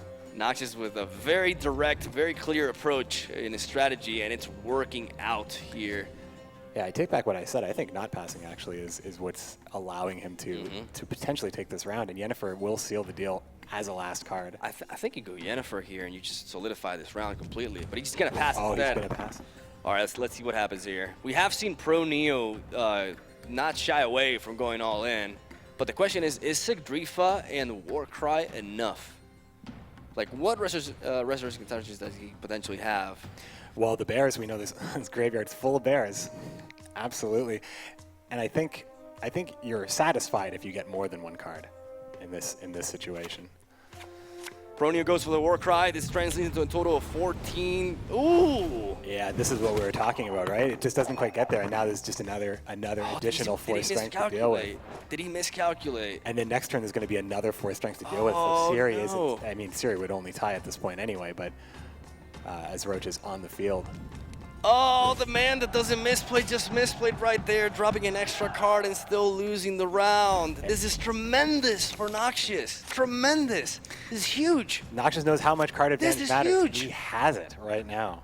He could take this. This is the biggest. He could pull the upset.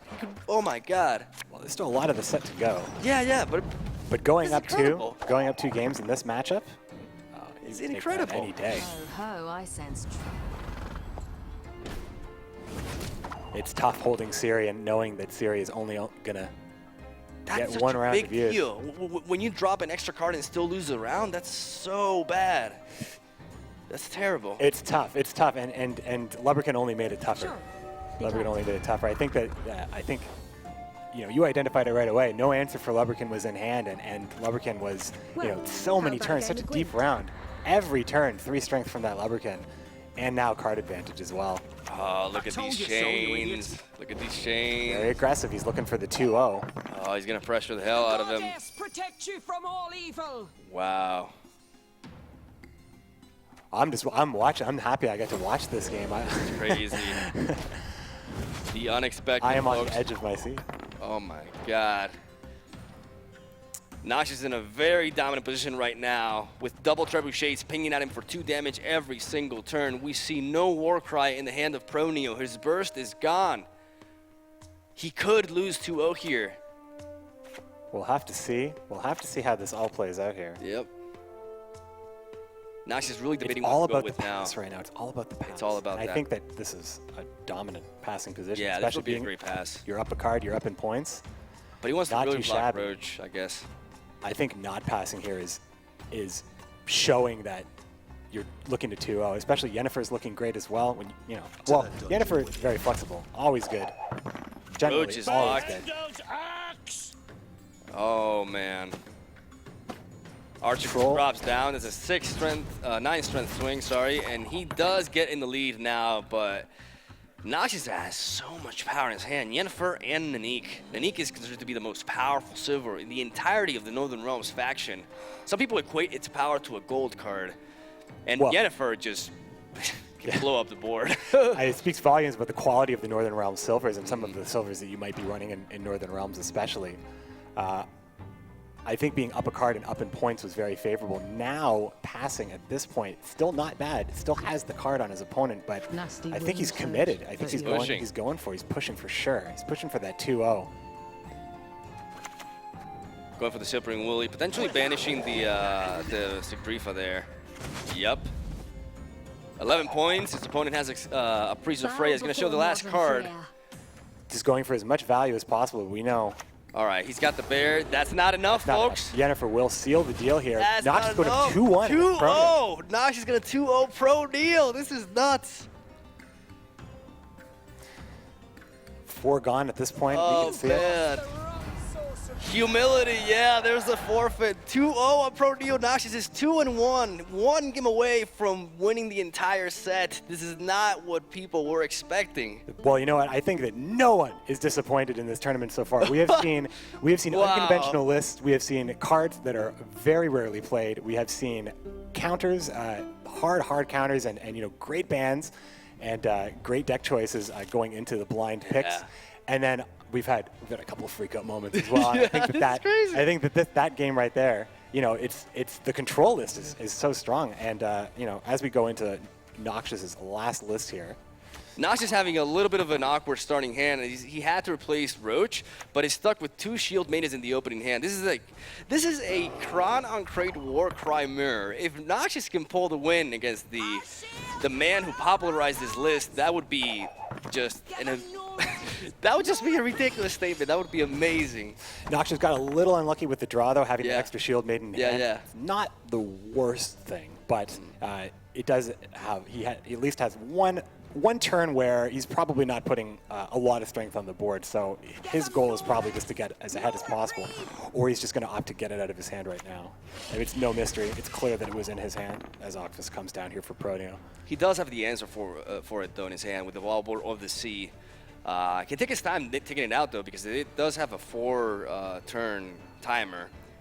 I think if Noxious has learned anything, that control is his friend in these matchups, and all of his lists are very control-oriented. Running Wild Boar of the Sea, running cards like, well, maybe specifically Wild Boar of the Sea, and of course Cyprian Wily. These are stark differences between the list that Proneo is running, which is far less control-oriented, more about big reach and big points. But being able to deny those bears and deny quality of war cries is proving to be a real thorn in Proneo's side at this moment. Proneo going for the early Burn-a-Brand play there. Now, Skellige is one of those factions that it doesn't really require to develop the spies on the round that they want to lose. They can afford to play their spies, like cards like Burn-a-Brand, and still win the round. They can do that very consistently. So that doesn't mean, it's actually a very strong play, because it does, in this case, turn the coin flip around for Proneo's favor. Great card here. Grimmist, not a very popular card. Recently, it's kind of coming into popularity, but for a very long time, I would say the Grimmist is probably one of the most underplayed cards in the game. And yes. I don't believe he ever changed, but with this archetype opening up with self-wounding, Grimmist found a new home and just being a high swing play. And, at this point, he's got the Warcry in hand and, just a lot of swing here, especially with Donner now on the board, providing extra protection, and would be another huge swing when Warcry is to occur. Both players playing the same kind of deck, both players holding on to Warcry. Noxious with a 24-point lead, but dropping down in card advantage as his opponent opts to play 2 spies on his hand. He may opt to counter that with Donar Hindar, but is really thinking against it due to the fact that it would bring the score to much closer, and he may be thinking of taking this first round and then utilizing Donar Hindar the following one, but actually opts to do that instead. Yeah, you can afford to play it, but it puts yourself in the same position where it's an awkward pickup because you can't really play that this round.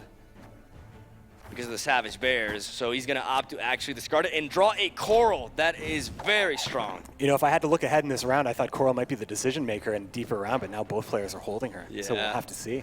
It's going to be very interesting. We'll have to see. Warcry is essentially nullified completely with both players being able to play Coral and weather the ranged row. Now, this is very interesting because it's clear that Noxious is holding on to that Wild Boar of the Sea for the very last turn to actually respond to the Yakvis and eliminate it, giving the opponent the false sense of security that is actually going to proc and give him more card advantage. But we're going to immediately go for it. Didn't even think about it. Bop it twice, and why not hit something else? Weaken the Warcry. Obviously not hit the Savage Berry because that will just empower it, but he knew what he was doing there. Yeah. He knew very well. Also, ooh, interesting. He couldn't target that.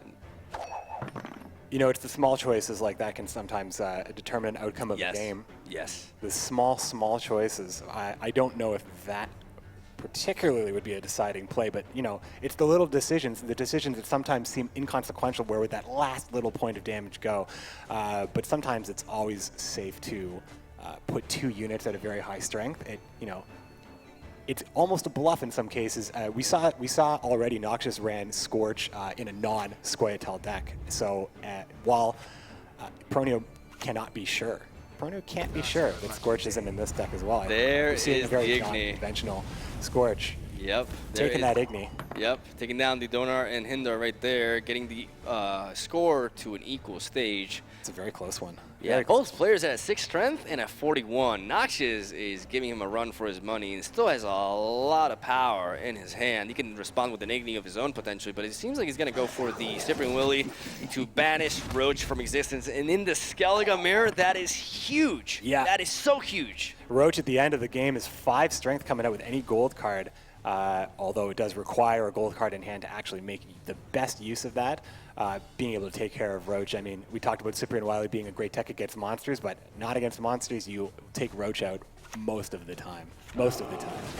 There goes the second Savage Bear. 3 Savage Bears on the board, denying Sigdrifa any sort of value right there. But it's important to note that Krog and Kray's ability spawns the units, so they will not get hit by the Savage Bears, regardless of there being 3 of them. This is definitely going to limit their plays more, but it's going to limit Pro Neo more, actually, I believe, because he can't even play King of Beggars here now. Well, no one can play any non-gold cards except for Croc. It's the only option at this point. The Savage Bears would kill anything as soon as it touched down, and if you have never seen that interaction before, the Savage Bears, when they kill a unit with all of their pings, the effect of that unit does not go off.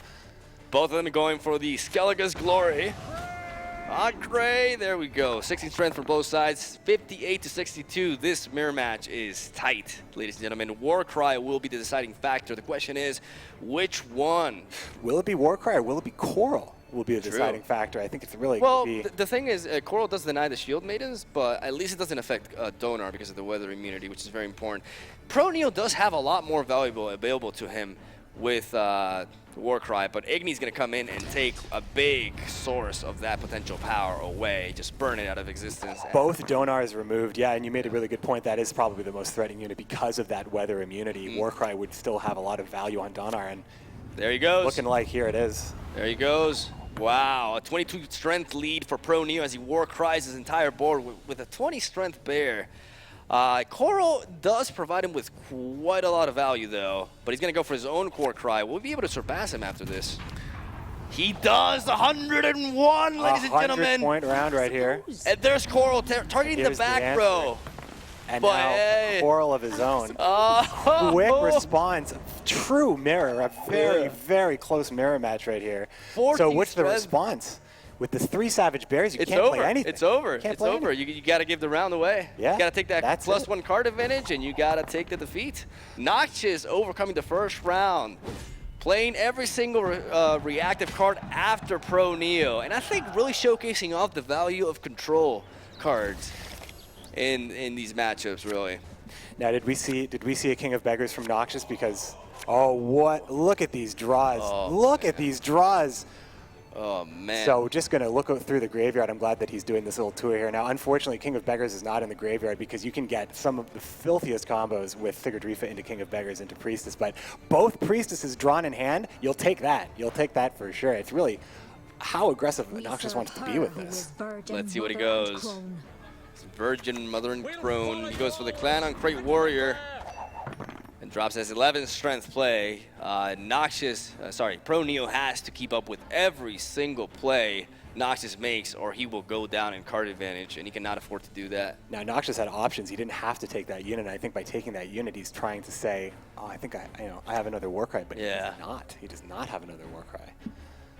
Mind games being played here. Pro Neo definitely feeling the pressure. If Pro Neo loses this game, he is out, ladies and gentlemen. This could be the last match. He was the favorite to take it all. So dominant in the redeeming qualifier. And here he is, pushed to the limit. And it's not over yet, though. I think that this is, it's all about definitely the pass. Not over. Getting definitely ahead and passing, I think, is in Noxious' best interest. But he has some very aggressive cards, as the graveyard is absolutely stacked. We get to see the choice of Resurrection on this side here. Going to call on Great Warrior because he does have Warcry. He does have it, yes. It's going to be really hard to commit to playing such valuable cards in a round you don't have to win. Noxious is still 2 cards behind, though, and his opponent does have Warcry, which can be combined with the Priest of Freya, but that Siri in hand is not that great. It does. Did he get Roach banished? I believe he did. Yeah. Noxious, he got Roach banished, so that Siri is very weak, actually. I mean, yeah, you only get so much value. It's only just a 6 gold strength body. There's the pass. I think that's probably the best you can hope for here, but holding on to those cards. Ladies and gentlemen, round 3. Will Noxious take the victory 3-1 and upset the entire Gwent community? Well, it would be unupset. I don't know if people would be upset, but you could go either way. No, the upset. I mean the upset like a surprise. Yeah, absolutely. Now, when you are touring through your graveyard, a lot of the vision is obstructed, so we're going to get a look at these hands in just a second.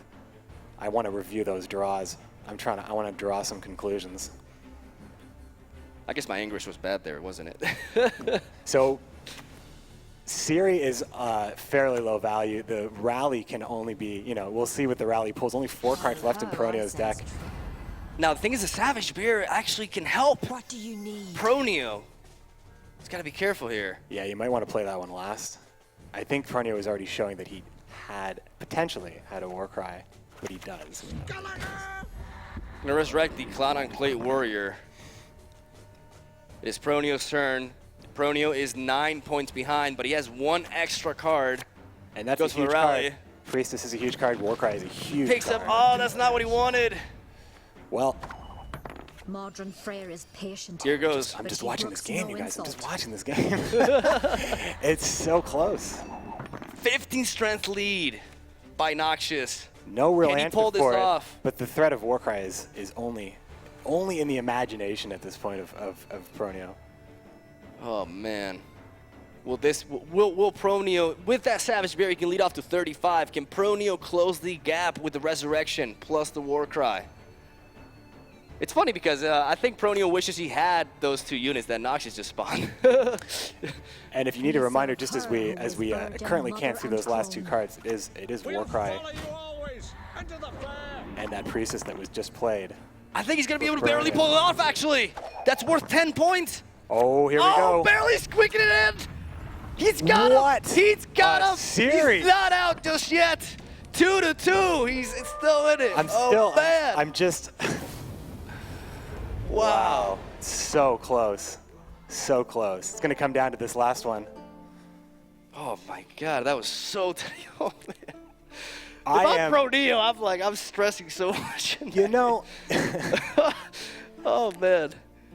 Wow. I knew this was going to be an entertaining tournament. I knew that there were going to be some series to remember, but so far, none of these series have disappointed. It's crazy. We're still in the first round here. If this is any indication of how exciting the semifinals and finals will be, strap yourselves in. Ladies and gentlemen, Croc and Crate versus Hansult, Northern Realms versus Skellige. This is the final match. The winner of this game will move on to the semifinals. Will Pro Neo be able to live up to his name, or will Noxious shut him down and upset the favorite to take it all? He's been very close to doing so. Noxious was an exceptional performance today. Well, it was tough though in that mirror. It's you know, we talked about how you know, Pronio is known for playing a really strong Skellige game, and as you know, showed that in the preliminaries, that self-winning Skellige deck is absolutely very, very competitive, and you know, considered top tier, especially in a tournament format here. So Pronio was able to just get it. Barely 2 points, man. That's so crazy. Barely, pun intended, perhaps, as the Savage Bear comes down on the melee row. That actually wasn't intended, but I'm happy about it. Oh, no. Own it, man. The Henselt list from Pronio is more or less what you would expect: siege towers and trebuchets. Philippa is an interesting choice, though, not commonly seen. Very nice play right there. Locking down the Savage Bear, shutting that down, and also replacing a card in his hand. I really like Philippa as a card. I really like it. I think it's very underrated. Yeah, I mean, this Pronio's list is running, you know, it's not running a lot of special cards, only 5, but, you know, well, actually, you know what? I changed what I said. 5 is more than average. I'd say more than average. So Philippa has a lot more value here. Getting Dandelion on the board again, and I see no more answers in Noxious's hand to that Dandelion. That Dandelion is a very big issue. Mm-hmm. Dandelion not only a threat, you can see Aeromancy also, you know, Henselt used to have a great deck that focused around playing weather and making your immunity immune to it through promotion. So we're seeing a shade of that here, not commonly seen. At least I haven't seen an well, you see Aeromancy, I guess, here and there with Henselt, but yeah, but it's not very nearly as deliberate common. here. It's not nearly as common as you would think. Reaver Scout into another Trebuchet. Pronio is stacking up that power, but it's important to note that Noxious has denied future Priscilla Resurrection as he's taken away from its base power. It's currently sticking around because of Dandelion's buffing it, but once the round ends, Priscilla will be banished, so there will be no Resurrection later down the line with, for example, Shani. Yeah, Shani would be the choice here. Nanika already played, but I have a feeling that that Dandelion might end up being the target for Shani. Although, if the round goes deep enough, Dandelion's only as good as how many units you can actually benefit, and we can see 2 gold units, a medic that likely won't be played now, and 2 special cards. So, you know, Dandelion at this point has probably done most of his heavy lifting. Now, it's important to note here that while these trebuchets are damaging Noxious's board, and you could say that's what he wants, he has no Warcry in hand, which means he cannot capitalize on this. So this damage that he's receiving is actually working against him here. One thing he can do is fish for it with Donar, although he's not in a favorable position. In a lot of cases, we've been seeing spies being played, you know, when there is a huge point disparity, but this is a very close one so far. Donar would be probably the death knell of the round. Here we go. But here's the Unicorn denying a non-existent Warcry. Oh, Ruthless. no. Oh, I'm sorry. He played the Kyronax. I apologize. Well, it does weaken it technically, too. It does. Well, no, that's fine for sure, but it's possible that not putting Noxious on having the I think you have to discard Priestess of Freya at this point. No, you have to keep it, actually. Interesting. Noxious just basically giving up the round there. I think this is a very easy pass for Pronio.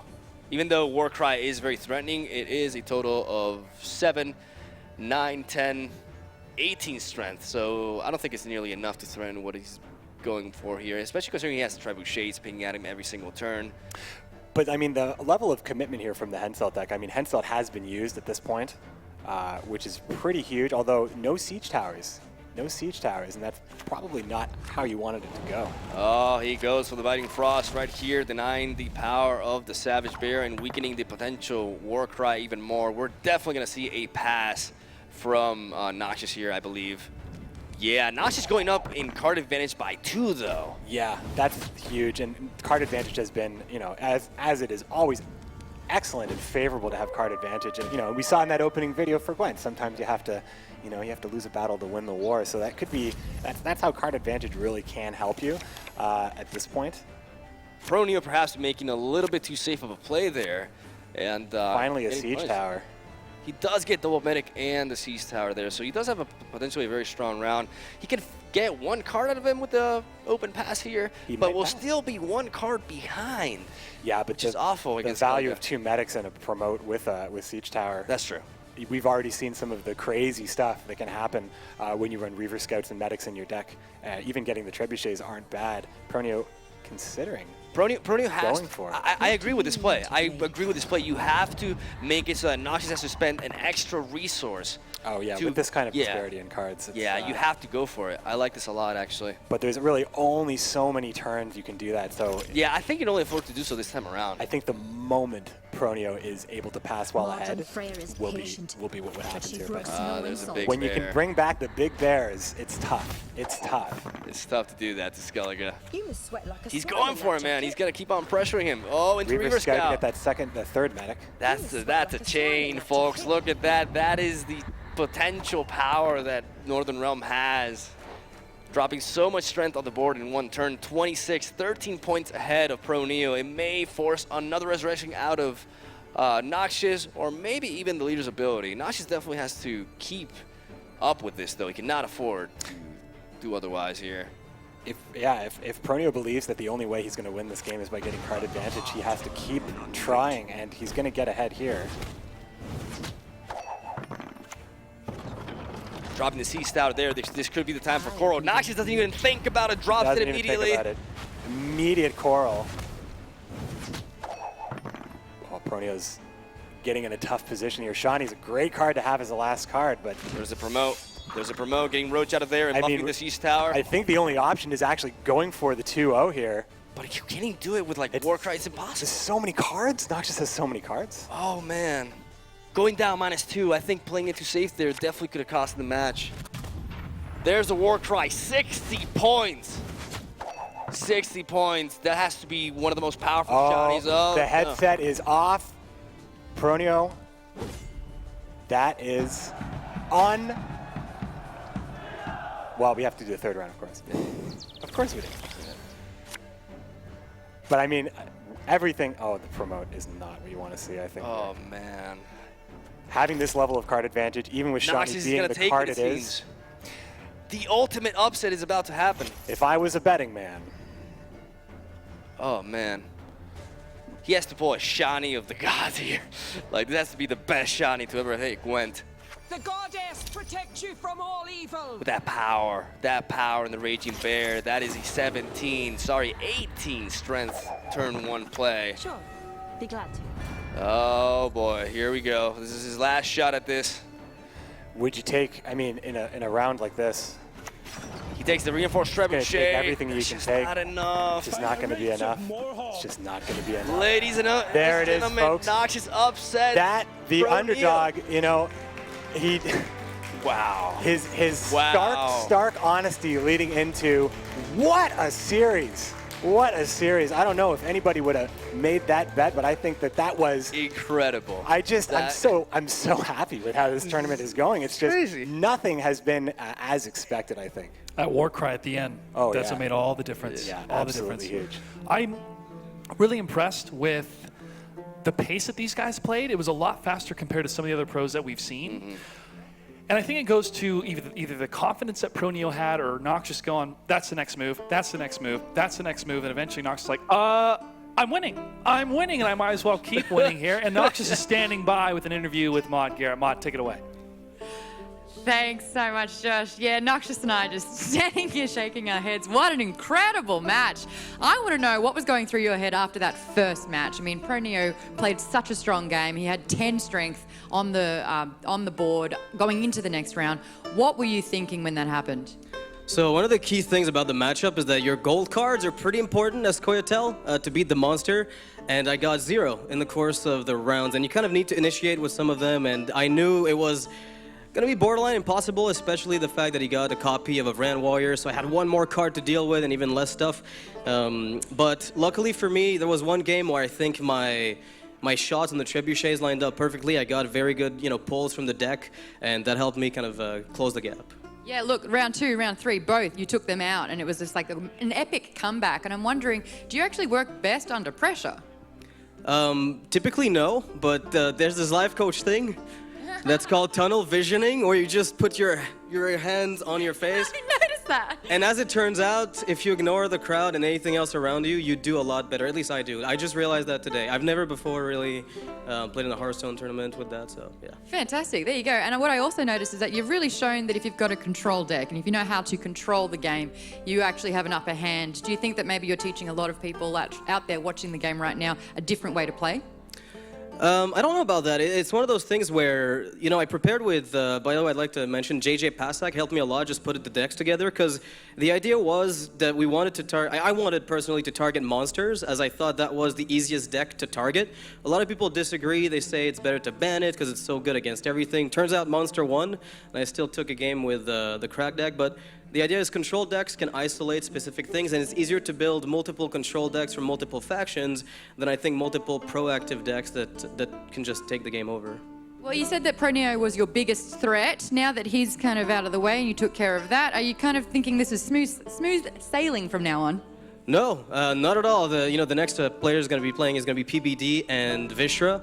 Vishra is also a very strong player. Seen him play a little bit, practice and prepare for his match. And as it turns out, I don't think I'm anywhere near out of the woods. $10,000 in your pocket though, and it could go up from there. Well done. Honestly, what amazing gameplay happening there. If you want to get your hands on Gwent, you can do that right now. Jump onto playgwent.com. You get instant access there, and that closed beta will be closing soon, so get in while you can. I'm going to leave it back to you guys at the desk. We want to keep this tournament happening, so let's throw it over to you. All right, thank you, Maud. I don't know about that Gontro dim in the background. Maybe him and Noxious had a little bit of a deal that they made. Another fun fact, we also have King Blacktooth in the crowd as well. Good to see you, buddy. It was fun to see some of your eyebrows being raised during some of those matches as well. Let's take a look at some of these replays. We got to see the Igni card played a number of times in different scenarios throughout the whole series. Yeah, and I think that Igni wasn't as strong as you would think, but the pressure being applied by Noxious, and again, I gotta focus on his control text versus the proactiveness of Proneo's list. Definitely edged out the matchup for him, I think. I'm just speechless right now. Like, I did not expect this outcome at all, and it's just so surprising. I'm so happy for Noxious. He was the guy who introduced Gwent to me. Like, and he just took out the favorite. Like, this is incredible. Warcry seemed to be the name of the game here. Warcries were absolutely huge, and you know, in both instances of Igni there, just taking whatever Igni could get, single target scorches, being good enough in these matchups. This mirror was so exciting, especially with Coral and Warcry being in both players' hand, and then coming down here, this match here just barely. That was awesome. Barely getting it. I think somebody's counting the amount of puns that we've been dropping during the entire broadcast. But as you guys mentioned, this was a bit of an upset because Proneo had cruised through the qualifiers, and yet when he was up against Noxious, Noxious fell in the first game. Then, or Proneo took the first game, then Noxious back-to-back. Proneo comes back, but in the end, it was Noxious that takes the full victory. Is there anything you think these guys could have done differently, especially in the Proneo camp? Well, I think it's really hard. I think when control really works against you in that way, you just are subject to it. And in a lot of cases, Noxious was denying a lot of the advantages that the Savage Bear can provide, especially having to, you know, being able to control that a number of times, Proneo trying to get that win and ultimately beating him in the mirror, but having to struggle against that control is always something to worry about. I do believe there was a very key misplay though by Proneo in the last game, which was when Noxious went with the Donar and Hinder play, he opted to go down -2 in card advantage for the sake of being safe of taking the first round. But against Skellige, I feel like that worked against it because Skellige has so much power in the third round. They don't need that many cards, and if they have more cards than you, even if you do manage to take control in the second round, when your options are so limited, there's only so much you can do. And I think that Noxious capitalized on that very well and took the match decisively. Yeah. All right, gentlemen, thank you for your insight and continued commentary today. Bring a lot of knowledge about Gwent to everybody around the world. We're going to be taking a break, so these gentlemen I left can get something to eat and take a quick break. But when we come back, it's USA versus USA, PPD versus Vishra. Stay tuned.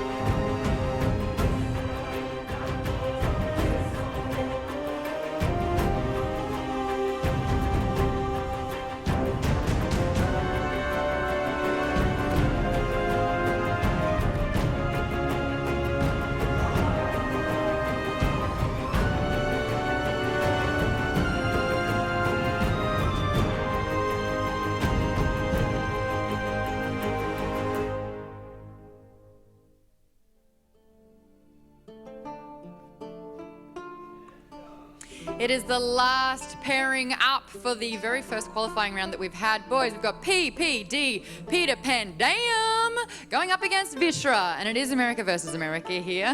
Sorry, if you're going to call yourself PPD, Peter Pan Dam, I'm going to say that, okay? Now, I want to talk to you about this because you're very, very familiar with the competitive tournament scene, but not for CCGs. How are you feeling with this in this case? It's a little different, but I'm still a competitor at heart. I'm excited to play. Okay. Now, Vishra has 15 years experience in the competitive card game space. Do you think that that matters? I've never heard of him before, so I guess not. This is Vishra. Vishra, this is PPD. You're going up against him right now. Now, I have had a chat with you about this. You've been pretty confident from the get-go. Has that changed much? No. He's a Dota player, not a card player. Okay. So this is some nice little, I believe it's called trash talking that's happening here. Is there anything else you want to say while I've got you? No, I'll show him with cards. Okay. Well, let's get it happening. Boys, take your seats. Best of luck. Hope everything goes well. Oh, there's some fighting words, people, and I love it when that happens in competitive card games. All right, we'll get them sitting down. Round of applause happening in here because it's getting spicy. And I'll take it over to the desk right now so you guys can see. I want you to commentate the hell out of this game. Oh, we will. We definitely will. Thank you, Maud. We're very excited to see what these players are going to bring to the table. But first off, let's take a look at the bracket. Let's get a recap of where we are right now, folks. Trump fell to Fion 56, 3-2. Life Coach defeated Okimena, 3-1. Noxious defeated Pro Neona, major upset, 3-2. And PPD is now up against Vishra. That'll complete the quarterfinals. And we'll continue to move on to the semifinals and then into the finals afterwards. Now, the players that have moved on have already secured $10,000. This is another $10,000 money match. Second place taking home $20K. First place, $60K. PPD, very nice gentleman, as I spoke to him first time we arrived in Warsaw. And yeah, he is one of the most known players when it comes to MOBAs. But this is his first round, you could say, in the CCG world. We welcome him, and hopefully he'll perform to his best of his abilities, especially with the cards that he's bringing here, folks. Yeah, I think you can't underestimate the experience factor, the fact that this man has competed in the highest of stage and is so successful. We've seen how that is affecting some of the qualified players. You know, the pressure can get to you, and experience in this environment is definitely an asset. And we'll see if PPD can translate that into Gwent, as Vishra is one of the top competitors coming up from America. So definitely expect big things from him. Yeah, he's definitely won a few tournaments in the community and usually places very well, known for making a lot of great decks. A big fan of monsters as well. And, you know, nothing wrong with a little friendly trash talk. Not at all. I think that's completely fine. I think the audience doesn't mind that at all. Oh, this is what we live for, competition. Gontro Dim's enjoying it as well. Vishnu coming from Pennsylvania. He is beyond excited to be here, plays a variety of games. If he wins some money, he wants to pay off some of his student loans, get some of that extra financial security, and he's not intimidated by the pros, as we've seen. And here we go, folks, the final quarterfinal for the Gwent Challenger, Vishra versus PPD. Ladies and gentlemen, here we go. North Realms mirror right there. We see Margarita in the hand of, I assume it's PPD, Peter Dagger here, as he's doing some key mulligans. Reinforcement in his opening hand as well. A card that you don't tend to see too much, but has a lot of potential if you are able to draw it at the very beginning of the match. Yes, absolutely. And yeah, Margarita is a great card to see here, as we haven't seen Margarita yet. Margarita, you know, comes and goes in Henselt. Henselt really benefits from cards that are activate or that, you know, get their benefits from more gold cards, as Henselt can produce that. So seeing Margarita as a threat, like we talked about, you know, with Odrin and with Dandelion, Northern Realms has a lot of silver cards that can snowball and get out of control if they're not dealt with. So, you know, you have to pick and choose what kind of threats you want to solve as we go Henselt versus Henselt here. The absolute mirror. The key with Margarita is the timing. Making sure that you bait out the removal your opponent has, and then you go into it, because it's a very important win condition if you do rely it. And there they go. See, the trash talk continues in its voice in this case. Why not, right? Why not? Why not? I love that narrative. By all means, guys, keep it up. Don't like the look of this. He is running out. The clock is running. 50 seconds. Oh boy. Trying to get Vishra's head. Yeah. Both of them don't like the situation apparently, as Vishra is really debating what to do. He's running out of time. What are you doing? Oh, he's thinking about it. He's thinking about it. There we go. He's probably planning. milking the clock. Reviewing his hand, planning ahead as much as possible, using that time as, you know, a little bit of money on the line, you know. You got to use that time sometimes. Both trebuchets dropping down early on. We see triple reinforced siege tower in the hand of Peter, as Viscera has a very interesting hand as well with Yennefer. Yennefer is a very strong card to utilize with Hansel, but in the Hansel mirror, maybe it loses value. It's true. You could say that, and right now it looks like the reinforcement in PPD's hand is destined to pull all the trebuchets out of the deck here. It's gonna be tremendous. There's going to be a lot of trebuchet action, lots of pings going all over the place. Reinforcement is a special card that brings both copies of a bronze unit on the board from the deck into play. A perfect scenario here, pulling double reinforced trebuchet turn 2. That's gonna pressure Viscera tremendously right off the bat. And we talked about how there's not a lot of RNG in Gwent, but when you have 5 trebuchets on the battlefield, it's going to get a little crazy. It's going to get wild. Every turn, you're not really going to sure what is going to be where, which actually may hurt PPD as he's holding Geralt Igni in his hand. I mean, that's how you solve trash talk, really. You just dropped catapults and fired each other until one goes down. How else would you do it, you know? Well, I mean, outside of winning, you can only do so much. All the trebuchets making an appearance very early as they possibly can. These, in between the turns, might be longer than some of these turns, as all of these are going to have to proc. Yeah. Triple reinforced trebuchet and triple reinforced siege tower Peter Dagger has with the promote and the Hansel ability available. This could be an extremely powerful turn, especially if he gets that Margarita out there at the proper moment. Looking at Viscera's hand, he doesn't seem to have an answer for Margarita unless he pulls it with Priscilla. This could be a tremendous swing in his favor down the line. You know, it's an interesting case here. Yeah, there's a lot of cards in PPD's hand. Well, there's a lot of cards in both players' hand as they're both playing Henselt, but these are cards that benefit from gold cards. But at what point do you actually commit to making something gold? Right now, you know, setting up your siege tower, setting up Margarita. At what point do you actually, you know, pull the trigger on the promote or pull the trigger on Henselt? Both players are running promote. Both players have promote in their hand, so you know the option is there, and that could be a deciding factor in the round when you decide to do that. It's favorable to get your siege tower promoted, so you know they are basically invincible and continue to be a growing threat. But both players have that option. They certainly do. It's going to be a battle of power, basically. Like, they're going to focus on buffing up this reinforced siege towers, but the difference is, like I said, Peter has one more, but he does get that Reaver Scout and fishes for another reinforced siege tower. So this is going to be the epitome of a mirror. The difference is one of the reinforced siege towers is locked, so still. And that could be the second one to be locked. Oh, Peter Dagger could just shut down Viscera completely here at the expense of not playing any sort of strength this turn. But man, the reinforced trebuchets are pretty close to going down, actually. Like, they've been trading blows for a long time. The board is just melting before our eyes, and I just want to, you know, I think that the play here with having the medic bring back the Reaver Scout would only happen if the trebuchets killed it. And generally, you wouldn't be playing medics in round 1, as it's not very common to have a lot of stuff in the graveyard. Yep. But at this point, everything is destined to die when 3 pings going each way. Double lock on the siege tower was really something. Decoy by Viscera. And Viscera cares because he's going to unlock that siege tower with decoy, which basically replays the card as a 3 with a 3 base strength bonus.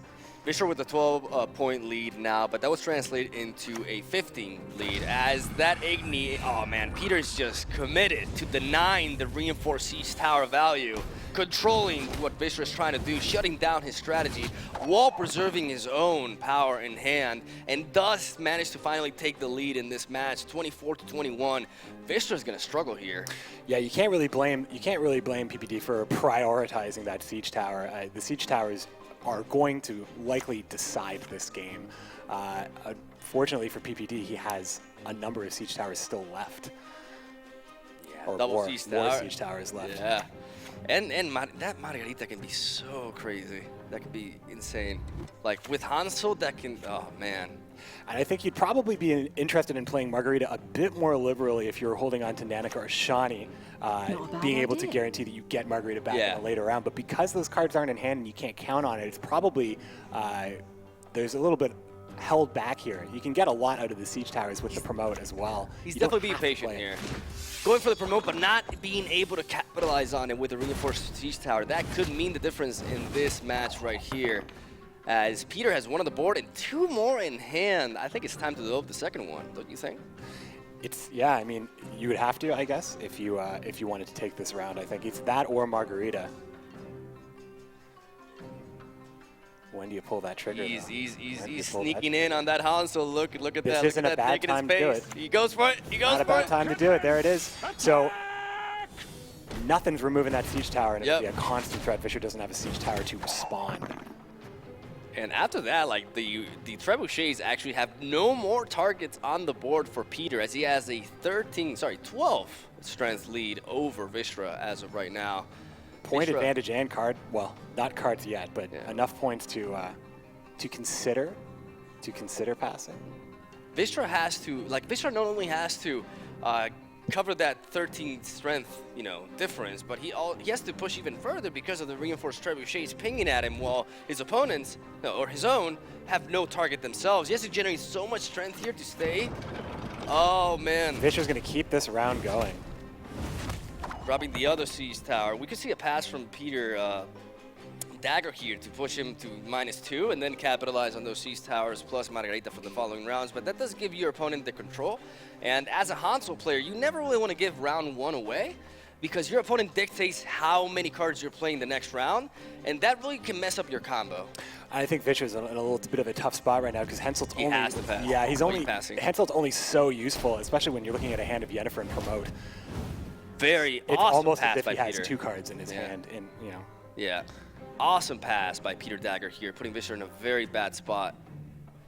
If you there's nothing worse than losing round 1 with 1 card less. It's just devastating. And I think Yennefer has to be spent, right? Yennefer has to be spent to get it. It's the decision. Do you go for it? I mean, go down I'd rather card. take round 1 -2 than lose round 1 -1. Oh, I don't know in the mirror. I don't know about. Well, that's true. That's true. I mean, he's really going to be in call. control. Yeah. He's going for it. He's going for it. He's going for it. Wow. 2 cards down and spending Yennefer as well, which is a dominant card in this matchup.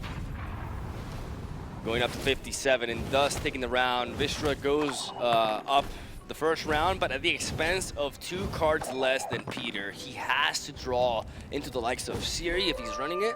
He has to draw into some sort of way to gain card advantage over the opponent, because otherwise, Peter is in a massive, oh man, those draws, Medic into Shani, that is so powerful. Such an amazing draw. No Siri, there is Siri in the deck, but he did not draw it. Wow. And it's a quick pass because 2 cards is a bit too much, I think, in this matchup. Opting to play that siege tower. Arguably the best option. Not at all. Oh, Vishra. And the taunts continue. With the taunts. That next level emote game. We haven't seen any of that yet. Oh my God, what is this? What is this with Margarita? Oh man. This is such a good hand. PPD has the dream hand, and Vishra may have one of the most unfavorable hands. This is ridiculous. This is so perfect. This is so perfect. You guys are gonna see Margarita in action. Yeah.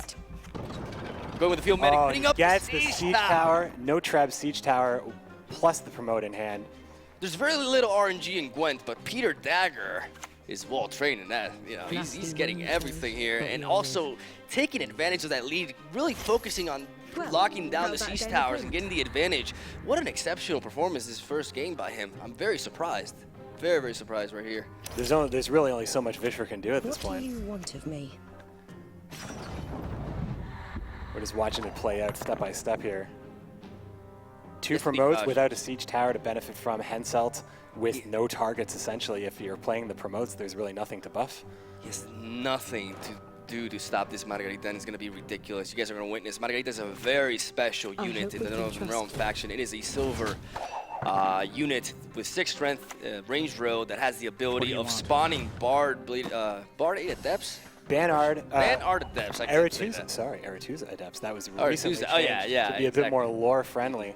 Aretuza Adepts, which are 2 strength units in the siege drill for each gold unit that is spawned, and we see 2 gold units. Actually, Yennefer counts as 2 herself, and so does technically Shani. Oh my God, this is crazy. With a promote. Vishra with a gold brick of a hand right now. This is crazy. And I think that Peter's got this. Oh yeah. Oh yeah.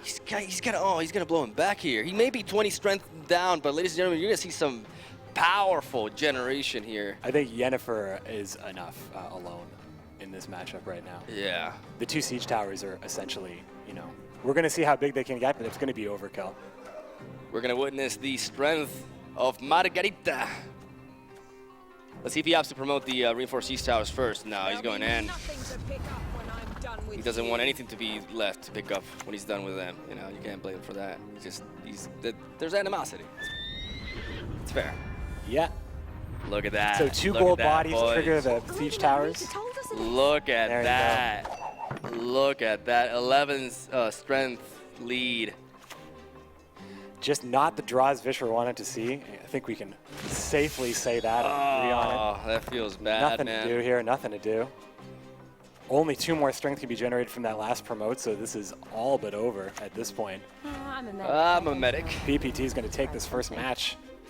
Wow. In the Henselt mirror, which is a tough one. That's a tough one. Both decks are so strong and they can both get out of control very fast. But again, we saw it in the Noxious and we saw it in the Noxious matchup with Pronio, and we're seeing it now. Control is playing a huge, huge part in this tournament. 30 strength swing, and Vistra conceding the game, realizing he cannot overcome this, and goes down in the first game as Peter Dagger wins and goes 1-0 over Vistra. Getting that first game, very, very important. But we know that Vistra's excellent when his back against the wall. We talked about how he's been facing He's a slow starter. He's been facing single elimination for a month at this point. So maybe, that's when Vishra turns it on. So I mean, he's gotten 0-2 before, and then he won 10 in a row. So, what can you say, right? It's true. Do not count this man out. I don't think the pressure is going to take him down. I think he thrives under that condition. So we can expect Vistra to aim for a powerful comeback here. And there we see the bans, just reviewing them very quickly. Vistra opted to ban PPT's Dagon. PPT actually banning Skellige, which is, Vishra's known for playing a very strong Monsters game. So opting to just not touch that at all and actually let him play it. That's I definitely think we're going to see some fireworks when Vishra pulls out the monster deck here as we go into our next match. But he's reserving that for last. He wants to make sure that he gets. This is the battle of mirrors. These two are just really picking at the same. That's really funny, actually. What an opening hand by Peter Dagger, though, is Sangram and Milva. Outstanding. 3 specials as well, and Brienne with 2 dragoons. Wow. Wow, these replacements. I mean, it's a battle of mirrors that already started off being US versus US, and then Northern Realm versus Northern Realm. Here we are, Scoia'tael versus Scoia'tael. What else can you ask for right now? I mean, hey, how can you show dominance more than in a mirror? Yeah. It's true. I mean, it comes down to how the cards are drawn, how the cards are played. Obviously. But sometimes I think while you can. Ooh, defiance. Been waiting for this. Big smile on PPD's face. He doesn't mind. He could actually reverse the. Does he know this count? Oh, he knows it. Yeah. We haven't. I don't know if we've seen this yet in the tournament, but that basically means that it's like you didn't even spend the card. In case anybody's wondering, Milva basically returns the strongest unit that is non-gold from both sides of the field to the hand, which he spawned. But her effect triggers after Roach. So there's a very nasty, sneaky little combo that you just witnessed here that enables you to basically reverse the coin flip. But Vistra with the opening Isengram, we're gonna see Isengram versus Isengram, so they're gonna go at it. Like, Vistra's hand is not looking too bad at all either. Their hands are very similar, but the Aglace and the Saskia make the difference probably in a long round 1 if they're going to be fighting for it. Cyprian Wiley taking care of that Roach, keeping that initiative high. Milva not only reversing the coin flip, but also being that extra strength on the board. It is Vistra's turn, as he's got several options here. He could just drop a Dragoon. Obviously, he wants to keep, like, against Scoia'tael, you really do not want to go -2. You want to avoid that at all costs, especially since a lot of your cards are very similar. Any sort of way you're going to gain card advantage, your opponent could probably do the same in most scenarios. So he's going to have to go with the King of Beggars, pull out the Elven Mercenary, and get it rallied. Perfect. Perfect sequence for Vistra there. Another one. Folks. Oh, that's sweet. That's so clean. Yeah, that's exactly the word you'd say. Surgical, almost exactly. The pieces go where the round peg goes in the round hole. And I think in this case, it's also important to note with the Milva matchup, not only do you generate, you get that card back in Roach and you get that turn back, but in the Scoia'tael matchup, their faction ability is controlling who goes first in a round and who goes second. That's nullified in the mirror, so being able to get that chance to play Milva, in this case, is much even more advantageous than it normally is. Yeah, I agree completely. Have strength. Peter gonna drop the Elven Mercenary, gonna pick up a Rally, and gonna follow that up with a, ooh! Yeah, a Dual Pathetic Trapper. Now that is not a common pick for a card in the deck. You know, that could trigger with the Sengrim. Absolutely. Wow! That's destined to pop right there. Those mercenaries are as good as dead. Safe to say that? Oh man, if it does, it's actually like, that's, at the very least, that's an 11 strength bronze, which is very nice. So that card only will flip over when it's activated, and that'll only be activated when something is played on the row. Actually, no, never mind. It will be 9 because it preserves a 2 strength body, correct? Yeah. We just don't see that card at all. Yeah, you don't really see it, but it is the only ambush card you generally play on the opponent's side of the board, so Vishra is aware of what that is.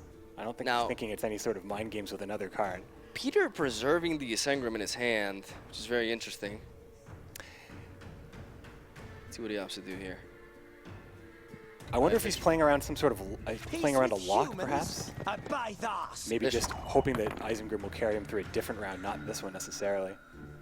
It's in his best interest to win the round, obviously, as Siri, and of course, again, you can't control who goes first or second when in the mirror.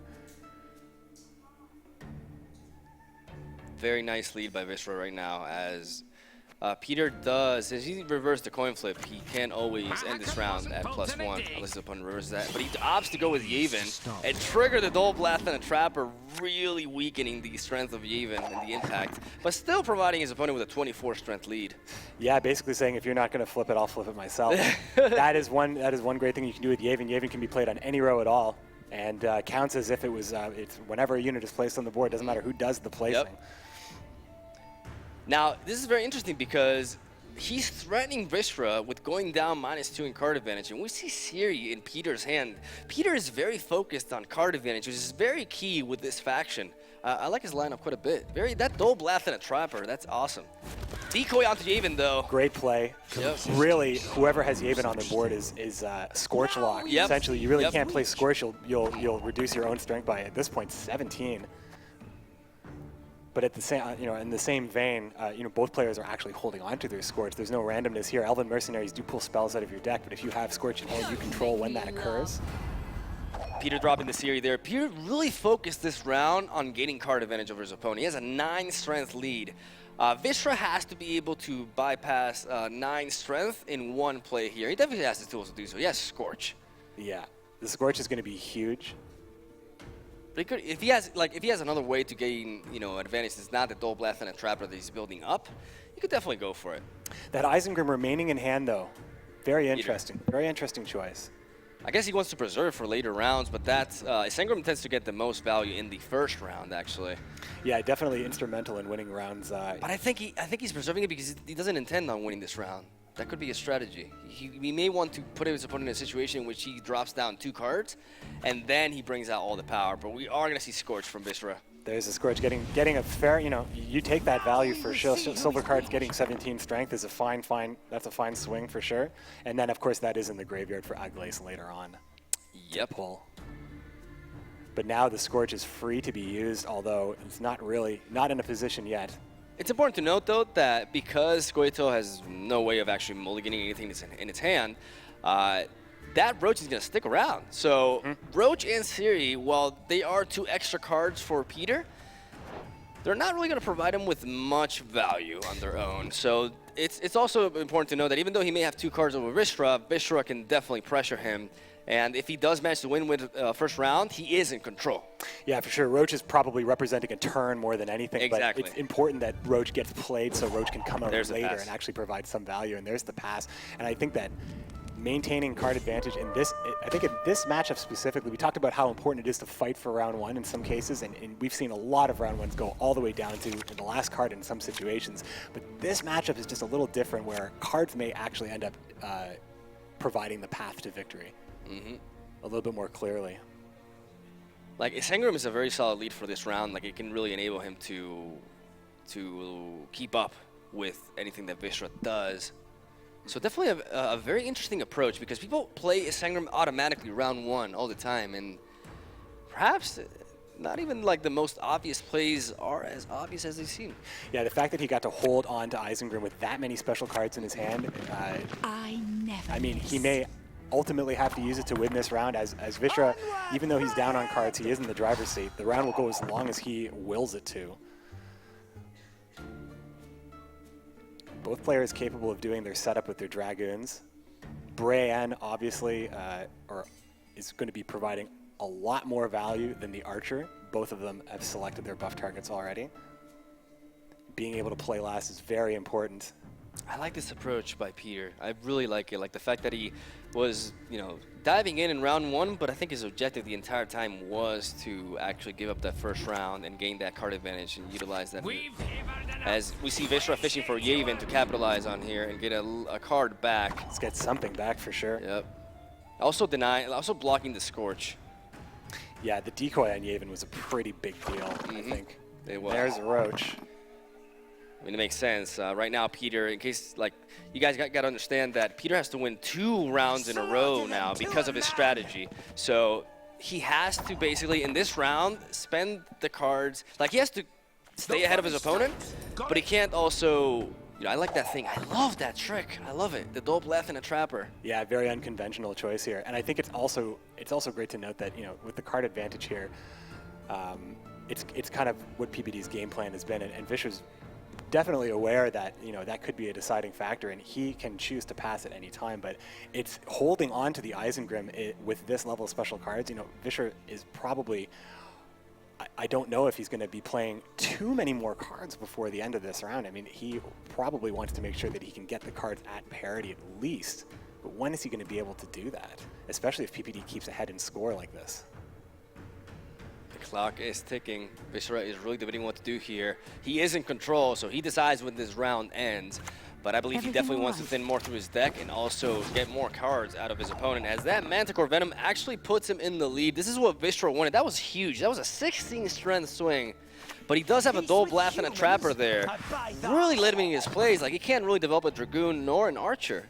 They're all ranged units at this point. It's got to go down. Vishra is definitely in a position where passing is starting to look more and more favorable, but I just keep looking at that Eisengrim and those 4 special cards in PPD's hand and knowing how strong that could be in the final round. This approach definitely could work out for him, yeah. Now he's going to drop Siri, it feels. I mean, Siri's a good play here. I think if you're going to play a card here, you definitely go with Siri. You try to preserve the Eisengrim and all those specials as much as you can, because that will give you all the strength you need in the 3rd round.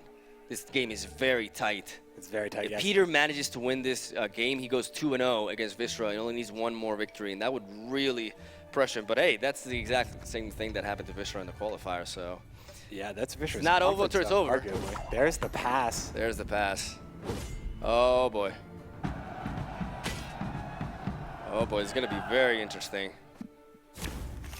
Very interesting. He's down 1 card, and his opponent has his Sengrim now. Oh, and boy. Here it is. Eisengrim's going to be coming down here for sure. Well, not necessarily. Only when he feels it's necessary. He could lead off a Siri too. Siri's a safe play.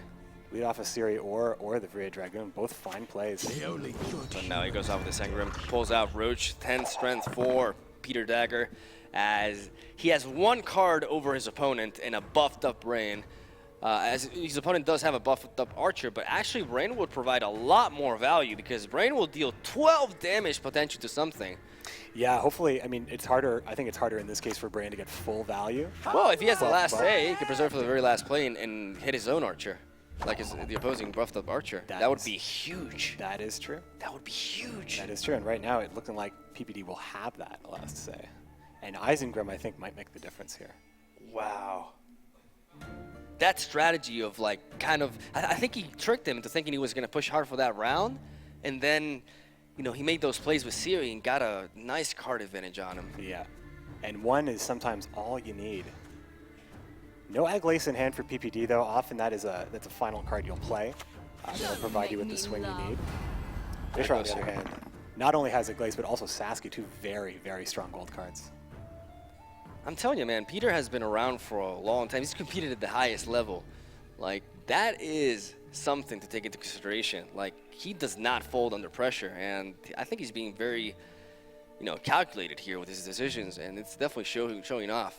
Yeah, we don't know his practice regimen. We don't know the kind of people that he was scrimming with or practicing or getting ready. We know he streamed Gwent a number of times. We've seen him live, but not lately. And I imagine that's probably because he's doing a lot of practicing. Competitors, you know, they love that competition. I think this man was born for this, actually. Like the fact that he's facing such a respected player in the Gwent community, and he's, you know, doing this is just fascinating, to say the least. He's definitely holding his own. It's so interesting how it's such a difference. Oh my God! He played the 13-point unit, choosing to buff up the sapper now instead.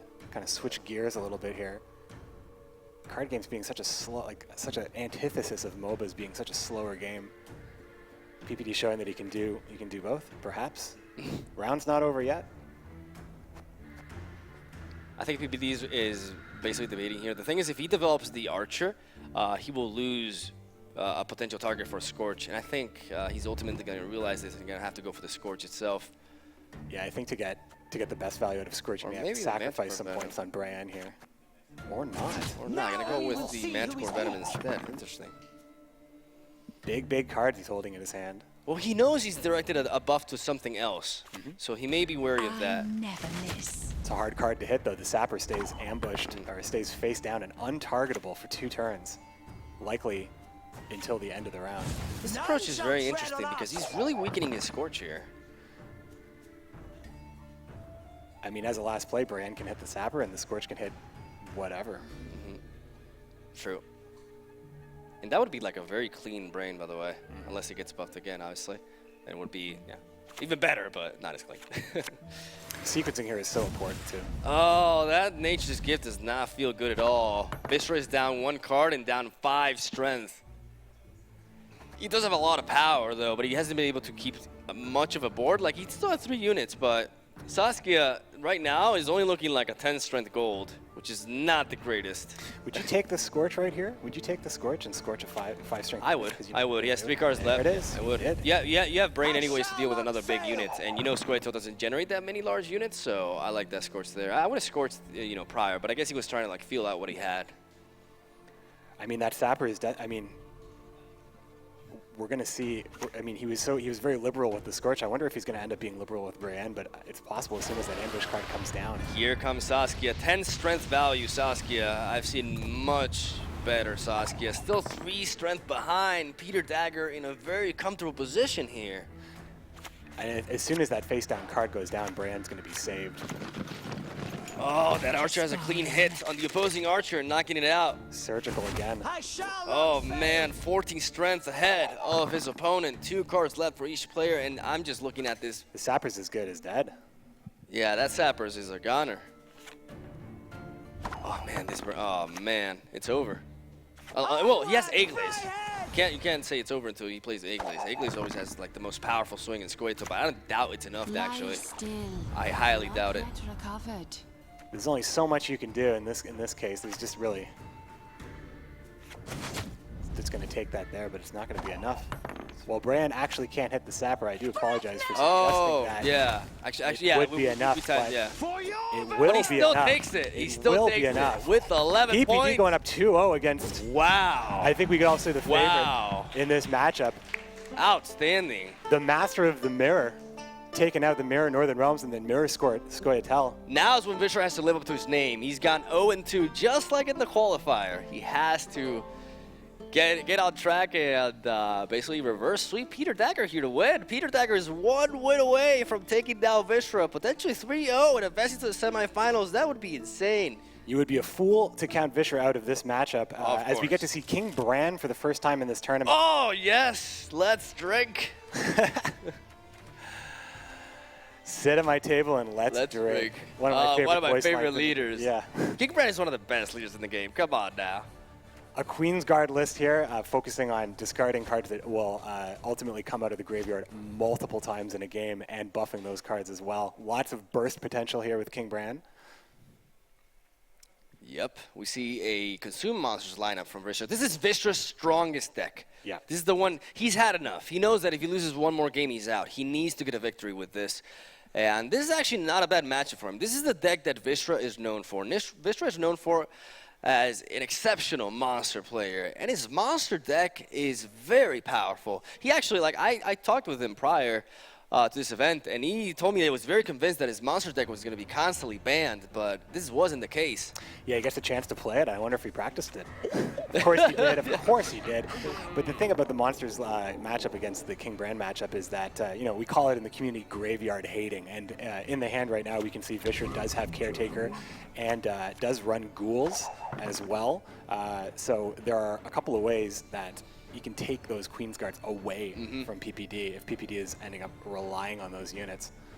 Yep, we see an operator turn 1 to copy the Queen's Guard. This is a well-known strategy.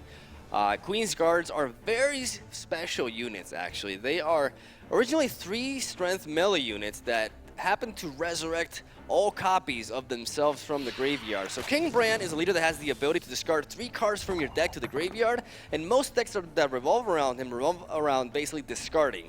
Running through the deck, getting stuff in the graveyard, and there's a lot of resurrection and a lot of graveyard interaction that builds up towards the late game. Because of the in-faction passive that Skellige has, Queen's Guard effectively gains 3 strength every round. And if you play Operator and get an extra copy of them, 4. And they also buff up the gold that is sitting to the far right of Peter's hand. That is Queen Ceres, a A-strength melee unit that gets buffed by 1 base strength each time a Queen's Guard hits the field. Yeah, it ends up being a dominating unit being played, and it's not even, there's so much more to that as well. You use your Shieldsmith to buff up the Queen's Guard so they can be at staggered strength, so you're not weak to something like Geralt Igni. And on top of that, when Ceres goes to the graveyard, she converts to silver so she can be brought back at the strength that she was set at. She can be resurrected by Sigdrifa and basically reutilized again. This is a strategy that people consider to be a little bit weak as of now, but I'm honestly excited to see Peter bring it. I think it's quite I think King Brand in general is just very underrated as a leader. I've been saying it for quite some time now. He has the potential to run through the entire deck most of the time. And we see a patch from Viscera. He does not want to go down the same route as last game. He also has a very strong keep right there. Strong keep, doesn't want to go down in cards, and knows that, you know, PPD hasn't played King Brand yet. King Brand hasn't completed his setup yet. Oh, the Ulderic! The Ulderic! Great play by Ulderic. Following up with the taunt. And Viscera realized right after that, oh man. Was that a choke? Oh no. When you take it, I think, yeah, for sure. It's a one-card deal. I mean, especially if you know. Ulduric's such a strong card already, but even better when you know exactly what's going to pull. There's only one card in the graveyard. I think Viscera did not consider, well, how can you expect that actually? Like, Ulderic is not a very common choice, so, wow. Very nicely done by Peter right there. Gotta go with the leader's ability right off the bat. He does draw another copy of Queen's Guard, which is very unfortunate because Viscera is gonna realize something's fishy when he only drops 1 of them to the graveyard. I mean, it would be unfortunate. It's less unfortunate because PPD is, you know, it's a round that he does not have to win, so he can do all the setup he wants, let Viscera play his cards, and perhaps just have, you know, you can do so much burst so quickly with just 1 Priestess of Freya in round 3. Get those Queen Guards back out at whatever strength you've managed to buff them in. 2 Shieldsmiths in hand. We know those Queen Guards are going to get buffed twice, and then there's Ceres on top of all of that. And normally, I don't know if I would say that King Brand is favored in this matchup because of what monsters can do to your graveyard. It's going to be very interesting because since those Queen's Guard are not in the graveyard, it's not like they're as vulnerable. And he took the first round. He is in control. He can just dive in with the Queen's Guard, buff Ceres, use Ceres this round, and he could potentially just build up all this strength and try to win with a late game Sigdrifa, as he develops a goal, but it does not eat neither Roach nor the Queen's Guard. So for now, they're safe. Well, because the Queen's Guards were never set up, they're actually not in the graveyard to be stolen or destroyed. No, there's one there. There is one. Yeah. There is one. That's the extra one. Yeah.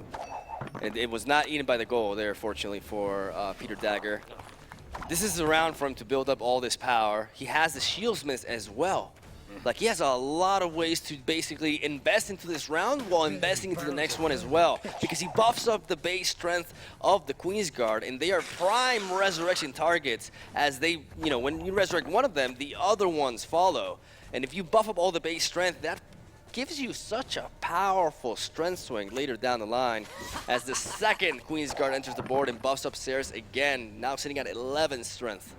And again, I feel like this is a completely flipped situation. If PPD did not win the first round, you just may not give Vischer any opportunity to actually do the graveyard manipulation and destruction that monsters can do. Yep, he must be very aware of, you know, what this faction is capable of. Like, I'm very surprised by Peter's decision making and how he's been able to analyze these matchups. Like, he's making very clever, unconventional plays, but they're working really well, and it's very clear why they're working. I think bringing King Brand is great. I love it. love that we I get to love see. We haven't seen. There's some leaders that we haven't seen, but we've seen a much larger spectrum than I think maybe some people may have expected. A lot of people did not expect, like, they didn't expect any variety whatsoever, and here we got, like, we saw John Calvade. Oh, man, we've seen so much. Yeah, I mean, seeing Nilfgaard at all, I think is fairly surprising. This is awesome. And we're gonna get to see that again a little later too. All right, he's gonna develop. He's taking quite the lead here. Like, Vischer has to catch up and make sure they can capitalize on his card advantage. The key in this match is the monster passive. Vischer is a master on utilizing this passive to his advantage. He knows exactly when to time those Ekimaras, the Vran Warriors. He knows what he has to do to translate as much strength as possible for the next round. It's a true mind game, because if you see your opponent developing an Ekimara and it's very massive, you're like, oh, I gotta play an extra card to make sure that he doesn't keep that for the next round. So it's going to be very interesting to see how this pans out, actually. I think you can afford to play Queen Ceres, really. It's, you know, it's really, I think it's just PPD at this point is bleeding Vischer of cards at this point, but he's got to be careful. I mean, you can keep an eye out for a very weak play as far as like the monster passive is concerned, and take that advantage. But with Vischer being behind and having to win this round, Vischer will play because he has to, and ultimately control his keep as he has an Ekamara in hand. Peter really debating what to do here. He does have a 12 strength lead. He could drop Ceres, as Vischer has managed to get even more card advantage with that Avalok play, but there we see the pass. There's the pass, that's Peter. a fine pass. Yeah. But that's giving Vischer the opportunity to capitalize and actually have a strong keep here. Even though 12 strength is not as easy to accomplish, but there goes the Ekimara. Oh, I know what he's doing. Yeah, this is going to be pretty strong. I think he's actually going to eat the Necker, potentially.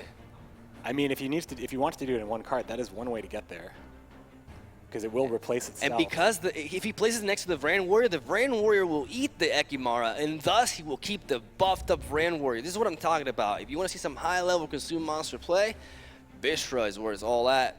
He's really debating here, though. Running out of time. He's gonna go with the Ekimara play, target the Necker. Yep, there we go. Bring another Necker from the board, and that Vran Warrior will consume it. He will translate 7 strength, and he has 1 card over his opponent. Ooh, this is actually looking grim for Peter all of a sudden. I think that pass may have been a little bit early. Well, I mean, passing with 12 points ahead is I mean, it's risky sometimes, and now especially now facing down against this this board. Already established 24 strength out of the gate for Vischer, and then immediately going to the Caretaker, pulling out possibly the strongest Queen's Guard he can. That's not for sure, but he'll take it. Yeah, he'll take it. There it is. You're good. Real good. Quite a hill to climb here for PPD at this point, but he does have a lot of options and a lot of strength here. I think he would have to play Ceres that second round and aim to resurrect it with Sidrifa, but he really likes that Alderac, it seems. Let's see what he pulls from this. There's not that much to get, though. Not a good one. Yeah, not the optimal play there by Peter, I believe. There's only 1 in there, too. That was probably maybe the worst thing you could get. Maybe the worst card you could have drawn there. Yeah. I think missing out on playing Queen Ceres and then resurrecting it the 3rd round, I think that would have been his best approach, but he opted to do this instead. And Vischer is showcasing off why he's such a feared consume monster player. And there's the Queen's Guards coming back, but even with that burst, even with Sigurd Rifa getting buffed up to 8, still behind, just because, you know, when you start that far behind, it's tough. And I do agree with you. He could have played a little bit longer in round 2. He could have. And let me tell you something, Vischer is not. Oh, there's the Kiran. He's taking it all. Preserving all the strength. Very nicely done. And gonna eat the last Necker. This is, Vischer knows how to pilot this so well. Like, look at this. It's getting pretty heavy, but the cards he has remaining, I mean, Manticore Venom is going to get full value, but he is stuck with a Queen's Guard and whatever the Rally and Dagon choose to Modern Freyr pull is from the deck here. patient, but she brooks no insult.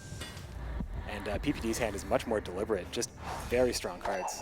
The Heimei Scald, extremely strong in round 3, not only buffing 8, but also being 6 base But as look, well. look at that Dagon though. He has card advantage. He has Dagon. He can shut down his melee row at the Absolutely. very end. Even though Peter does have the Armor Smith, which does counter that play, Yeah. because he's down in card advantage, he will not be able to capitalize it if Vishra preserves that for the very end. And a player of the caliber of Vishra, I think won't miss out on that. We'll see though. Yeah, I think this is probably one of the better matchups to showcase just how important that last turn is. Right now, Frost does shut things down, and if PPD was able to go last, the Armor Smith would reverse most of that. Look at that! The Queen's Guard given to him by the Operator. He capitalizes on it now. Beautiful. Careful there. There goes Saris, bringing Roach to the melee row. There's Not too where you much want it. stack in the melee row, yeah. That's going to probably go on the Siege row here, the Manticore. I mean, without a doubt. Dagon is probably going to be the closer here. That's what Vishra's aiming to do. I think Vishra has solidified this game. We'll see. Just never say never. There goes 11 strength Manticore Venom play, dropping Peter down to 69. 20 strength difference by both players. Don't know if there's a solution here for PPD at this point. I don't think there is. The last say, I mean, he's fell into this a little bit. You know, he could have played the Scald in the back row, considering he was stacking so much strength in the melee row. But there goes the Ekimara, eating the Necker. Eating the Necker. Oh, man. I think that's all she wrote, folks. It's really huge being able to pull some of that strength off the front row. If Will he Frost BM? cards Will he here. frost him? He might do it. He doesn't need to, but he might. Will he do it? I think he wants to do it. Taking He his wants to time, do it. Mousing things He wants over. to do it. Just take some notes. Although, if you ever want to play Consume Monster, maybe you can take some notes, because Vishra showed us how. No, he does not. He does not. GG, Vishra taking it back 2-1. He's not out of it just yet. Let's see if he can reverse sweep Peter. Peter just needs one victory with his King Brang deck to come out on top here. Will he able to pull it off? Now Vishra has won with the monster deck, though. And we're going to see what happens next here. Yep. Like, the fact that he got that win with his strongest deck is a big issue because he's not able to utilize it anymore. So I think that was definitely, it's a strong weapon, and it is a good matchup for sure. Dagon versus King Bran, for all the reasons that we talked about. Let's see what Vishra opts to bring now. We know what Peter has to bring every single one of these matches. We see Hansult from Vishra against King Bran. Let's do this.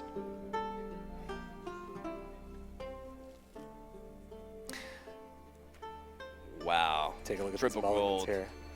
Triple gold in the hand of Peter right there. Gonna mulligan one of the Queen's Guard away, as he does have Roach in hand, so he's gonna opt to black this before getting rid of it. And we do see Queen Sirius in his opening hand, alongside Coral and Siri. Very strong lineup there, with the Operator too. Taking a look at the Northern Realms hand here.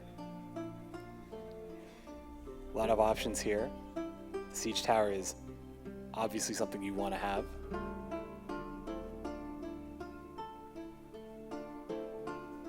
He goes into And he another gets one an right extra there. one.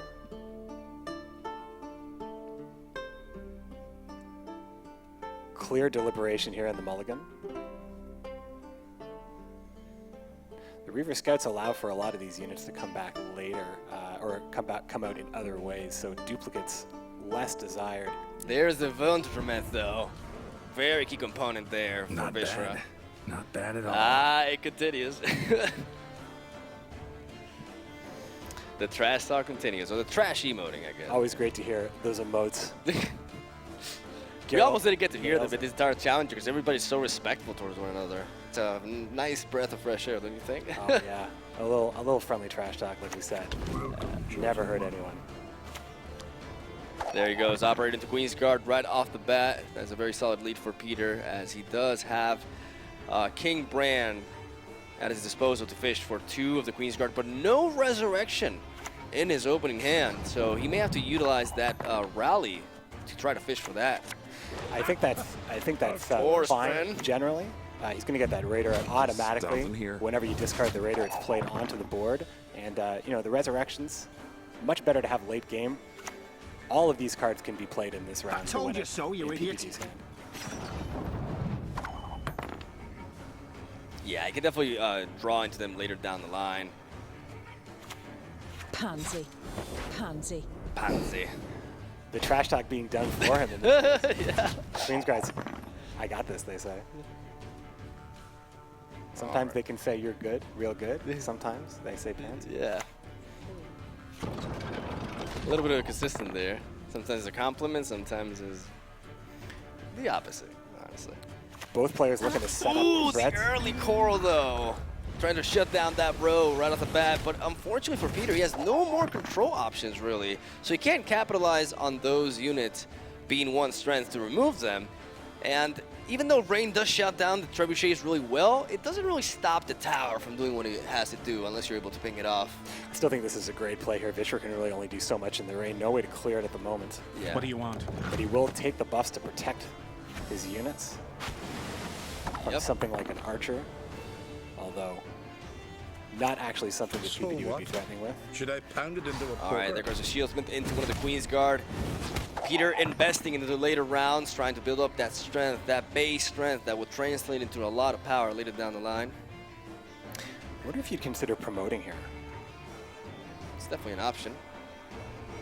Like, you wanna make sure your siege tower is invulnerable. And, I mean, your opponent could be running the Meritian Bomb, which is something that I'm pretty sure Vishra is considering. I think promote is a fine choice here when you look at the other options. The Reaver Scout would have to pull something into the Rain. Queen's Guard is only a 3-step unit. And he could fish for another siege tower, though, and place it next to him. Ho, I say. Interesting play. Siri. Wrong. Another mistake. Oh, yeah. I've been waiting for that one. Let's see how Peter reacts to this Siri. Roach going right into the Rain. And it's only 2 points, but you still never want to see that. Well, of course. It's really hard, you know, you can't, Roach goes where she goes. We can agree that it hasn't been her day. She gallops her own. It hasn't been her day. I think the pressure got to her, you know, in the Challenger. It's just, Cyprian Willie just being so mean to her. It's awful. It's terrible. Players continue to Grab get time. 12 strength lead for Peter Dagger still, but going down in 1 card. And Vishrad really threatening with that Siri played offensively, but he has some catching up to do. But that could be a very quick process when you go for the Han-Sol swing. Huge swing right here. Taking 8 strength lead over Peter with Siri. And like, if you take, even if you lose Siri in the process, if you manage to win a round with an equal card advantage state, that's huge. Absolutely. Especially when your opponent also has Siri in his hand. Yeah, only one of those series will reach her true potential. Yep. Unless, of course, there is a tie. And I think that Villain Trentonworth might actually be huge in this matchup, depending how strong these Queen's Guards get. Don't you pester me. He does take the lead right there. Actually, no. Leads to a draw. Ooh. Oh, there is a draw. But I think Vishra. Oh, Vishra will take it. Ooh. Respecting those cards. Absolutely, being up a card.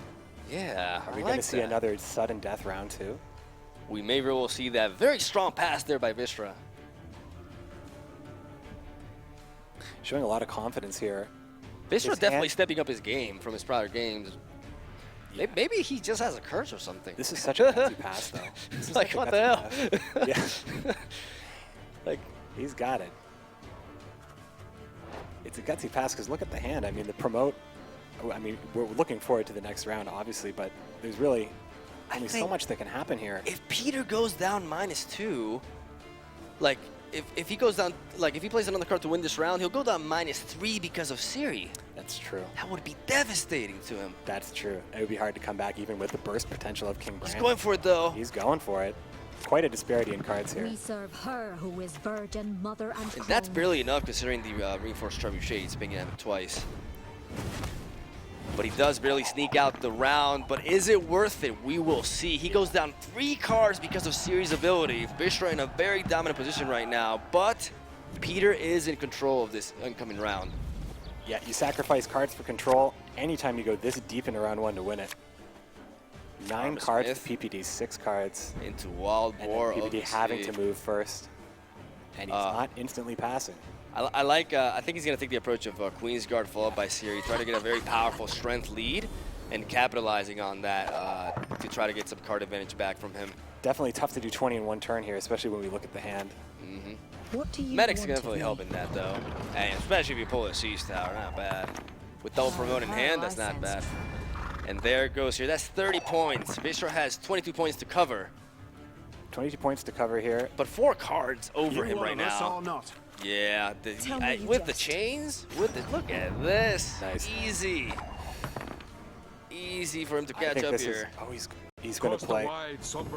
He's being very, very aggressive. It's as if, I mean, at this point, don't you have to be? Like, you have to get that huge swing over your opponent to be able to capitalize. Otherwise, you're just going to lose to like an inferior amount of cards. Like if you're going to 3rd round, even if you have a 16 strength gold, I don't think that's enough.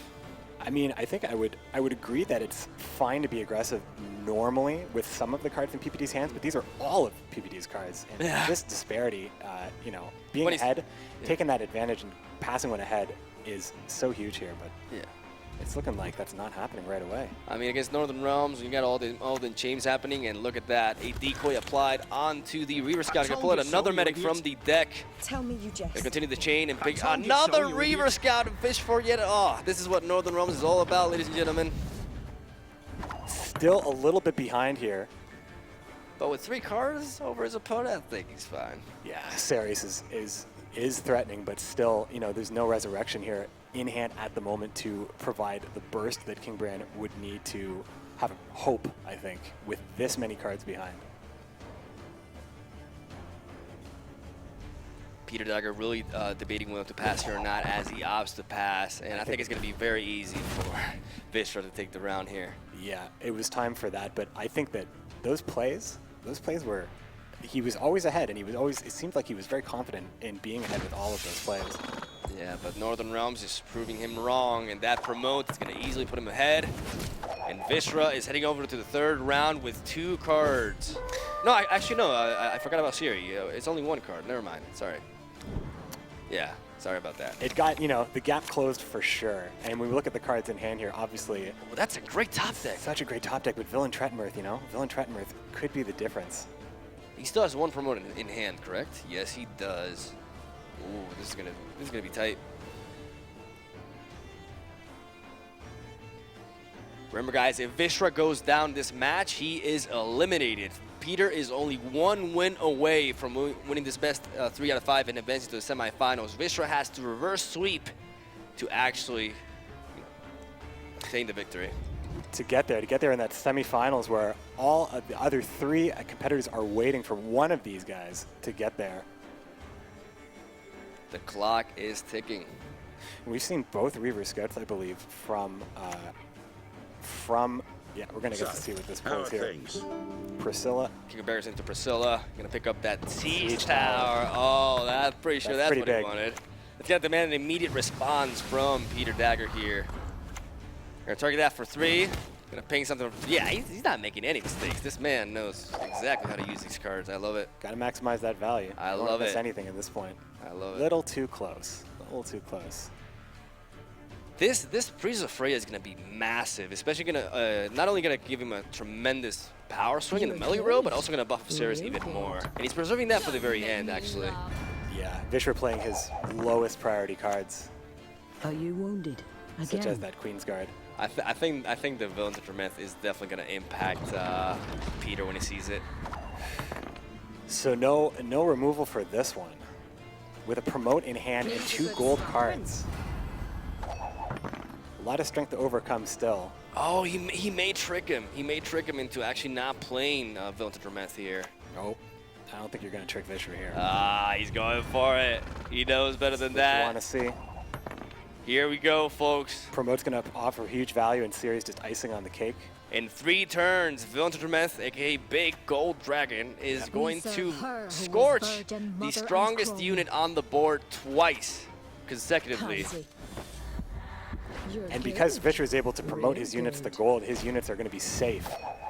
Look at that power, though. 64 points. He really needs this to proc off. And actually, the Armor Smith is going to stop the 15 strength. Like, it may not be enough, actually. It's going to be close. It may not. Oh, my God. Close. I'm just taking this one step at a time. Like, oh, my God. It may not be enough. enough. At a time.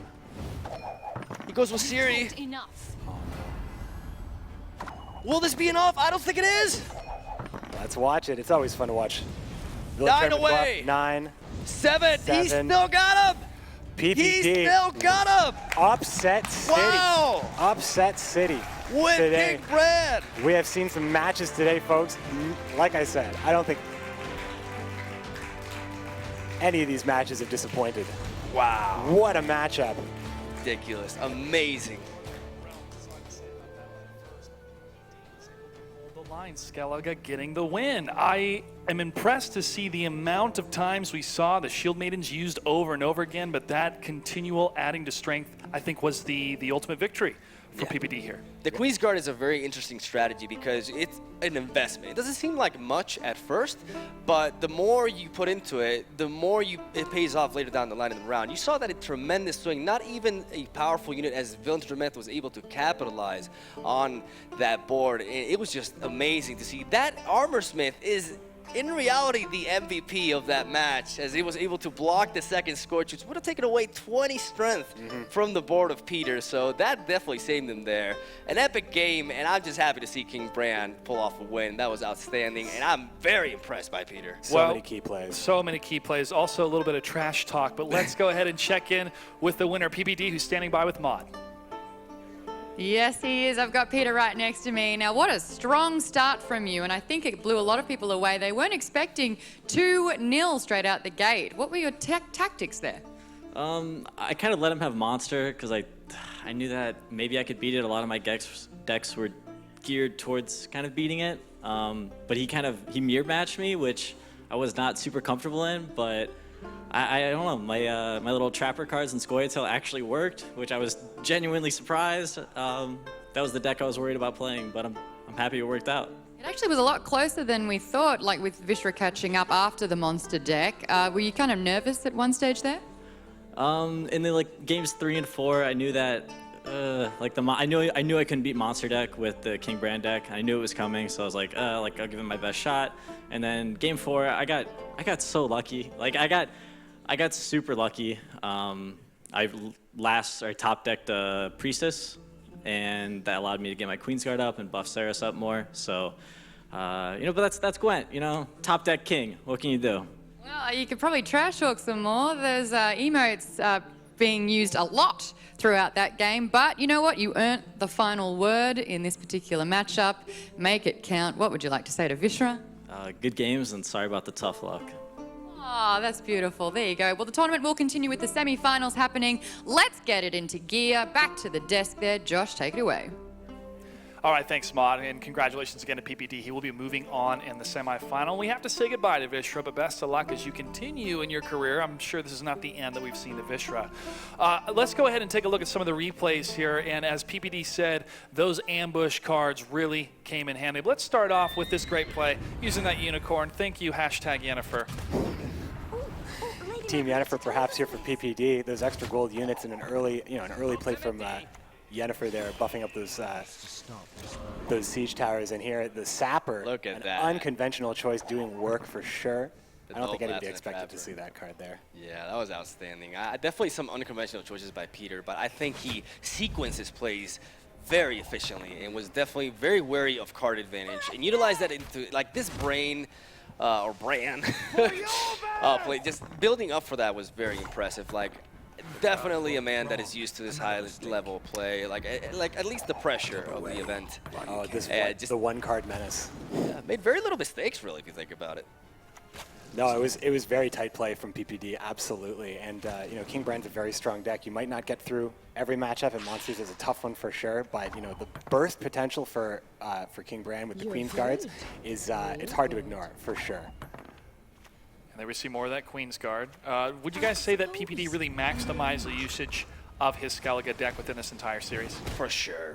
Like the Shieldsmith usage there, like all that investment he was putting into those Queensguard, you saw that power with the Operator helping getting him an extra copy.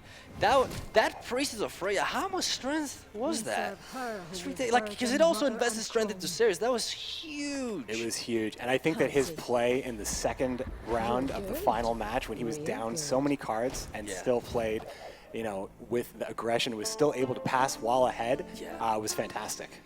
Now, overall, when we saw some Scoia'tael being used a little bit earlier, there has been a lot of different trickery and different types of play that we've seen, and I look forward to seeing even more Scoia'tael in the future. Let's go ahead and take a look at the bracket, where we stand right now after we finish the quarterfinals. The next matchup that we have is Fion 56 versus Life Coach, and then Noxious versus PPD. Now, this is a $20,000 money match for each of these gentlemen here. They've already secured $10,000, and of course, the number one player, the champion, will be taking home $60,000. I gotta say, I'm very impressed with the play that all these players have been bringing, but again, people at home have been taking notes and seeing how each of these decks are being used, the maximum effort and the maximum potential. And you guys can download Gwent right now. It's completely free. Go to playgwent.com. It's currently in closed beta. The closed beta is ending soon, but you can check out the game for yourself and note each of the strategies these pros and qualified players are bringing to this tournament. All right, the semifinals are about to begin between Life Coach and Fion 56. Let's head over to Mod for an interview. I've got both the players here with me leading into the semi-finals. This is where it gets really exciting. Fion 56, you've basically been using this as a checklist to play against all your idols. You know, obviously you're really into Gwent and you've been watching these people. Now that Trump's been taken care of, what is it like going up against Life Coach? Да так же. Well, quite the same. Ну, возможно, да, мои деки не совсем стандартные, но на это и был расчет.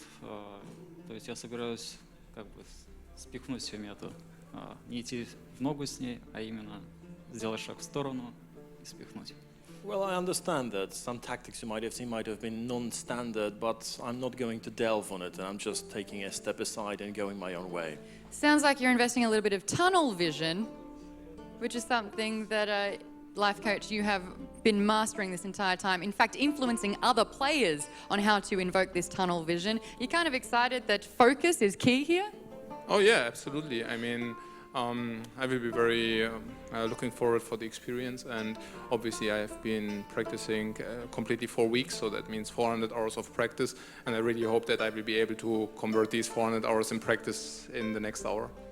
400 hours of practice. Fion, do you think you've got that covered? Have you even gotten close to 400 hours? Нет, не уверен. Well, I'm not sure now. Alrighty, let's see if practice does make perfect. Let's get these semi-finals happening. Gentlemen, or Gwentelmen, I should say, take your seats. Let's get this happening. This should be very interesting. I'm wondering if they're going to use completely different techniques in this game or whether they're going to stick to what they know. Josh, back to you at the desk to get this happening. All right, thank you, Mod. I have to agree with you. We saw some very unique strategies coming from Fion 56, who defeated Trump 3-2 at the very beginning. Life Coach is able to take down Okimena a little bit earlier today. It's anybody's game here again. $20,000 on the line between these two different players. Gentlemen, let's talk a little bit more about Fion 56 What can I say? Oh, sorry. What can I say about Phil? I gotta talk about him. He's my boy. He's got John Calvey. I'm so happy to see John Calvey. Like, we saw John Calvey and the likes of Kim Brand advance to the semifinals. Today is a good day for Gwent. I'm looking forward to seeing that Francesca deck, actually. Yeah, we might get to see it, get this matchup, and I think all of Fion's leader choices are fantastic. As the sole survivor of the community invites, taking on Life Coach, a very, very strong player, as we have already seen. And I'm excited to see what the bands and what the landscape of the matchup is going to be here. Life Coach, an established pro, no stranger to CCGs, no stranger to competing on the world stage around the world. And here he is once again. He's already taking home 10K, 20K on the line for this matchup. Hailing from Germany originally, currently living in Austria, and is kicking some major Gwent butt today. I think people underestimate him a little bit, even though they expected quite a bit out of him. I think people overall just underestimated the pro lineup quite a bit. And even though experience in the game is very important, Life Coach has been investing a lot into Gwent, and he's got that background of just being used to major poker games, major card games in general, like on a professional level. This is not a new environment for him, and he's definitely focused, concentrated, and he's going to look to take down Fionn here and advance to the finals. One key thing I'm going to look at is how Life Coach, if he does use his Skellige deck, the differences we'll see with what he brings compared to PPD, because that could be the finals. If Life Coach does move on and then PPD is able to defeat his opponent, that could be a very good finals. And if we saw about one mirror match so far, deck-wise, but a Skellige versus Skellige mirror match would be quite a lot of fun, I think. For sure, absolutely. I'm looking forward to seeing the bands here, and we can see the preparation being taken place here. What will Life Coach opt to ban from his opponent? Because he doesn't have a conventional lineup. He has Gels, Voltis, John Calvin, and Francesca. Will he opt to target the Scoia'tael, or will he opt to target Gels? I think those are going to be the two major bans, but he could surprise us, as Life Coach's lineup is not conventional either with that best Blue Stripes Commando combo. That is just Yeah, awesome. you brought that up earlier. I mean, you brought it up saying that this is not a typical play that we're seeing in the current meta, but it's working. It's working for Life Coach. Why did it work for Life Coach? Because it's his deck. He innovated. It's his creation. It's his baby. He's got those snowball cards, those snowball silvers. Exactly. And, just taking a different approach. I mean, love it. I love it too. I love when people take a certain deck and like are like, oh yeah, I can learn to play this, but there's nothing like building your own. Yep. It actually makes the landscape very hard for bans and teching. It's, you know, you don't expect to see any of these leaders. I think in Fionn's lineup, I think Voltest might be the most conventional out of all of them. I mean, you can do very specific things with Francesca, and John Calvitz can be really just hard to navigate. And here we go, folks. Fionn 56 representing Russia versus Life Coach from Germany in our first semifinal of the Gwent Challenger. We have a Scoia'tael mirror, Bruverhoog versus Francesca. We see Shiru! Oh, we see Shiru. Oh, boy. It's getting better and better, folks. Oh, my This will be the first double monster ban series. We won't see monsters here. Gels and Dagon both banned. Oh, this is very interesting. A very clear ban for Fionn, trying to get that consume monster out of the way so that potentially his John Calvade can prevail, because that is his worst matchup. So I like this. It's going to be very exciting. These two are going to go at it. Let's do this. Yeah, I think Yorveth is also a very interesting choice. It is. And Moran. Ooh, Moran could be so key in this matchup. You can do a lot of stuff with Moran, especially if you are able to play operator on a huge ambush unit specifically. You basically give your opponent all of that strength only to take it away, because Moran can destroy an ambush card. But in this matchup, you can actually preserve it to counter what his opponent is generating. Instead of utilizing it the most conventional way, as we see Fionn having a very ambush-heavy lineup with not one, not two, but 3 ambushes in an opening hand. Like, that's impressive. Also, Fionn holding on to all 3 Elven Mercenaries. It's going to make his deck very thin going later into the game. And Shiro also is a very interesting choice. I think there's lots of great choices here from both players. Indeed. This is a very strong hand, actually. The Overhead Dragoon, Overhead Dangler. Like, he's got all the specials in his deck, and that's what the Elven Mercenaries are for. The good thing about Francesca as well is that it can be utilized very efficiently with Kieran. In case you guys don't know, that ambush right there sitting on the right side of his hand that has 1 strength, and it has like his arms crossed, and apparently took a little bit of a beating. That's Kieran. Kieran is an ambush that works a little bit like Ciri. It basically returns to your hand if you lose the round. And then Francesca can mulligan it away later down the line, which is, I think, why he's opting to run this leader.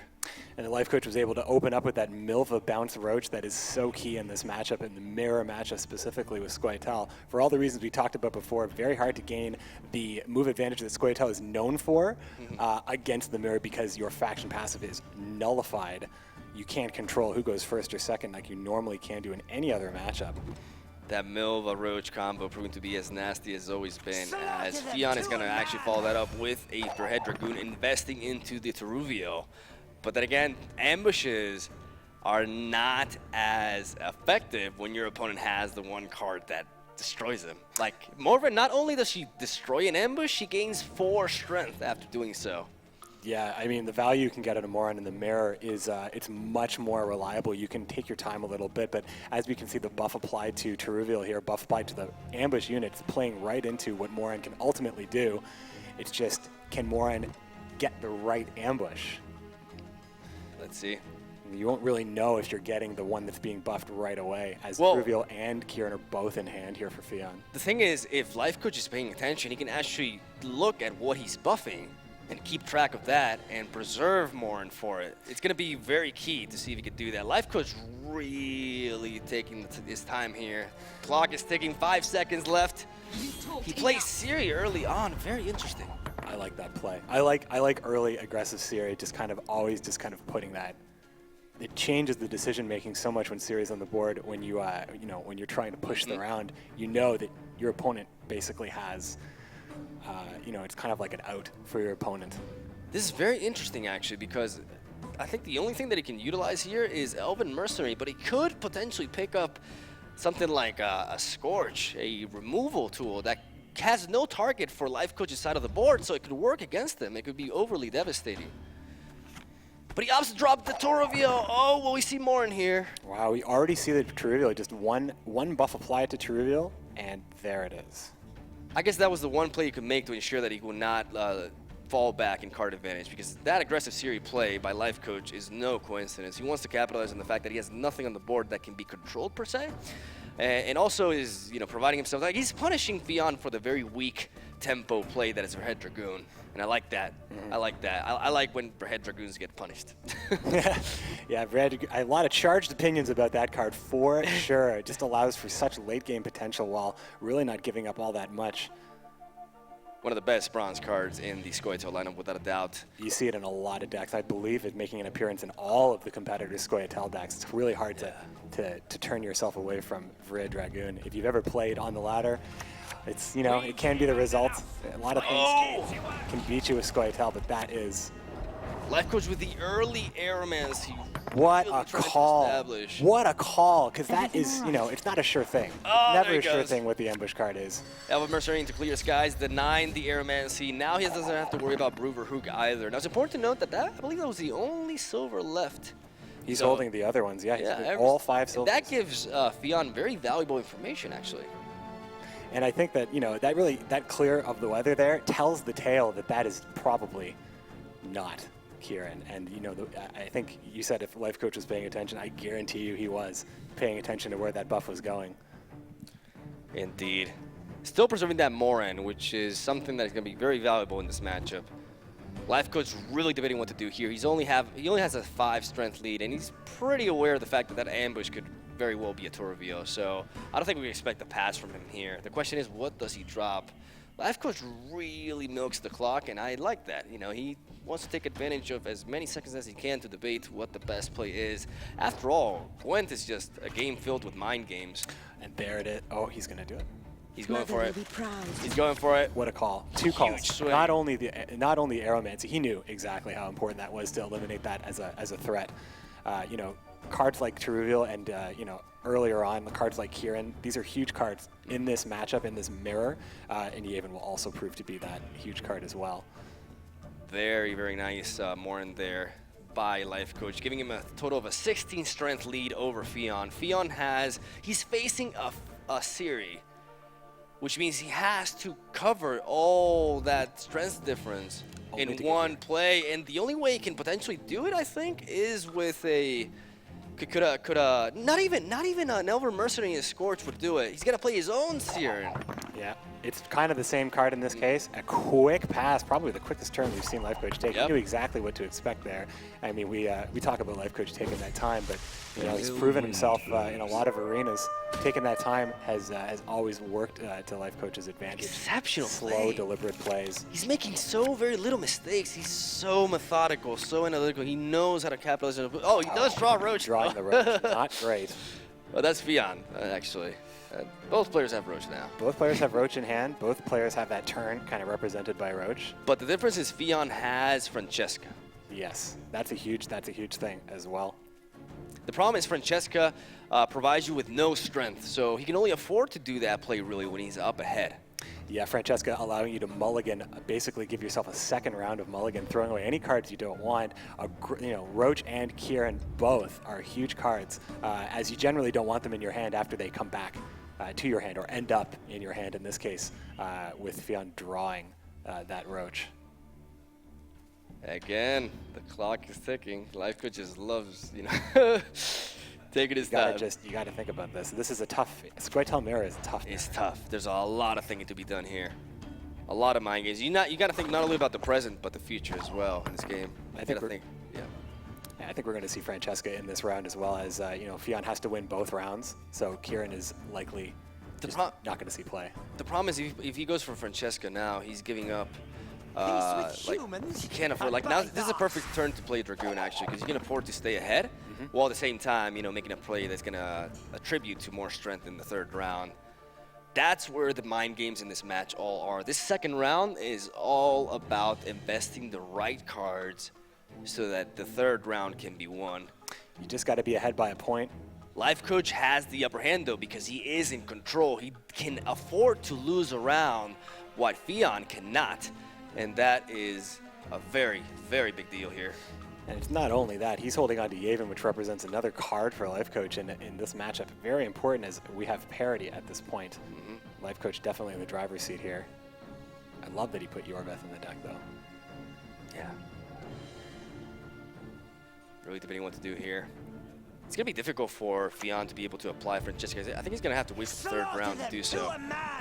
There goes Overhead Dragoon buffing up the Teruvio in the hand of Life Coach. Pretty strong tactic. Teruvio is a card that can get you. When you pass on a Teruvio, it flips over, not only revealing her strength, but also buffing the 2 units on either side. And you're never quite sure. Well, I mean, you are sometimes sure, but until it flips over, it could be something else. And positioning of these ambush cards oftentimes is just as important as the buffing of them. The storm is coming. Elven Mercenary into a rally. While we still can. Gonna pick up a blue mounted commando. Sorry, gonna bounce Overhead Dragoon and gonna buff up Brain yet again. In case you guys don't know, that's what the blue mounted commando does. It basically returns a bronze unit to your hand and then summons it again to reutilize the effect. And I think that because we always talk about new cards that are being seen for the first time in this tournament. There's been such a wide variety of cards being played, and it is the first time we see Blue Mountain Commando. But Blue Mountain Commando is great with Francesca because you can afford to run a card that might not be great all the time because you get that second mulligan. Yep. Couldn't have said it better myself. We see the operator being developed there. Blind, greedy fool. Let's see what he. And there are options here. Let's see what we're waiting for. It's going to be an Elven Mercenary. Interesting. Does he have that many specials left? Coming. Let's enjoy the weather. Oh, the Scorch. Good target there. This does put Fionn in a nice lead. May give him a little bit of breathing room to develop that Francesca, actually. Probably hoping to draw into that Aglace, or at least redraw into Aglace now that the Scorch is available.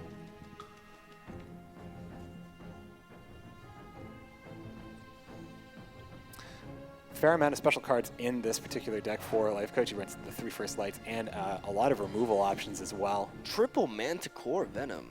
Interesting. Definitely a very powerful card here, actually. I think deck thinning is definitely part of the strategy here, since he has full control over this match, and he wants to get, probably wants to improve the quality of his draw as much as possible. The Elven Mercenary will pull 4 cards out of the deck, as well as providing all the benefit, of course, of the removal here. It looks like, may not get max value out of any of the Manticore Venoms specifically, but you might just take it in a round that you don't have to win. There he goes. There's that Yavin draws a card. But that takes out Aileron from Fionn's deck. Aileron is a very unique card in Gwent. It actually enters the board from the deck once there are 6 elves on said board. But now you can afford to go for Francesca, and those are 2 outstanding replaces, if you ask me. You'll take a Vrea Dragoon any day, but Aglace is an excellent draw for sure. Only opting to take 2 of those redraws. Very satisfied, probably looking predominantly for that Aglace and getting it very quickly, but he'll take that Dragoon for sure. Well, he is down in card advantage. Fionn has a very powerful looking hand as Life Coach opts to pass here, and he's going to go through the 3rd round, ladies and gentlemen. This is it. He's going to take that extra card there. This is it. Let's see. He's got Shiru. Like, now he doesn't have to worry about tempo loss, basically, but he draws it. Oh, he draws no! the Kieran. He didn't want it. Came back anyway. Man. Always a risk. Always a risk. So many other great cards to get into his hand. Kieran just But that could definitely play mind games because Life Coach does not expect for his opponent to have it at this point. Yeah, I mean, you'd have to definitely put your opponent on drawing into the Kieran after pitching it if you put him on pitching it in the first place. How many specials does Life Coach have left? There's 4 of them mercenaries in hand. Has he played any rallies here? Oh, for sure he has enough to cover. Like, none of those Elven Mercenaries are going to be dead, I believe. He did draw into a second Manticore Venom, but we'll see. I guess we'll have to see. Yeah, we'll have to see. I may have missed a rally at some point. I think that all of those Elven Mercs have a home. If that's the case, that's a very strong swing for Life Coach there. I thought he was going to play them in round 2. I thought he was going to play them to make his deck as thin as possible, but he's happy to have that removal.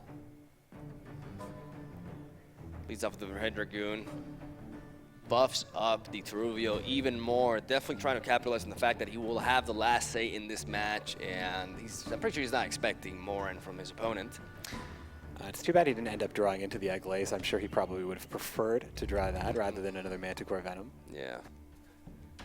As his opponent is Both players stopped a little bit poorly there, I guess. Yeah, definitely. I mean, the Francesca was great, but the top deck, not so much. There he goes for the Shiru. The second ambush goes there. Will Life Coach expect this? Keeping it all secret. Will he expect this? I mean, how much value can really Shiru get here? Look at the Life Coach's hand. Low points. Low points and a card that would never be targeted. Life Coach through his graveyard there. Counting the specials, I kind of missed that. That was a good opportunity to check on how many specials he had played. This is intense. This is intense, yeah. This is an intense mirror.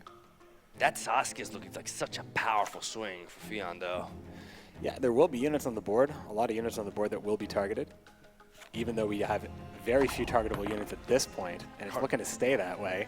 Lots of face-down cards. Card advantage is not everything in Gwent. It's all about setting up that strength, so even though he's 1 card down, maybe that's not enough for Life Coach here, as this Sasuke is threatening a lot of damage, especially considering he has so many bronze units to be played.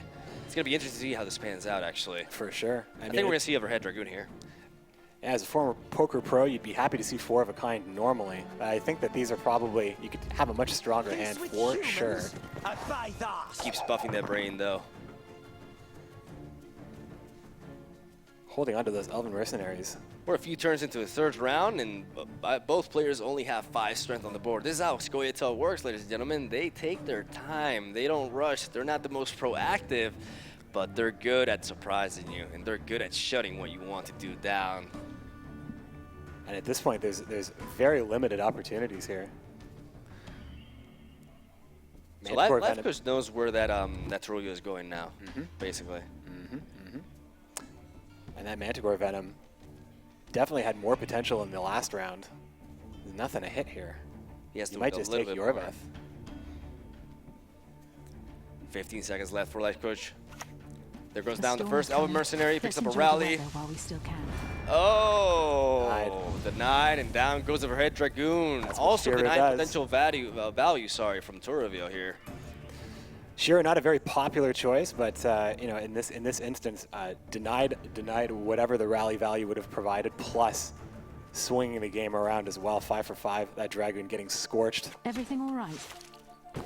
Ooh. Shackles nowhere to go. Yeah. In case anybody's wondering about what just happened with Shiru, Shiru is a gold ambush that triggers when your opponent, no, actually when either both players plays a special card. Shiru responds to that by flipping over, developing 5 strength for your side, and also countering said special, denying its effect, and destroying the strongest non-gold unit on your opponent's side, which can be multiple of them if they share the same amount of strength. As it is Life Coach's turn, he seems like he's going to develop Yorveth here. Interesting. Absolutely, yeah. Shiro is unlike other Scorch effects in the game. Shiro is opponent only. Yes. So when you can get it to hit something, it's usually in your favor. You don't have to play around Scorch or Villain Treadmirth like you would normally. Exactly. That was a nice swing in the favor of Fion, but Life Coach still has that Teruvio. And down goes Yorveth, knocking out the Overhead Dragoon. Yeah, true. I think all of these remaining cards, I mean, specifically Brian, Agnes, and Saskia, all going to be very important cards. That's why I think the Vanguard is probably going to be coming down next. I wonder if Life Coach expects that to be Kieran, because he's already played Teruvio, so what other could that be? It's clearly not a Fireball Trap, it's not Overhead Sappers. I think at this point you just have to. I think he assumes it's Kieran at this point. You gotta make that safe assumption. I mean, every other ambush card I believe would have triggered at this point, so it can only be Kieran. Now this is tough for Fion because even though we do see the hand of Life Coach and see no Scorch, has he played Scorch in the prior round? Did Life Coach? Oh yeah, Scorch has been played. There it is. You just saw it in Graveyard Tour. No, that was Fion's Graveyard. Oh, you're talking about Life Coach. Not, He has not double running Elver Mercenary. Actually, not running Scorch. Interesting. Really? Yeah, it's Aeromancy is actually the interesting silver tech there, which we did see. This continues to surprise me, really. Lie still. Unconventional decks. Yes, recovered. He's gonna go for the rally actually and drop overhead Vanguard. That's gonna be very good for the Saskia. That's 2 extra strength for Saskia. That's what he has to do at this point. He has to build up that Saskia. He has to go for that. Limited options here. That Kieran is troublesome because it actually limits how many targets Manticore Venom can hit. Manticore Venom can't target that ambush unit and hit the 2 units on the other side, unlike with a gold card where you can target it. Doesn't get affected, but it does hit the things on the other side. There's really only so much value Life Coach can expect to get out of these Manticore Venoms. And we know that the remaining specials in the deck are only first light rally. Which is going to empower Saskia as well. This match is going to... I honestly can't tell who can win right now. I stand corrected on that ambush play. Oh, you could target the ambush again. But I mean, at the end of the day, it's the same. Like, you could only target 2 units. Like, it was in the way still. Definitely, and, you know, taking the value where you can get it, and it's looking like... It's going for Saskia now. Here it is. The nuke, ladies and gentlemen. The nuke is here. 60 strength lead for Fion, but he has 1 card left in his deck. As the Elven Mercenary is dropped by Life Coach, picking him up, a Hawker Smuggler. I think that's the target we're going to see for Brain. Boy, I think he would have wanted to maybe play the Mercenaries earlier to try to find that card. That card is great in a long round and not great at the end of a round. I think Life Coach is going to go down here. Like, even though he has the last say, he does not run Scorch. He's already played Aeromancy, and that's a 20 strength worth Brain here. He cannot keep up with this. He's already 9 points behind, and both cards in his hands just do not pull it off. Oh, there we go. Tough to overcome this one. Francesca may overcome the most preferred leader option for Scoia'tael here. I think we've been saying it all day long, but we've been loving Fion's unconventional leader list, and actually being the only player to bring Francesca in as a leader. Oh my lord, I could not stress that enough. Gels, Francesca, John Calvé. This man's a legend. Well, all the sappers did find homes, but all the mercenaries, I should say, all found cards to draw out of the deck, but it won't be quite enough. It may actually. I forgot about this. Oh yeah, hold on a second. Forgot about this. We Hold on forgot a about second. turn reveal. What are we doing? Slow down for a second. Oh, wait, is that over his Sapper? That's Sapper. It's over. He got it at the last minute. But what's this here? Not enough. We knew it was Kieran. We knew it was Kieran. Wow. And that draw of Kieran. Sorry about that, viewers. Wow. That draw of Kieran, he tried to get rid of it, but Kieran was like, no, I want to hang around. I want to stick in your hand. That actually ended up, that could have been anything else. Outstanding. What a game. So close. Props to both players. That was an excellent way to start off the set. And we do have to apologize. You know, we didn't, like, Terry was played off so early. Like, I honestly forgot about it. Sometimes, especially in the mirror. Especially in the mirror, keeping track of some of these ambush cards. Oh, Lord. Because there was no way to, like, check it, you know? So you got to work with memory. Oh, well, I stand corrected. Not bad, Life Coach. Taking the first win and taking that Brewer Hugas win as well. He has Hansolt and Croc and Crate left, correct? Absolutely, and you know, to the people who are watching, you know, we don't have the opportunity to mouse over things ourselves, just to double check. So when we talk about the graveyard and we talk about those unflipped cards, you know, we're watching it right with you, and I think that was exactly what we wanted to see. That is excitement to it. It's really too bad about that Kieran that was redrawn into. Wow. Wow, what a surprise victory. I mean, you know, some people would consider it a surprise, but for me, that shocked me. I guarantee you a lot of people that are watching were outstanding performance by Life Coach. Just waiting for it to turn over.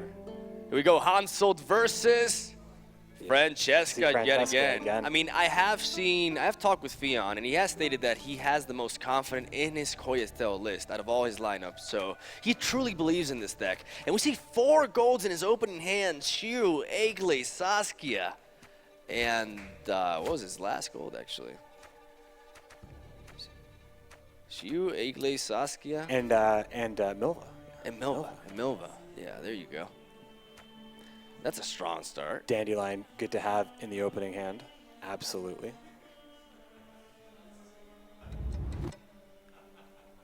Debating really what to replace here. He's an Elven Mercenary. That's what he was fishing for, most likely. Very nice.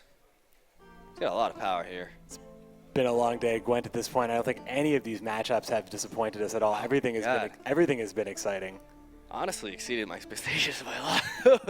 and we get to see Vess again, and we get to see Francesca again. Oh, we will great. see John Calvert again. John Calvert, yes. On the big stage here. Yes. All right, let's go. Let's do this. All right, it is Life Coach time to start things off with. He has Vess and Dandelion as his opening hand. Not bad. Double poor infantry too, which was very useful in the last match. Didn't pick up any siege towers, I think, at this point. I think you probably want to lead off here with Dandelion, but maybe only to... I mean, both Dandelion and Vess actually represent a lot of strength. Yennefer and Ciri in hand, we know that Vess will be activated for all three of those commandos, as those are... I mean, the promote would also help doing... You don't necessarily have to spend those big-ticket gold cards as Dandelion comes down to start things off and make things difficult right away. The man with the guitar, or I'm pretty sure it's not a guitar. I believe it is a lute. It's a lute. Yeah, he leads off with that. And Dandelion is one of those cards that really threatens a long match. Basically, the earlier you get him out, the more potential value he can translate. With only a couple of cards, he's just basically like a 9 strength silver. But at the beginning of the match, this entire match, he can translate into like 20-something value, which is very powerful, even potentially even more. It is important to note, though, that whatever unit ends up getting maybe the biggest, Milva is in hand here. We didn't get a chance to see those shenanigans where Milva bounces Roach back up for that extra card back in hand. Yes. But we may see Milva deny a largely buffed unit perhaps later on. Yes. It could be a Blue Stripes commander, or it could be very good point. A huge siege tower. Very good point right there. But then again, like with Blue Stripes Commando, that would be a little bit counterproductive if you think about it. Because he could just summon it again and it would buff up the other Blue Stripes once more. So it's going to be awkward to use Milva in this game, I feel. You may just want to take the best chance you can get here to deny a huge buffed unit. Here's the thing. Life Coach knows that he runs Shiro now. He's revealed Shiro. That's such a big deal. Shiro loses a lot of power when you don't have the surprise factor. This is what I was talking about earlier with Fion. The surprise factor is one of his greatest assets. And if you know Shiro's coming, you know your opponent runs him, that changes your play so much. And because Francesca was banned in the first round, we never got to see this deck ahead of time. Exactly. So there was really no knowledge there at all. Life Coach with a 4 strength lead. Debating what to do here. Really trying to save up Vess for the proper scenarios. He's going to go with the very nice Post Priscilla, actually. And there's the Siege Tower. There's the Siege Tower. That's going to definitely help him out in this round. Yep. Dandelion continue to do work here. Already 4 units buffed. Because of Dandelion, it's also not vulnerable to the Manticore Venom, which is very important. It's tough for Squirtle because Squirtle likes taking time to set up, but Dandelion definitely works against that. Yes, it does. It's actually like Northern Realms has a rather strong matchup against Squirtle, I feel, because they're so proactive, but they don't invest fully into one unit. And when they do, they just promote it. So that really shuts them down quite well. Once again, we see Eiler coming out of the deck. Francesca, like we said about the Blue Mountain Commando, and Kieran can afford to run a lot of these cards that may be undesirable to be in hand as you get that second mulligan option. But you know, it's always great to have that come out of the deck. Thin your deck even more. Lavco's looks like he's gonna play Vess. There he goes. Probably thinking if there's no answer for Dandelion, Vess is going to pose a huge threat in this round. Vess could be a tremendous swing. I wonder what Fion is thinking after seeing this card. Definitely was not expecting it, pretty sure. But hey, he also runs unconventional list, so I think it's not going to shock him too much. Let's see how he can adapt, because Vess definitely provided. Yeah, it definitely was one of the reasons Life Coach was able to defeat Oikumena early on. With that huge swing in combination with the Yennefer. And here he has an even better combo with the promote in hand. Gwent is largely about countering strategy, but when you bring unconventional stuff. Exactly. And, we talked about that already. The landscape is just so different. That's what I love about it, really. And we don't even have that large of a card pool yet because we're in closed beta. Imagine when we get more cards. Oh yeah, the future is It's so gonna bright. get crazy, dude. More deck types Oh my just God. would make every tournament from here on. And this tournament has already been so varied. With the card pool we have, it's mind-blowing, really. There's been barely any what you might call cookie cutter meta choices. And those who All have these players been like that, they've gone down because of the lack of surprise. Fionn being the only qualified player to be able to advance to the semifinals, and on top of that, the one who joined the most non-conventional list, so that speaks something. Experience is proving to prevail so Here we far. We've go. seen it. But Nice Fionn, match you've got here. Look at this, look at this, look at this, look at this. This is a huge swing. I think Life Coach easily passes after this. Look at this power. This is ridiculous. 96 strength. yeah, this is I think this is, we know Absurd. round one's important and we know passing in round one can be threatening, but when you have a lead like this. Sasuke is like a little lizard for this board. Like she can get a huge power swing, but I don't think she's nearly enough. This is just too much power being generated here. Oh my lord. Yeah, I mean, it's going to come down to. I'm interested to know because obviously this can't be surpassed in one card. It's interesting to see how offense is going to see himself out. Yeah. Vast has been performing so well today. Humans are not. Run fast, people. Like, oh my god. Kieran going back in the hand at least, now having a 2-card advantage when card advantage is so important, as we've seen all throughout the day. Amazing draws. Yeah, Life Coach pulling Shawnee and Baron off the top. Bad draw there for Fionn, but he does have Francesca at his disposal. But again, even though he is at +2 card advantage here due to Kieran, he needs to make sure that he keeps up with Life Coach, basically. Yeah, for sure. Francesca definitely is going to get used once again in round 2 to clean things up here. Or maybe round 3, depends Definitely how far a he hand pushes. to But improve. Siri is great for Life Coach here. Oh, yeah. Can he match this power, considering he's going to get Roach out of there in the Northern Mall passes, buffs up that to 11? I'm not sure. Like, I see nothing in his hand right now. Definitely going to be tough to get ahead. Like, what can he do here? He's going to shackle Siri. But still, this makes it so that, yes, you denied that, but you have 11 strength on the board. That definitely does work well for him, though. Well, Life Coach would get a push. Definitely too bad to not get Siri back when you're down by 2 cards against Scoia'tael, but being ahead, it's possible that Life Coach might actually take a more aggressive route. We'll see. Checking that graveyard. Hansel trying to find out what the next big swing play could be, and if it might be enough to actually be very aggressive in this round. Hansel is a leader that thrives over a prolonged round as he can build up towards that gold strength and capitalize on the siege towers and just gain a bunch of advantage. But he does require setup. So he is going to pass here, capitalize on the 11 strength that he's generated. Let's see, now that Siri is a silver unit, Eglaze can actually provide Fionn with the swing that he needs. This is a really tough call here for Fionn. Obviously, I mean, Francesca later on is probably better. You don't want to run into another situation where you draw Kieran, so holding on to Francesca here is pretty strong. But Milva would do it. Milva would do it, but it would give Siri back. Not that it would matter so much in the 3rd round. Let's see what he opts. I think Milva is. Yeah, because Milva would just at the same Milva's time. the only way to do it in 1 card. No, Eglaze can do it too. Eglaze can do it. Yeah, Eglaze can do it. Eglaze can pick up, so Eglaze can definitely do it.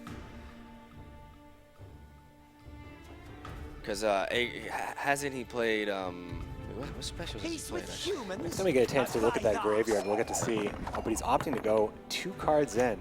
Well, this is actually not a bad play at all because one of those cards that he played was an investment for the later round. But he does have a relatively weak hand. Like, he has triple gold, but Kieran and Roach in hand, I can't feel too great about that. I suppose he's intending to keep Kieran in his hand if he's going to buff it. Yep.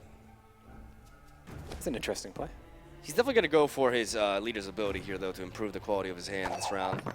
Now he doesn't have to worry about tempo so much because, it doesn't matter. This is a round to just...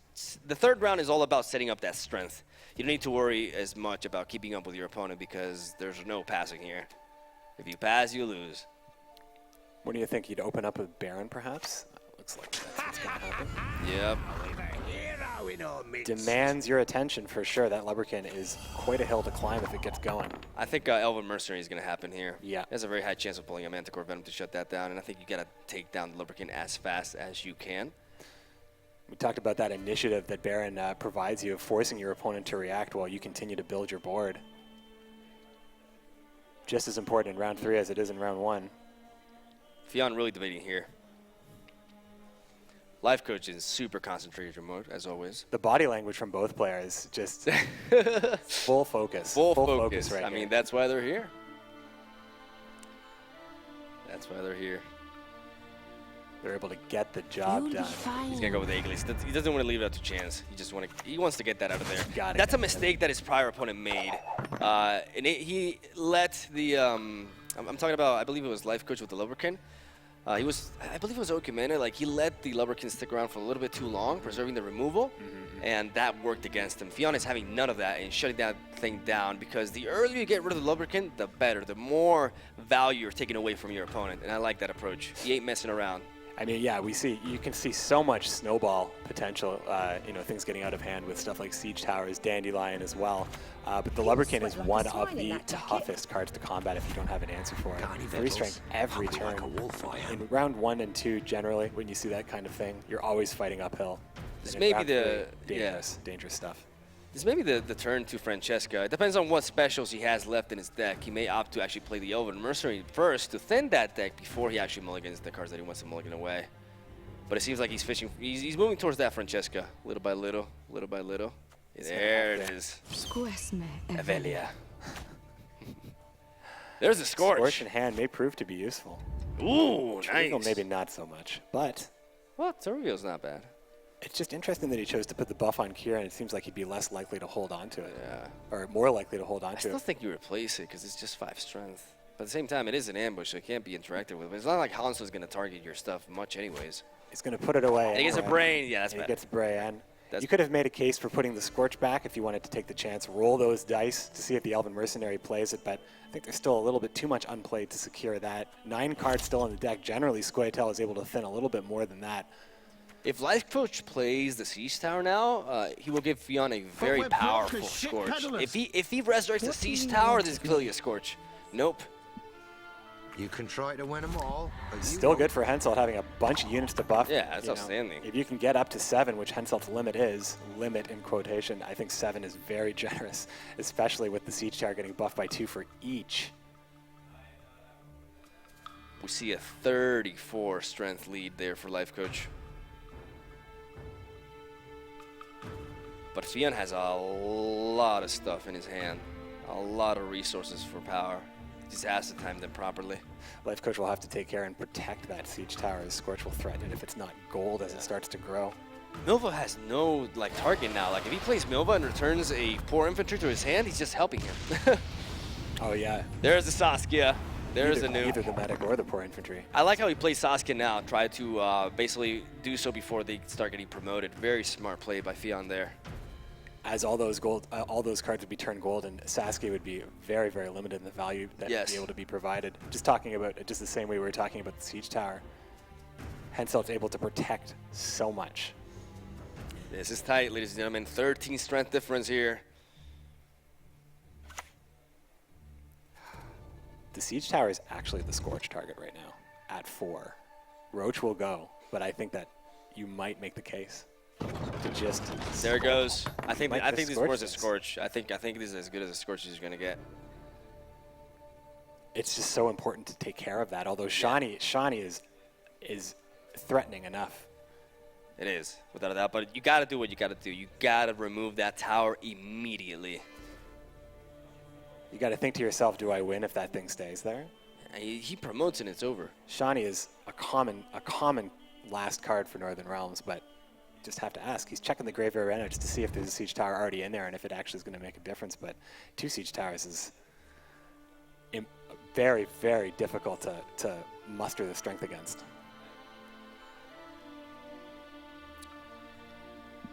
Fionn really debating what to do here. As he asked to play Brain instead. Why would you Scorch it when you can play No, Yeah. but the thing is now the Scorch has no value. That is true, yeah. Like that is that's true. a bit of At an the issue moment. for him. At the moment. And but- we can see that Hensel is not going to allow that to be. Oh, that's gonna be a dead card for him because he did not up to Scorch. Oh man, Life Coach is looking very nice now. I'm a medic. I tend to. Yeah, I'm a medic. prescribe something. I'm just a medic. Well, she tends to know what she's doing when she prescribes it. What do you want of me? Very familiar with Shani, one of the strongest. And he keeps pulling the Northern poor Realms cards. infantry here.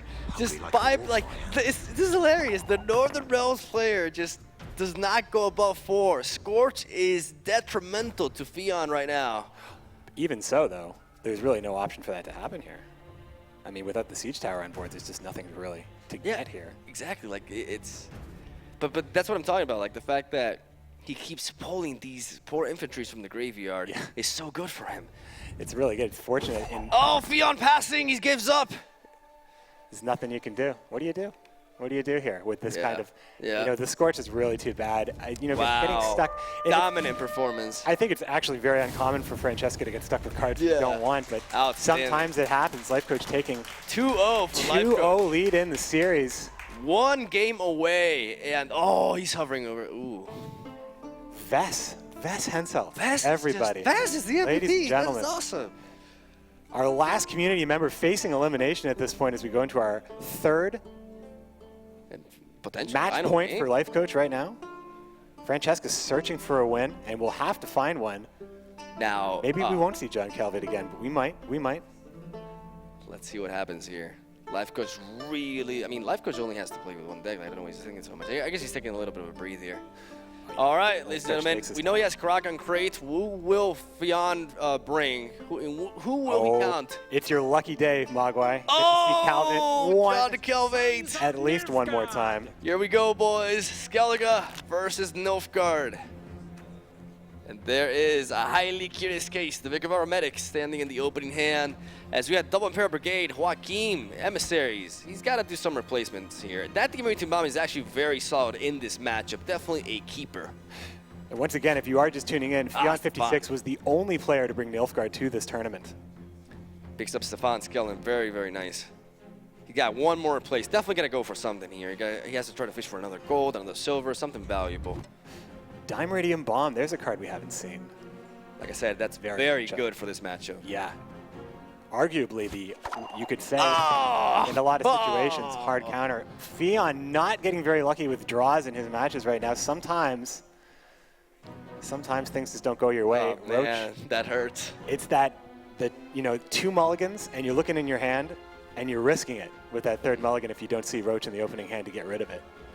Sometimes Roach, a lot of people being cruel to Roach, and this time Roach being cruel to Fionn. Like I said, it's not Roach's day. Roach is getting her revenge. Roach did not shine in the Challenger. Life Coach really debating what to start off here. Life Coach really likes to think his plays very slowly, and I think that is very key. A lot of people take pride in making quick plays and quick decisions, but I think in a game like Gwent, there's no proper reasoning for that to be valid. Like, you have to take your time, see all the possibilities, and just, make the most use out of the timer. As it's just the best way to go, honestly. That's what confidence gets you, though. You can just take your time. Just take your time. Take your time. I mean, don't worry about people calling you the Rope King. Like, what does that matter? If you win games, who cares? Who cares? I couldn't agree more. The first Imperial Brigade being dropped down by Life Coach as the second one enters the board. This one, does he have an answer for this one? He could potentially lock it with Demiritum Shackles. Absolutely can. Having that many Priestess of Freya in hand for the first round isn't... It's a bit awkward, It's yeah. not yet. It can get a little awkward as you're not always sure you can resurrect anything. You actually kind of hope your opponent can remove something in that case so you can activate those cards. And there is the Demiritum Shackles onto the Imperial Brigade. Life Coach trying to shut down one of the strongest resources for John Calvade, actually, besides his own leader's ability to take the first round, as he drops an Emissary and picks up an Alba Spearman from his deck. And we were talking about those unconventional deck choices. I love that we can hear that voice line here. Mashed potatoes with thick gravy. Hey, Joy's eating, man. I don't know. Out of context, I don't even. It doesn't even matter. It doesn't even matter. I'd like to know why they decided, this is the line for this guy. Oh, wow. How could you not put that in the game? How could you not put that line in? True. That's the proper perspective. Life Coach really debating here. It's kind of an awkward one. Ah, good. He gets to pop the shield as well. Yeah, this is a proper archer for him. Provides him a solid swing. Not sure why he's debating. You get rid of the shield. That's good. Well, he's looking at the spy, though. We know that John Calvin can bring those spies back and do things with Actually, that's better. It's really maximizing the value out of the archer to do that. That's better, of course. And now you have to break the shield instead. Ultimately not going for it. Well, you So know I why? guess But it I was think I know why, though. Grimmist can take that. Very true. Very true. Good point there. 15 strength lead for Life Coach. Fionn has quite a bit of catching up to do, but with John Calvate, it's not about keeping up with your opponent in the moment itself. You build up for that powerful swing. You can afford to be behind because you're always running with that huge swing. And Ambassador here is a very powerful play. Buffing up the Imperial Brigade, even though it's locked, it's still very powerful. 17 strength on the melee row. And I'm looking at Life Coach's hand, and there is no answer for a unit of that caliber. So Combat Engineer could be very powerful here. Yeah, I wonder if the second Ambassador is going to be so kind as to buff that up again. That's the second time we've seen him target that bear with the Shieldsmith. I like that. I do, yeah. That's a very unique choice, but having the bear come out at 15 in round 3 is no joke. Huge strength. No joke at all. You can do some really gross stuff with King of Beggars pulling Priestess Freya into the bear, especially as all of those units get increased base strength the later the game goes with Skellige as their faction passive. Fionn really hovering over the Joaquin there. I was thinking about it for a second. He could fish for something with Stefan Skellen and set it up for Joaquin to pick up, since Joaquin does pick up the top non-gold unit from your deck. So there's a synergy there, but he's definitely preserving Stefan Skellen for something else. Ooh, oh, that's terrible. Nothing to grab for the Vikavara Medic. That's the weakness. Vikavara Medic is an exceptional bronze card, but it's very good. Like all medics, it shines in the later rounds, but it can be very disruptive in the early ones, and that just really worked against him. That Joaquin was only worth 5 strength. That's terrible. Yeah.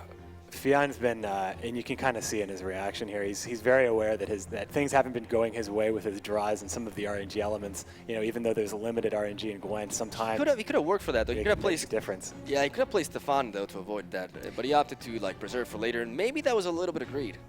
Yeah, I mean, he must have had other plans for. You know, it's a possibility. Like, you know, you're running Vikavara medics. Like, how many Vikavara medics is this man? Oh, he's only running one. He only runs the one medic too. Yeah. Well, but I mean, what options did he have? He only had like. Okay, let's take a look at. He was probably fishing for sure for another Emperor. He had one more. No. It was a 33% chance actually. No, actually 25%. That's not that bad.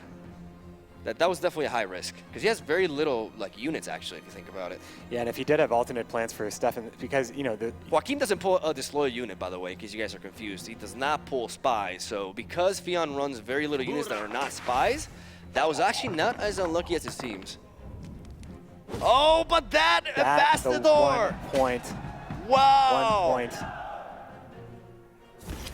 Wow, Life Coach was not anticipating that. What a swing. Fionn still manages to take the first round and can mulligan away Roach this time around. Can control a little bit of the bad draw here. He's been able to win a round without his leader's ability. This is huge. So huge, especially because he's holding Dimerdian Bomb, Dimerdian Shackles, and Letho. Oh, of course, he can pull this off. Absolutely control what goes on in the third round with Stefan Skellen. Ambassador was tremendous. Stefan allows you to make your own luck with the top deck as he basically dictates the top deck. Exactly. He has the potentials here to actually like set up a Letho plus the D-Shackles and then swing it back to him and then Combat Engineer potentially. And on top of all of it, having the card. My apologies. The card advantage currently in Life Coach's favor. Going for that and searching for Cantarella. He wants Cantarella, yeah. Of course. That's a very nice lead. Like, that's a 12 strength play. So Life Coach definitely has the tools to catch up with it, but he has to make sure that he does, because otherwise I believe Fionn will pass here. This just got very, very interesting. Despite the, you know, bad luck there with the pulls and certain draws, Fionn is far from out of it, ladies and gentlemen. Calvate can do quite the magic. He can stabilize, definitely, and being able to control this round is huge right now. Being able to draw into Cantarella And if he gets, there's a lot of cards he can get off Cantarella that will help him out Bow here. before The modern Freya. Combat Engineer is getting a little tricky, though, because he's probably going to end up being the third round mulligan. Yes. As that 14 strength bear coming out, allowing Life Coach to get ahead. Life Coach is going to be determined to stay ahead at all times here. He can always, Combat Engineer that Roach. He could. One of the most valuable keeps I've seen in a while.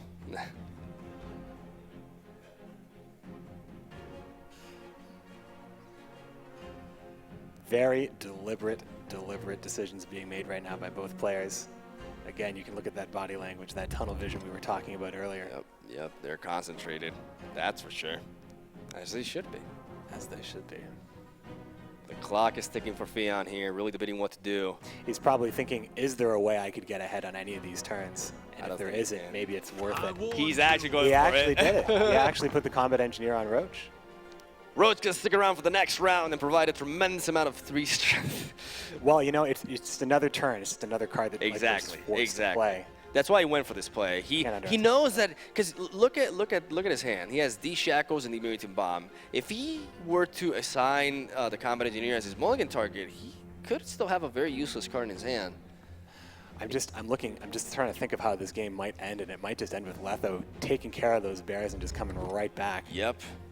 Will he be able to stop that? All of that strength away. Croc on Crate will have to be played. The on-crate warrior will be played. There will be bears on the board. There's going to probably be 4 targets for Letho to eat, but he's going to have to get ahead on cards, and right now he's looking at a little bit of a disparity. Being able to play last is massive, but he wasn't able to get any Operator Cantarella strategy developed in this particular game. Clown and Crate Warrior enters the board, buffing up his strength to 25 strength. And I think this may be where Fion calls it quits, unless he opts to play his Shackles to get a little bit more out of him. I mean, you can afford to play the Shackles because Dimeridium Bomb will give you the same effect if you wanted it to target Letho specifically. If you just wanted to get one more card out of Life Coach. But then again, you may want to preserve that D-Bomb to handle like other rows that can be affected by Warcry, because he is down in card advantage, and I don't think there's a way he's going to be able to get back into it in that aspect. Especially with that Okvist, I mean, you're going to get a lot more value on with Letho going on the melee row, so Okvist may not have, the Shackle and the D-Bomb allows a little bit of flexibility here. But it's hard to predict what your opponent has at the same time, so it's a very difficult decision. But he has to go with the Manticore Venom. Staying in the round. I like that. I actually like that. Like that Manticore Venom. Like what's important here is Letho. His path to victory is Cantarella and Letho for the next round. That's what he has to bank for. Cantarella will buy him some time because it will draw him a card, which gives him an extra turn. That's very important. As the Archer hits the board and damages the Combat Engineer, the Roach, and his own Priestess of Freya. Roach, not the greatest thing to put Combat Engineer on, but it's better to play it than be stuck with it later. Or you could mulligan it away. I suppose that was always an option, but Fion choosing to stay in the round as long as he can without fracturing his strategy too much. There's only so much more you can do here. Those, I mean, we can see Life Coach, like there's a home for that Shackles and that Dimeridium Bomb in Letho and Okvist, arguably. Yep. But obviously, we see that. But how do you stay in this round and make that happen? Well, he can still win, but he's not going to have to pass. All right, ladies and gentlemen, here we go. John Calvate, can he pull it off yet again against Croc? We'll see. It's definitely tough, especially if Cantarella ends up getting wounded at any point. Very tough here. Let's see. Wonder if he's going to actually throw any of these away. I honestly don't know. It's tough. It's tough to keep both of those. Both of those cards. If there's nothing to really, if there's nothing very valuable, they don't provide you any strength. That's true. He's gonna keep them all. He's gonna keep them. I think that's. He's still gonna draw a card with Cantarella. And they're here. Oh, here. Yeah, Okvist is gonna have to come down nice and early if it's gonna actually trigger. Yep. There'll be lots of options to take care of that. Really heads up keeping that extra Dimeridium Shackles. The Dimeridium Shackles and Dimeridium Bomb, sometimes dead weight in a hand. The thing about confident that those cards are going to provide him the value he needs here. The thing about Warcry Skellige is that it cannot really handle with the John Calvate strategy. Like they have no way to really counter it themselves. And this strategy can actually capitalize on them because it does interact with your own board, and John Calvate loves that because he floods his opponent's board. So much strength potential in Life Coach's hand. but so much strength. There is Bear. Potential in Fion's. So this is going to be very interesting. Cantrella goes down. Oh, Operator a little bit too late, though. I think he has to fish for something else. You're not going to take that. Or. Yep. Oh, well. Well, then. I mean, that's 10 strength. A lot of these cards are kind of, they all cater to the same strategy to the point where there may not actually be, well, you know, actually. I think Menno is, yeah, Menno's not going to get a lot done if you're going to want to use jump. Oh, of course. You're going to want to use your ability, but it is 10 strength. It's worth 10 strength here. Life Coach with a very solid lead, but remember, guys, John Calvate takes his time. He lets his opponent get confidence. He lets him build up that strength, and then the spies betray the opposing leader, and that's what he's going to work for here. And you know it's coming. You know it's coming. You can see it. It's ready to happen here. But you can't stop it sometimes. And Life Coach certainly can't. The question is, will it be enough? Because Life Coach has a lot of power potential himself, but that bear, I believe he's going to get taken down by Letho. It's really going to be how this Octopus is dealt with and how much Letho can actually secure. He is going to lock the Octopus. All right. I like that play a lot. Yep. I really dig it. He's happy he kept the shackles for sure.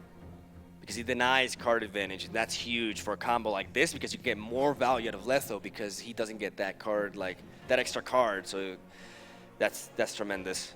If you were to be able to apply Letho and take, like, if Life Coach goes for his Lito's ability, that would be huge for him. Well, it's not even just that. I mean, the resurrection of anything else that's in the melee row. Massive.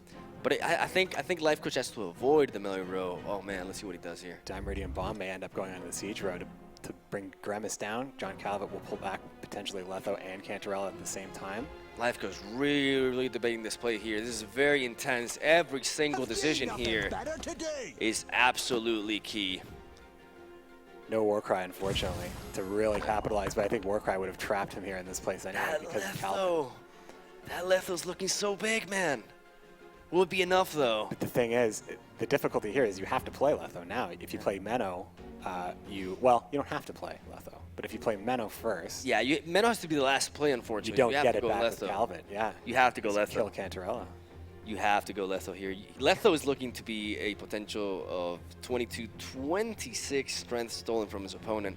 But concerning, you also add that into Cantarella, but that bear is also, respectable, and we still see Life Coach with a King of Beggars, his leader's ability, and Yennefer, so maybe it's just not enough. I don't think it's enough. I think just with the sequencing and how you have to actually but if do he plays this. Menno now... That changes things for sure. But he loses, like, strength that he gains here. He really has to bank on his opponent generating another body. This is what he's going for, ladies and gentlemen. This is what he's going for. I think the best play for Life Coach here is Yennefer. Otherwise, he's going to put himself in a tough position, I think. But Yennefer is going to empower Letho, actually.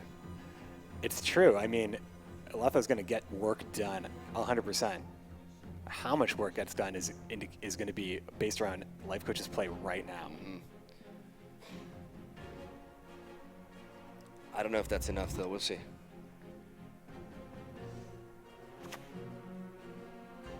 And he's really debating. Oh, he goes for the King of Bears instead. Who do I spy? He pulls a Freezes of Freya. I wonder if this is going to go on the melee row. And he is going to go on the melee row. Letho's going to be pretty big. 24, but no, the though. Siege row is still better. Siege row is still better. Yeah, absolutely. That's a lot of strength. I don't know. This is a massive swing, but I don't know if this is enough.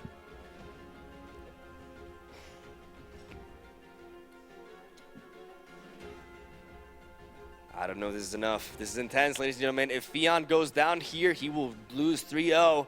He has to bank on Letho, but he's aiming for the...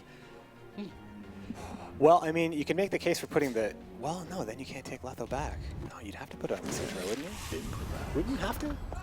Oh, he gets Roach! He got Roach! A little extra bonus. You'd best yield now. He's going to buff 30 his units. 30 going away from... Get your calculators out, folks. I don't think this is enough. This is a massive swing, but he has such a lead and still has his leader's ability. I think John Calvate, even though he's managed to pull off this combo so many times, but he's just too overpowered here. Yeah, I mean, it puts right now. Right now, really, it's going to be 44 to 50. Oh, and he passes, he just gives it up. Yeah, it would He be just 44 to doesn't have 50 if he did the Diamond Bomb pullover. Life Coach 3-0 Life Coach. over Fion and advances to the finals. Good job. Last standing community member falls to Life Coach in a 3-0 dominating performance. It was great to see. Fion run these lists, but he struggled a little bit with Francesca and John Calla. Didn't get the job done in the match point for Life Coach. What a series! First 3-0 we've seen. Incredible, absolutely incredible. You guys surprised it was the first 3-0 we've seen all day today? Yeah.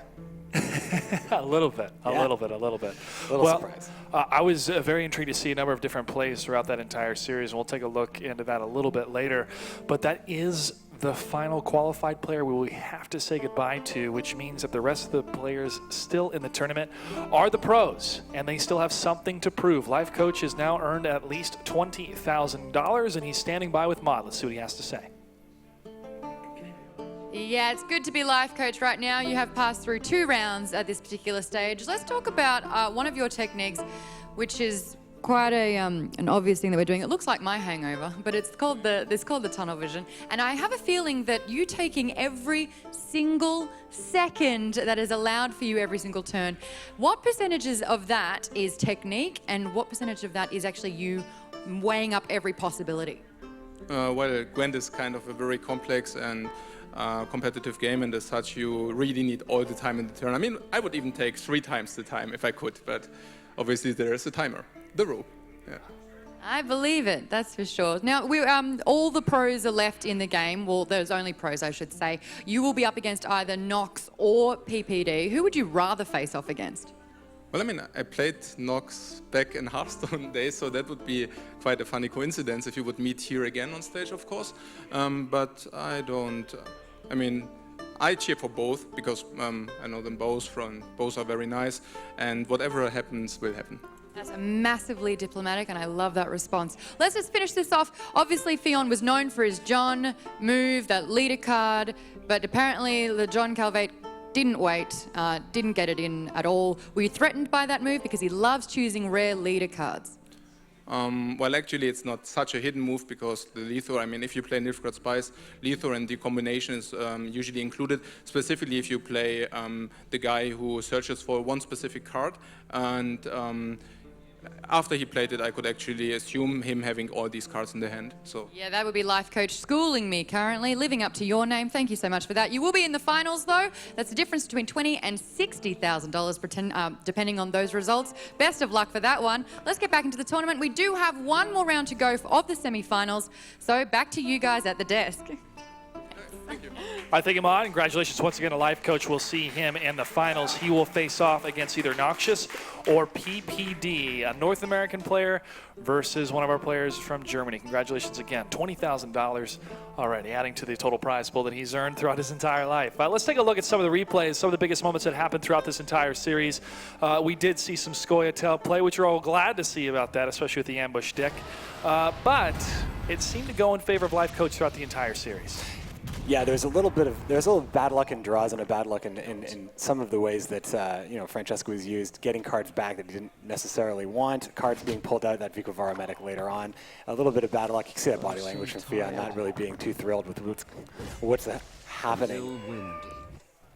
And there we have, oh man, that Yennefer. Team Yennefer once again. I love Vest. I love how he uses Vest. He's performed extremely well. A card that many deem completely unviable because it requires you to run Blue Stripes Commandos as well. But Life Coach just make it work. I can't stress enough. When you build your own decks, when you ignore what people say and just focus on your own experience and your own, assumption of the game, it can work out, and it's beautiful when that happens. And the Scorch that was just constantly played around, just the dead card in hand here. This was a tough one. This was Poor tough. infantry. Yeah, and the fact that nothing came out from the medic that would have been threatening enough to Scorch, or actually capable of actually providing any benefit. Yeah, we talked about how things just didn't go Fion's way in this one. Life Coach obviously played the matches very well, but luck wasn't necessarily on Fion's side as we see the final play here in the series. Yeah, having that Lethco card being played once again, it was quite a popular card we saw earlier today in the tournament. But this entire Nilfgaard deck just was not working in the favor of Fion 56 against Life Coach. Now, using and seeing these decks over and over again and kind of weighing everything that everybody's brought to the table, do you guys feel that this particular deck from Life Coach could possibly get them all the way through? And is it that type of unconventional play that these players just did not account for whatsoever? For sure. I think Life Coach is proving to be the favorite of this event. I am blown away. I knew he was going to do very well. I definitely expected a very valuable performance from him, but I'm just shocked. I'm shocked by how efficient he's been, how very little mistakes he's made, and how calculated he's been. He's been running the timer to the very end each time, but for a right reason. And I expect big things from him. Yeah, clean plays, and this tournament has not disappointed. We've seen a lot of upsets and a lot of great matches so far, and it's going to only continue as we get to take a look at what these finals will be. Life Coach and the results of this one coming The result of this upcoming semifinal, and you guys have been marathoning it. Thanks for joining us. We have 2 more matches left to go, and the next one is the Battle for North America. It's Noxious versus PPD, and they're standing by with Mod. Take it away. Yeah, this is the semi-finals. We've got one more here to find out who will go into the finals. This is where it all counts, basically. Now, Peter, you were a bit of a surprise.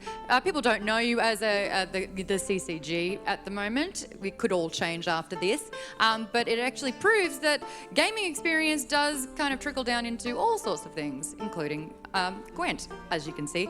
I want to know from you, now that you know about Nox, now that you know his gameplay, are you kind of a little bit confident, or are you going to play this one nice and smoothly yet again?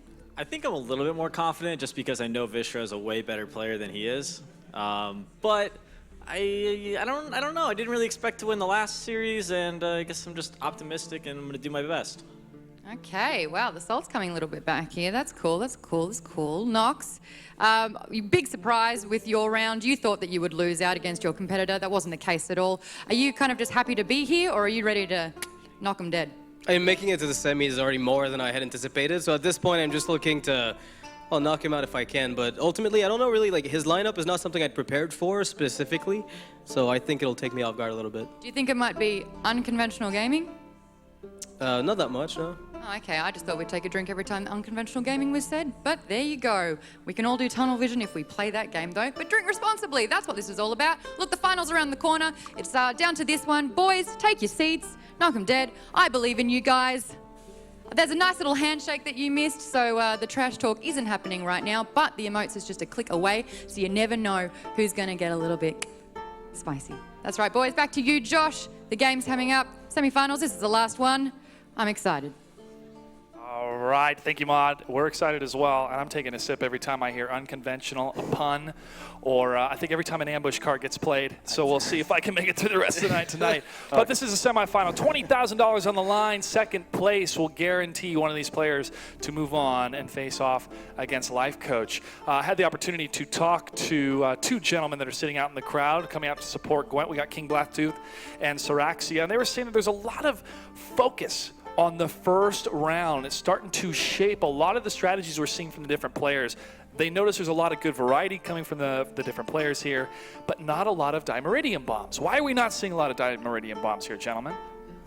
Well, I think Dimeridium Bomb is a card that requires your opponent to create a state where it can have the most value, and sometimes that doesn't always happen. And in a tournament landscape, when you're playing against certain things, you wouldn't necessarily have to run Dimeridium Bomb. I think the best case is probably in a Henselt matchup, but if you were so concerned about Henselt, you might actually consider banning it. So I think that, you know, especially if you're running other cards that can limit buffs or do strength removal, Dimeridium Bomb is very strong in the right conditions, but sometimes you just want a card that's in any condition going to be very powerful. I agree with that, actually. I think what we can learn from this tournament is that what works on the ladder necessarily doesn't translate well into a tournament, because the format definitely works against that. With Conquest, you gotta adapt, and obviously all the players have been trying to prepare for their opponents and what they were expecting, but we definitely see that.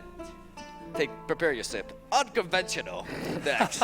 Another sip, another sip. Fingers crossed, get to see some Henselt play coming from one of these decks. So that's my personal deck right now that I'm moving my way up the ranks, the Henselt Gold continuation deck, especially when you're able to continue to get higher and higher strength the more gold cards you have. But One thing that we're going to notice here is I think we're going to see a shift in the meta after seeing these pros and qualified players go head-to-head. And here we go, folks. The final semifinal. Who's going to move on to the finals? Will it be Noxious or PPD? We got Dagon versus Dagon, Peter Dagger versus Noxious, the two players who actually pulled quite the upset in the quarterfinals. Let's see how they match up against each other. Unlike the last matchup where Monsters was banned by both players, Monsters being allowed by both players, seeing a Skellige ban and a Scoia'tael ban, Scoia'tael being banned for PPD, and immediately both players going for Consume Monsters, which is a very strong one. Definitely. Let's see what they have to do here. Both players having pretty diverse looking hands with quite the engine available to them. Both carrying Karen as well. It's going to be very interesting. But the difference here is that Peter has the Necker Warrior, which enables him to actually play Necker more freely in the first round. And he's going to opt to do that, just lead off with it and try to work for that. Necker is a unit that when it goes to the graveyard, it basically summons another Necker from the deck. And they get buffed every time a consumption is applied by 1 strength. So being able to apply Necker Warrior onto it enables you to move 2 copies of Neckers to the bottom of the deck, and thus giving you more fuel to, like I said, engine. I know engine is a word I use a lot when I talk about Consume Monsters, but that's kind of how they work. They eat each other, and they have cards that benefit from when they eat each other, and that's basically how it goes. Yeah, I think this is obviously the best deck to use that term for when you develop the engine, and basically, the Arrakis Behemoth and Vran Warrior combo is very strong. Not many other decks have that potential to continually build strength without any action at all. Northern Realms really, with Trebuchets, sometimes can do it, but Monsters can do it better, and it proves to be a very strong strategy if this Vran Warrior comes down looking to snack on some of the Crones. Let's see what Peter opts to do here. It's all setup play. 3 Vrans, 2 Behemoths in hand, with an option to cycle one of those Vrans if he feels like it's not a card that he'd prefer to have. He needs to find the proper timing to land that Arrakis Behemoth. But the thing is, he's developing it without any sort of consumption going on, which makes it vulnerable. But looking at both hands, that's not really going to be much of an issue, as Noxious does drop the Arrakis Behemoth, capitalizing on the countdown of the Vran Warrior right there, and also pulling out all 3 copies of Arrakis from his deck, thinning it in the process. Very strong turn for Noxious. 30 strength lead over Peter.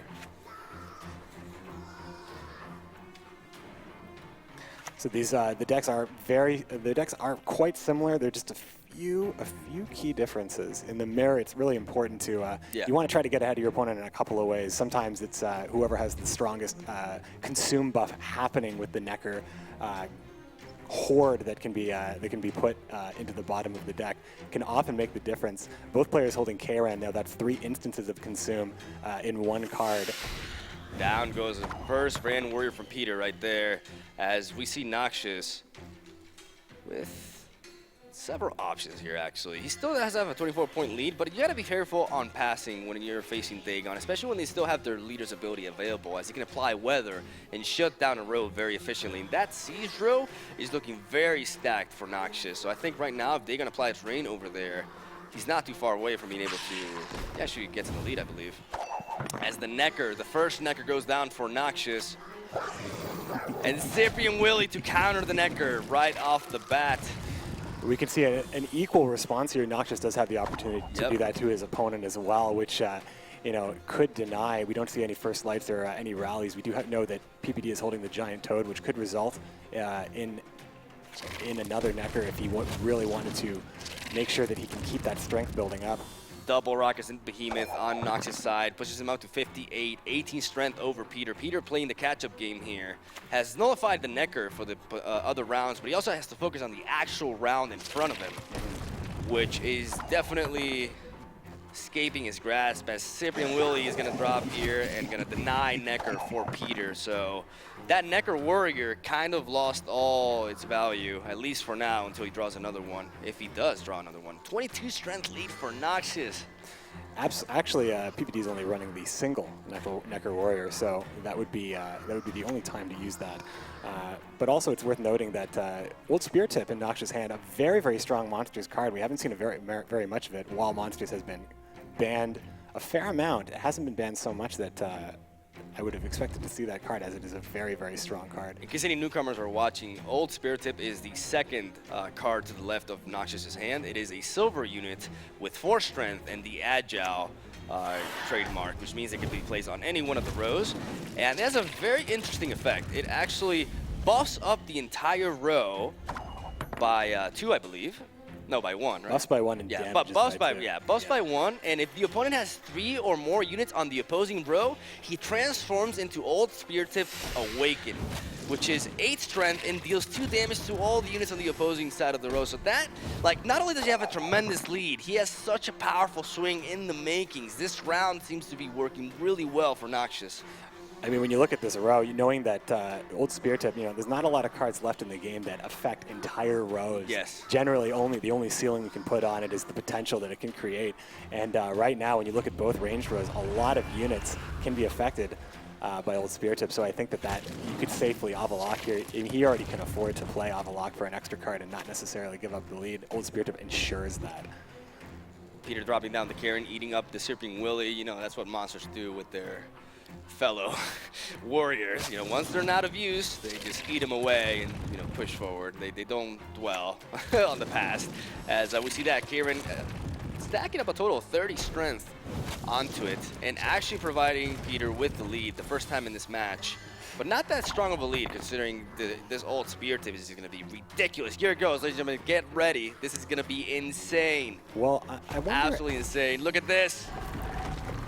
Boom, those are the big moments we watch for. Huge strength Look swing here. at that, 98 to 61. What a 98, 101, 102. And he allows Old Spirit Tip to get eaten by the Vran Warrior, preserving that 8 strength in the Vran Warrior for good as well. It's possible that Noxious didn't want to make sure that he kept that, as he only has 2 gold cards left in his hand. Yep. You could have also made a case to Avalock first, as you could swing so hard with Old Spear Tip. You definitely could afford it. But, I mean, the swing is still happening. He's 41 points ahead. Avalock could get played right here. We gotta see what PPD chooses to do when faced with such a canyon of points to cover back here. Obviously, Dagon's Fog is very threatening here, but he's facing an opposing Dagon who can actually clear skies, so he cannot really afford to do that unless Noxious passes, but then that would require him to continue playing, and he doesn't really have that much fuel left in him as he's going to pass. And Noxious is going to be able to take round 1 on an equal card state, which is huge for him. That's huge. You could make the case for Fog as really you only lose the strength on the Vran Warrior and you devastate the opponent's row, but like you said, Dagon can clear and create weather, making it a very interesting mirror. Sometimes if you pull the trigger on Dagon a little bit too early. Oh, he's opting to play the Spine now, so he doesn't have to play it later. That's interesting, though, considering he's winning the first round. Probably would have been more beneficial to play. I guess he wants to basically open pass next turn, potentially. So he doesn't even give his opponent any sort of strength. Doesn't want to give him any opportunity to play anything at all, any opportunity to get ahead in the round by playing Avalock early. It does allow him to just instantly pass with the stronger keep. Oh, and look at that Grave Hack. That is a strong pull for Noxious, as he also draws into the Necker Warrior here. He can lead off with the Necker, and actually potentially a Necker Warrior as well, and set up for a powerful Karen combined with the Grave Hack for the following round. This is huge for Noxious. Taking a look at that graveyard right there. Seeing what he can steal from him. Both players holding on to... Grave Taker is pretty much like a medic in this mirror match, actually. Yeah. You're pretty much taking a unit that you would run yourself. So it's very intriguing here. For sure. And we have a Necker in hand here for Noxious, so we're going to see a lot of work being done here. It's possible to set up. It looks like he had no intention of passing immediately. Well, he drew a Necker after he played Avalock, so he can't afford to pass with the Necker in hand, especially considering that he's just going to get value from it for the next round. So he can still pass the next turn, keep that 15 strength, and also drop another Necker there. Both players able to set that up as well. The Crones, though, enable Peter to catch up, so we may see Noxious pull a little bit more actually. Just more setup from Noxious here. Round 2 Crones, not common to see Crones. Usually an opening play by monsters here. We did see that was how Noxious opened up as well. Peter Dagger really hovering over that Vran Warrior He has nothing to capitalize on, though, so I guess he's setting it up so he can eat up the Necker the next turn, which may be a good time for Noxious to pass, actually. We'll see. PPD looking like he's happy to let this round continue as he puts more setup onto the board. Well, he has to keep on playing. Of course, of course. He didn't necessarily, yeah, I mean, he's setting it up, I guess, to start generation of more strength through Neckers. Definitely aiming to utilize the Necker next turn. So this could be the key turn for Noxious to pass. Will he see it coming, though? Or will he push a little bit further? I think he can keep everything. Like, he's going to have the last say with Dagon, and that's huge in the mirror match. Just a little bit of an opportunity, I think, to pass while ahead. But I think we'll ultimately see. Yeah, how you that could also aim for that. Yeah, to get an extra card advantage on him. But I think this is a very smart pass. The problem is you're keeping the Necker Warrior, unfortunately. He's really debating whether to go with the Caretaker or not. He's going to go with it. He's going with it, ladies and gentlemen. I mean, I think there's a lot of potential for Noxious to take this all the way to the end and try to keep the Grave Hag. Then there's Dagon. This is beautiful because he can actually play Karen, eat the Necker Warrior, eat potentially a Necker, depending on how many are left in his deck, and also eat the Spider so he keeps the Ran Warrior. That may be the line of play is considering it. Let's see what he does. He eats that. No, he actually eats. He wants to make sure that that strength is not being able to do. You know, he's not. Yeah. He's making sure that it won't get removed, won't get touched anyway. Banking it in that K-Ran, setting that base strength and locking it into the gold body of K-Ran, untouchable. Only Grave Hag remains in Noxious' hand. A huge card, but no assurance that he'd be able to go last. He's only built a 10-point lead right here. Giant Toad currently is only a 5-strength card, nothing to cycle with that gold Caretaker in hand still. Will have to be played next round, which limits PPD's options here, but he's got to keep playing. And if he ends up playing Dagon now, it could very much affect next round, knowing what Noxious could be doing. Exactly. This is intense. There goes the Caretaker. Whoa, will he steal? Would you take a Necker Warrior perhaps here? You can make an argument for that. Depends on how many Neckers he has left. It depends on how many he has left. You might actually, I think maybe Cyprian might be the strongest one. Ah, there it is. There it is, folks. Denying Noxious' strategy, so that won't come back. PPD will keep his. And he did manage to get the lead. Will Noxious go for the 2-0 here? His opponent has a dead card in hand. Noxious could actually push for the 2-0. He has the makings of it. It's true. It's really going to have to be. But he passes. Doesn't pull the trigger. I mean, he could have made. He doesn't know what his opponent has, obviously. It's true, and the rain just got cleared by Dagon. Dagon answers Dagon in this matchup. It's likely going to be one of the last cards being played with Grave Hag, threatening. 16th strength keep versus a 6. And then, of course, Cyprian Wiley. Oh my goodness, what a top deck right here. What a huge potential and swing between these two cards right here, Geralt Igni and Grave Hag. Wow. And not drawing into a card that Giant Toad can cycle, just ending up coming down as a 5-strength silver. Not what you want to see. But look at Peter's draw, though. Zoltan, the Animal Tamer. Zoltan can actually counter the Grave Hag. It's true. It's true. Oh! And also, you know, there's potential right now just to trade Dagons with the Frost and clear. Respond with Igni, and then have the last say. Have the last say with the Grave Hag.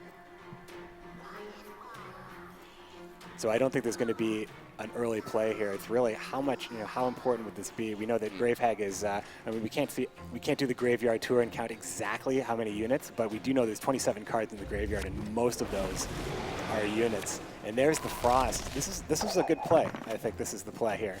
Yeah, because you basically force the clear skies out of him, and then you can go for the Igni. So that it's going to be such a turnaround here. Yep. Get your calculators out once again, folks. Oh. He's playing the Grave Hag. Looks like no, he's going to get countered. That's not it. Oh!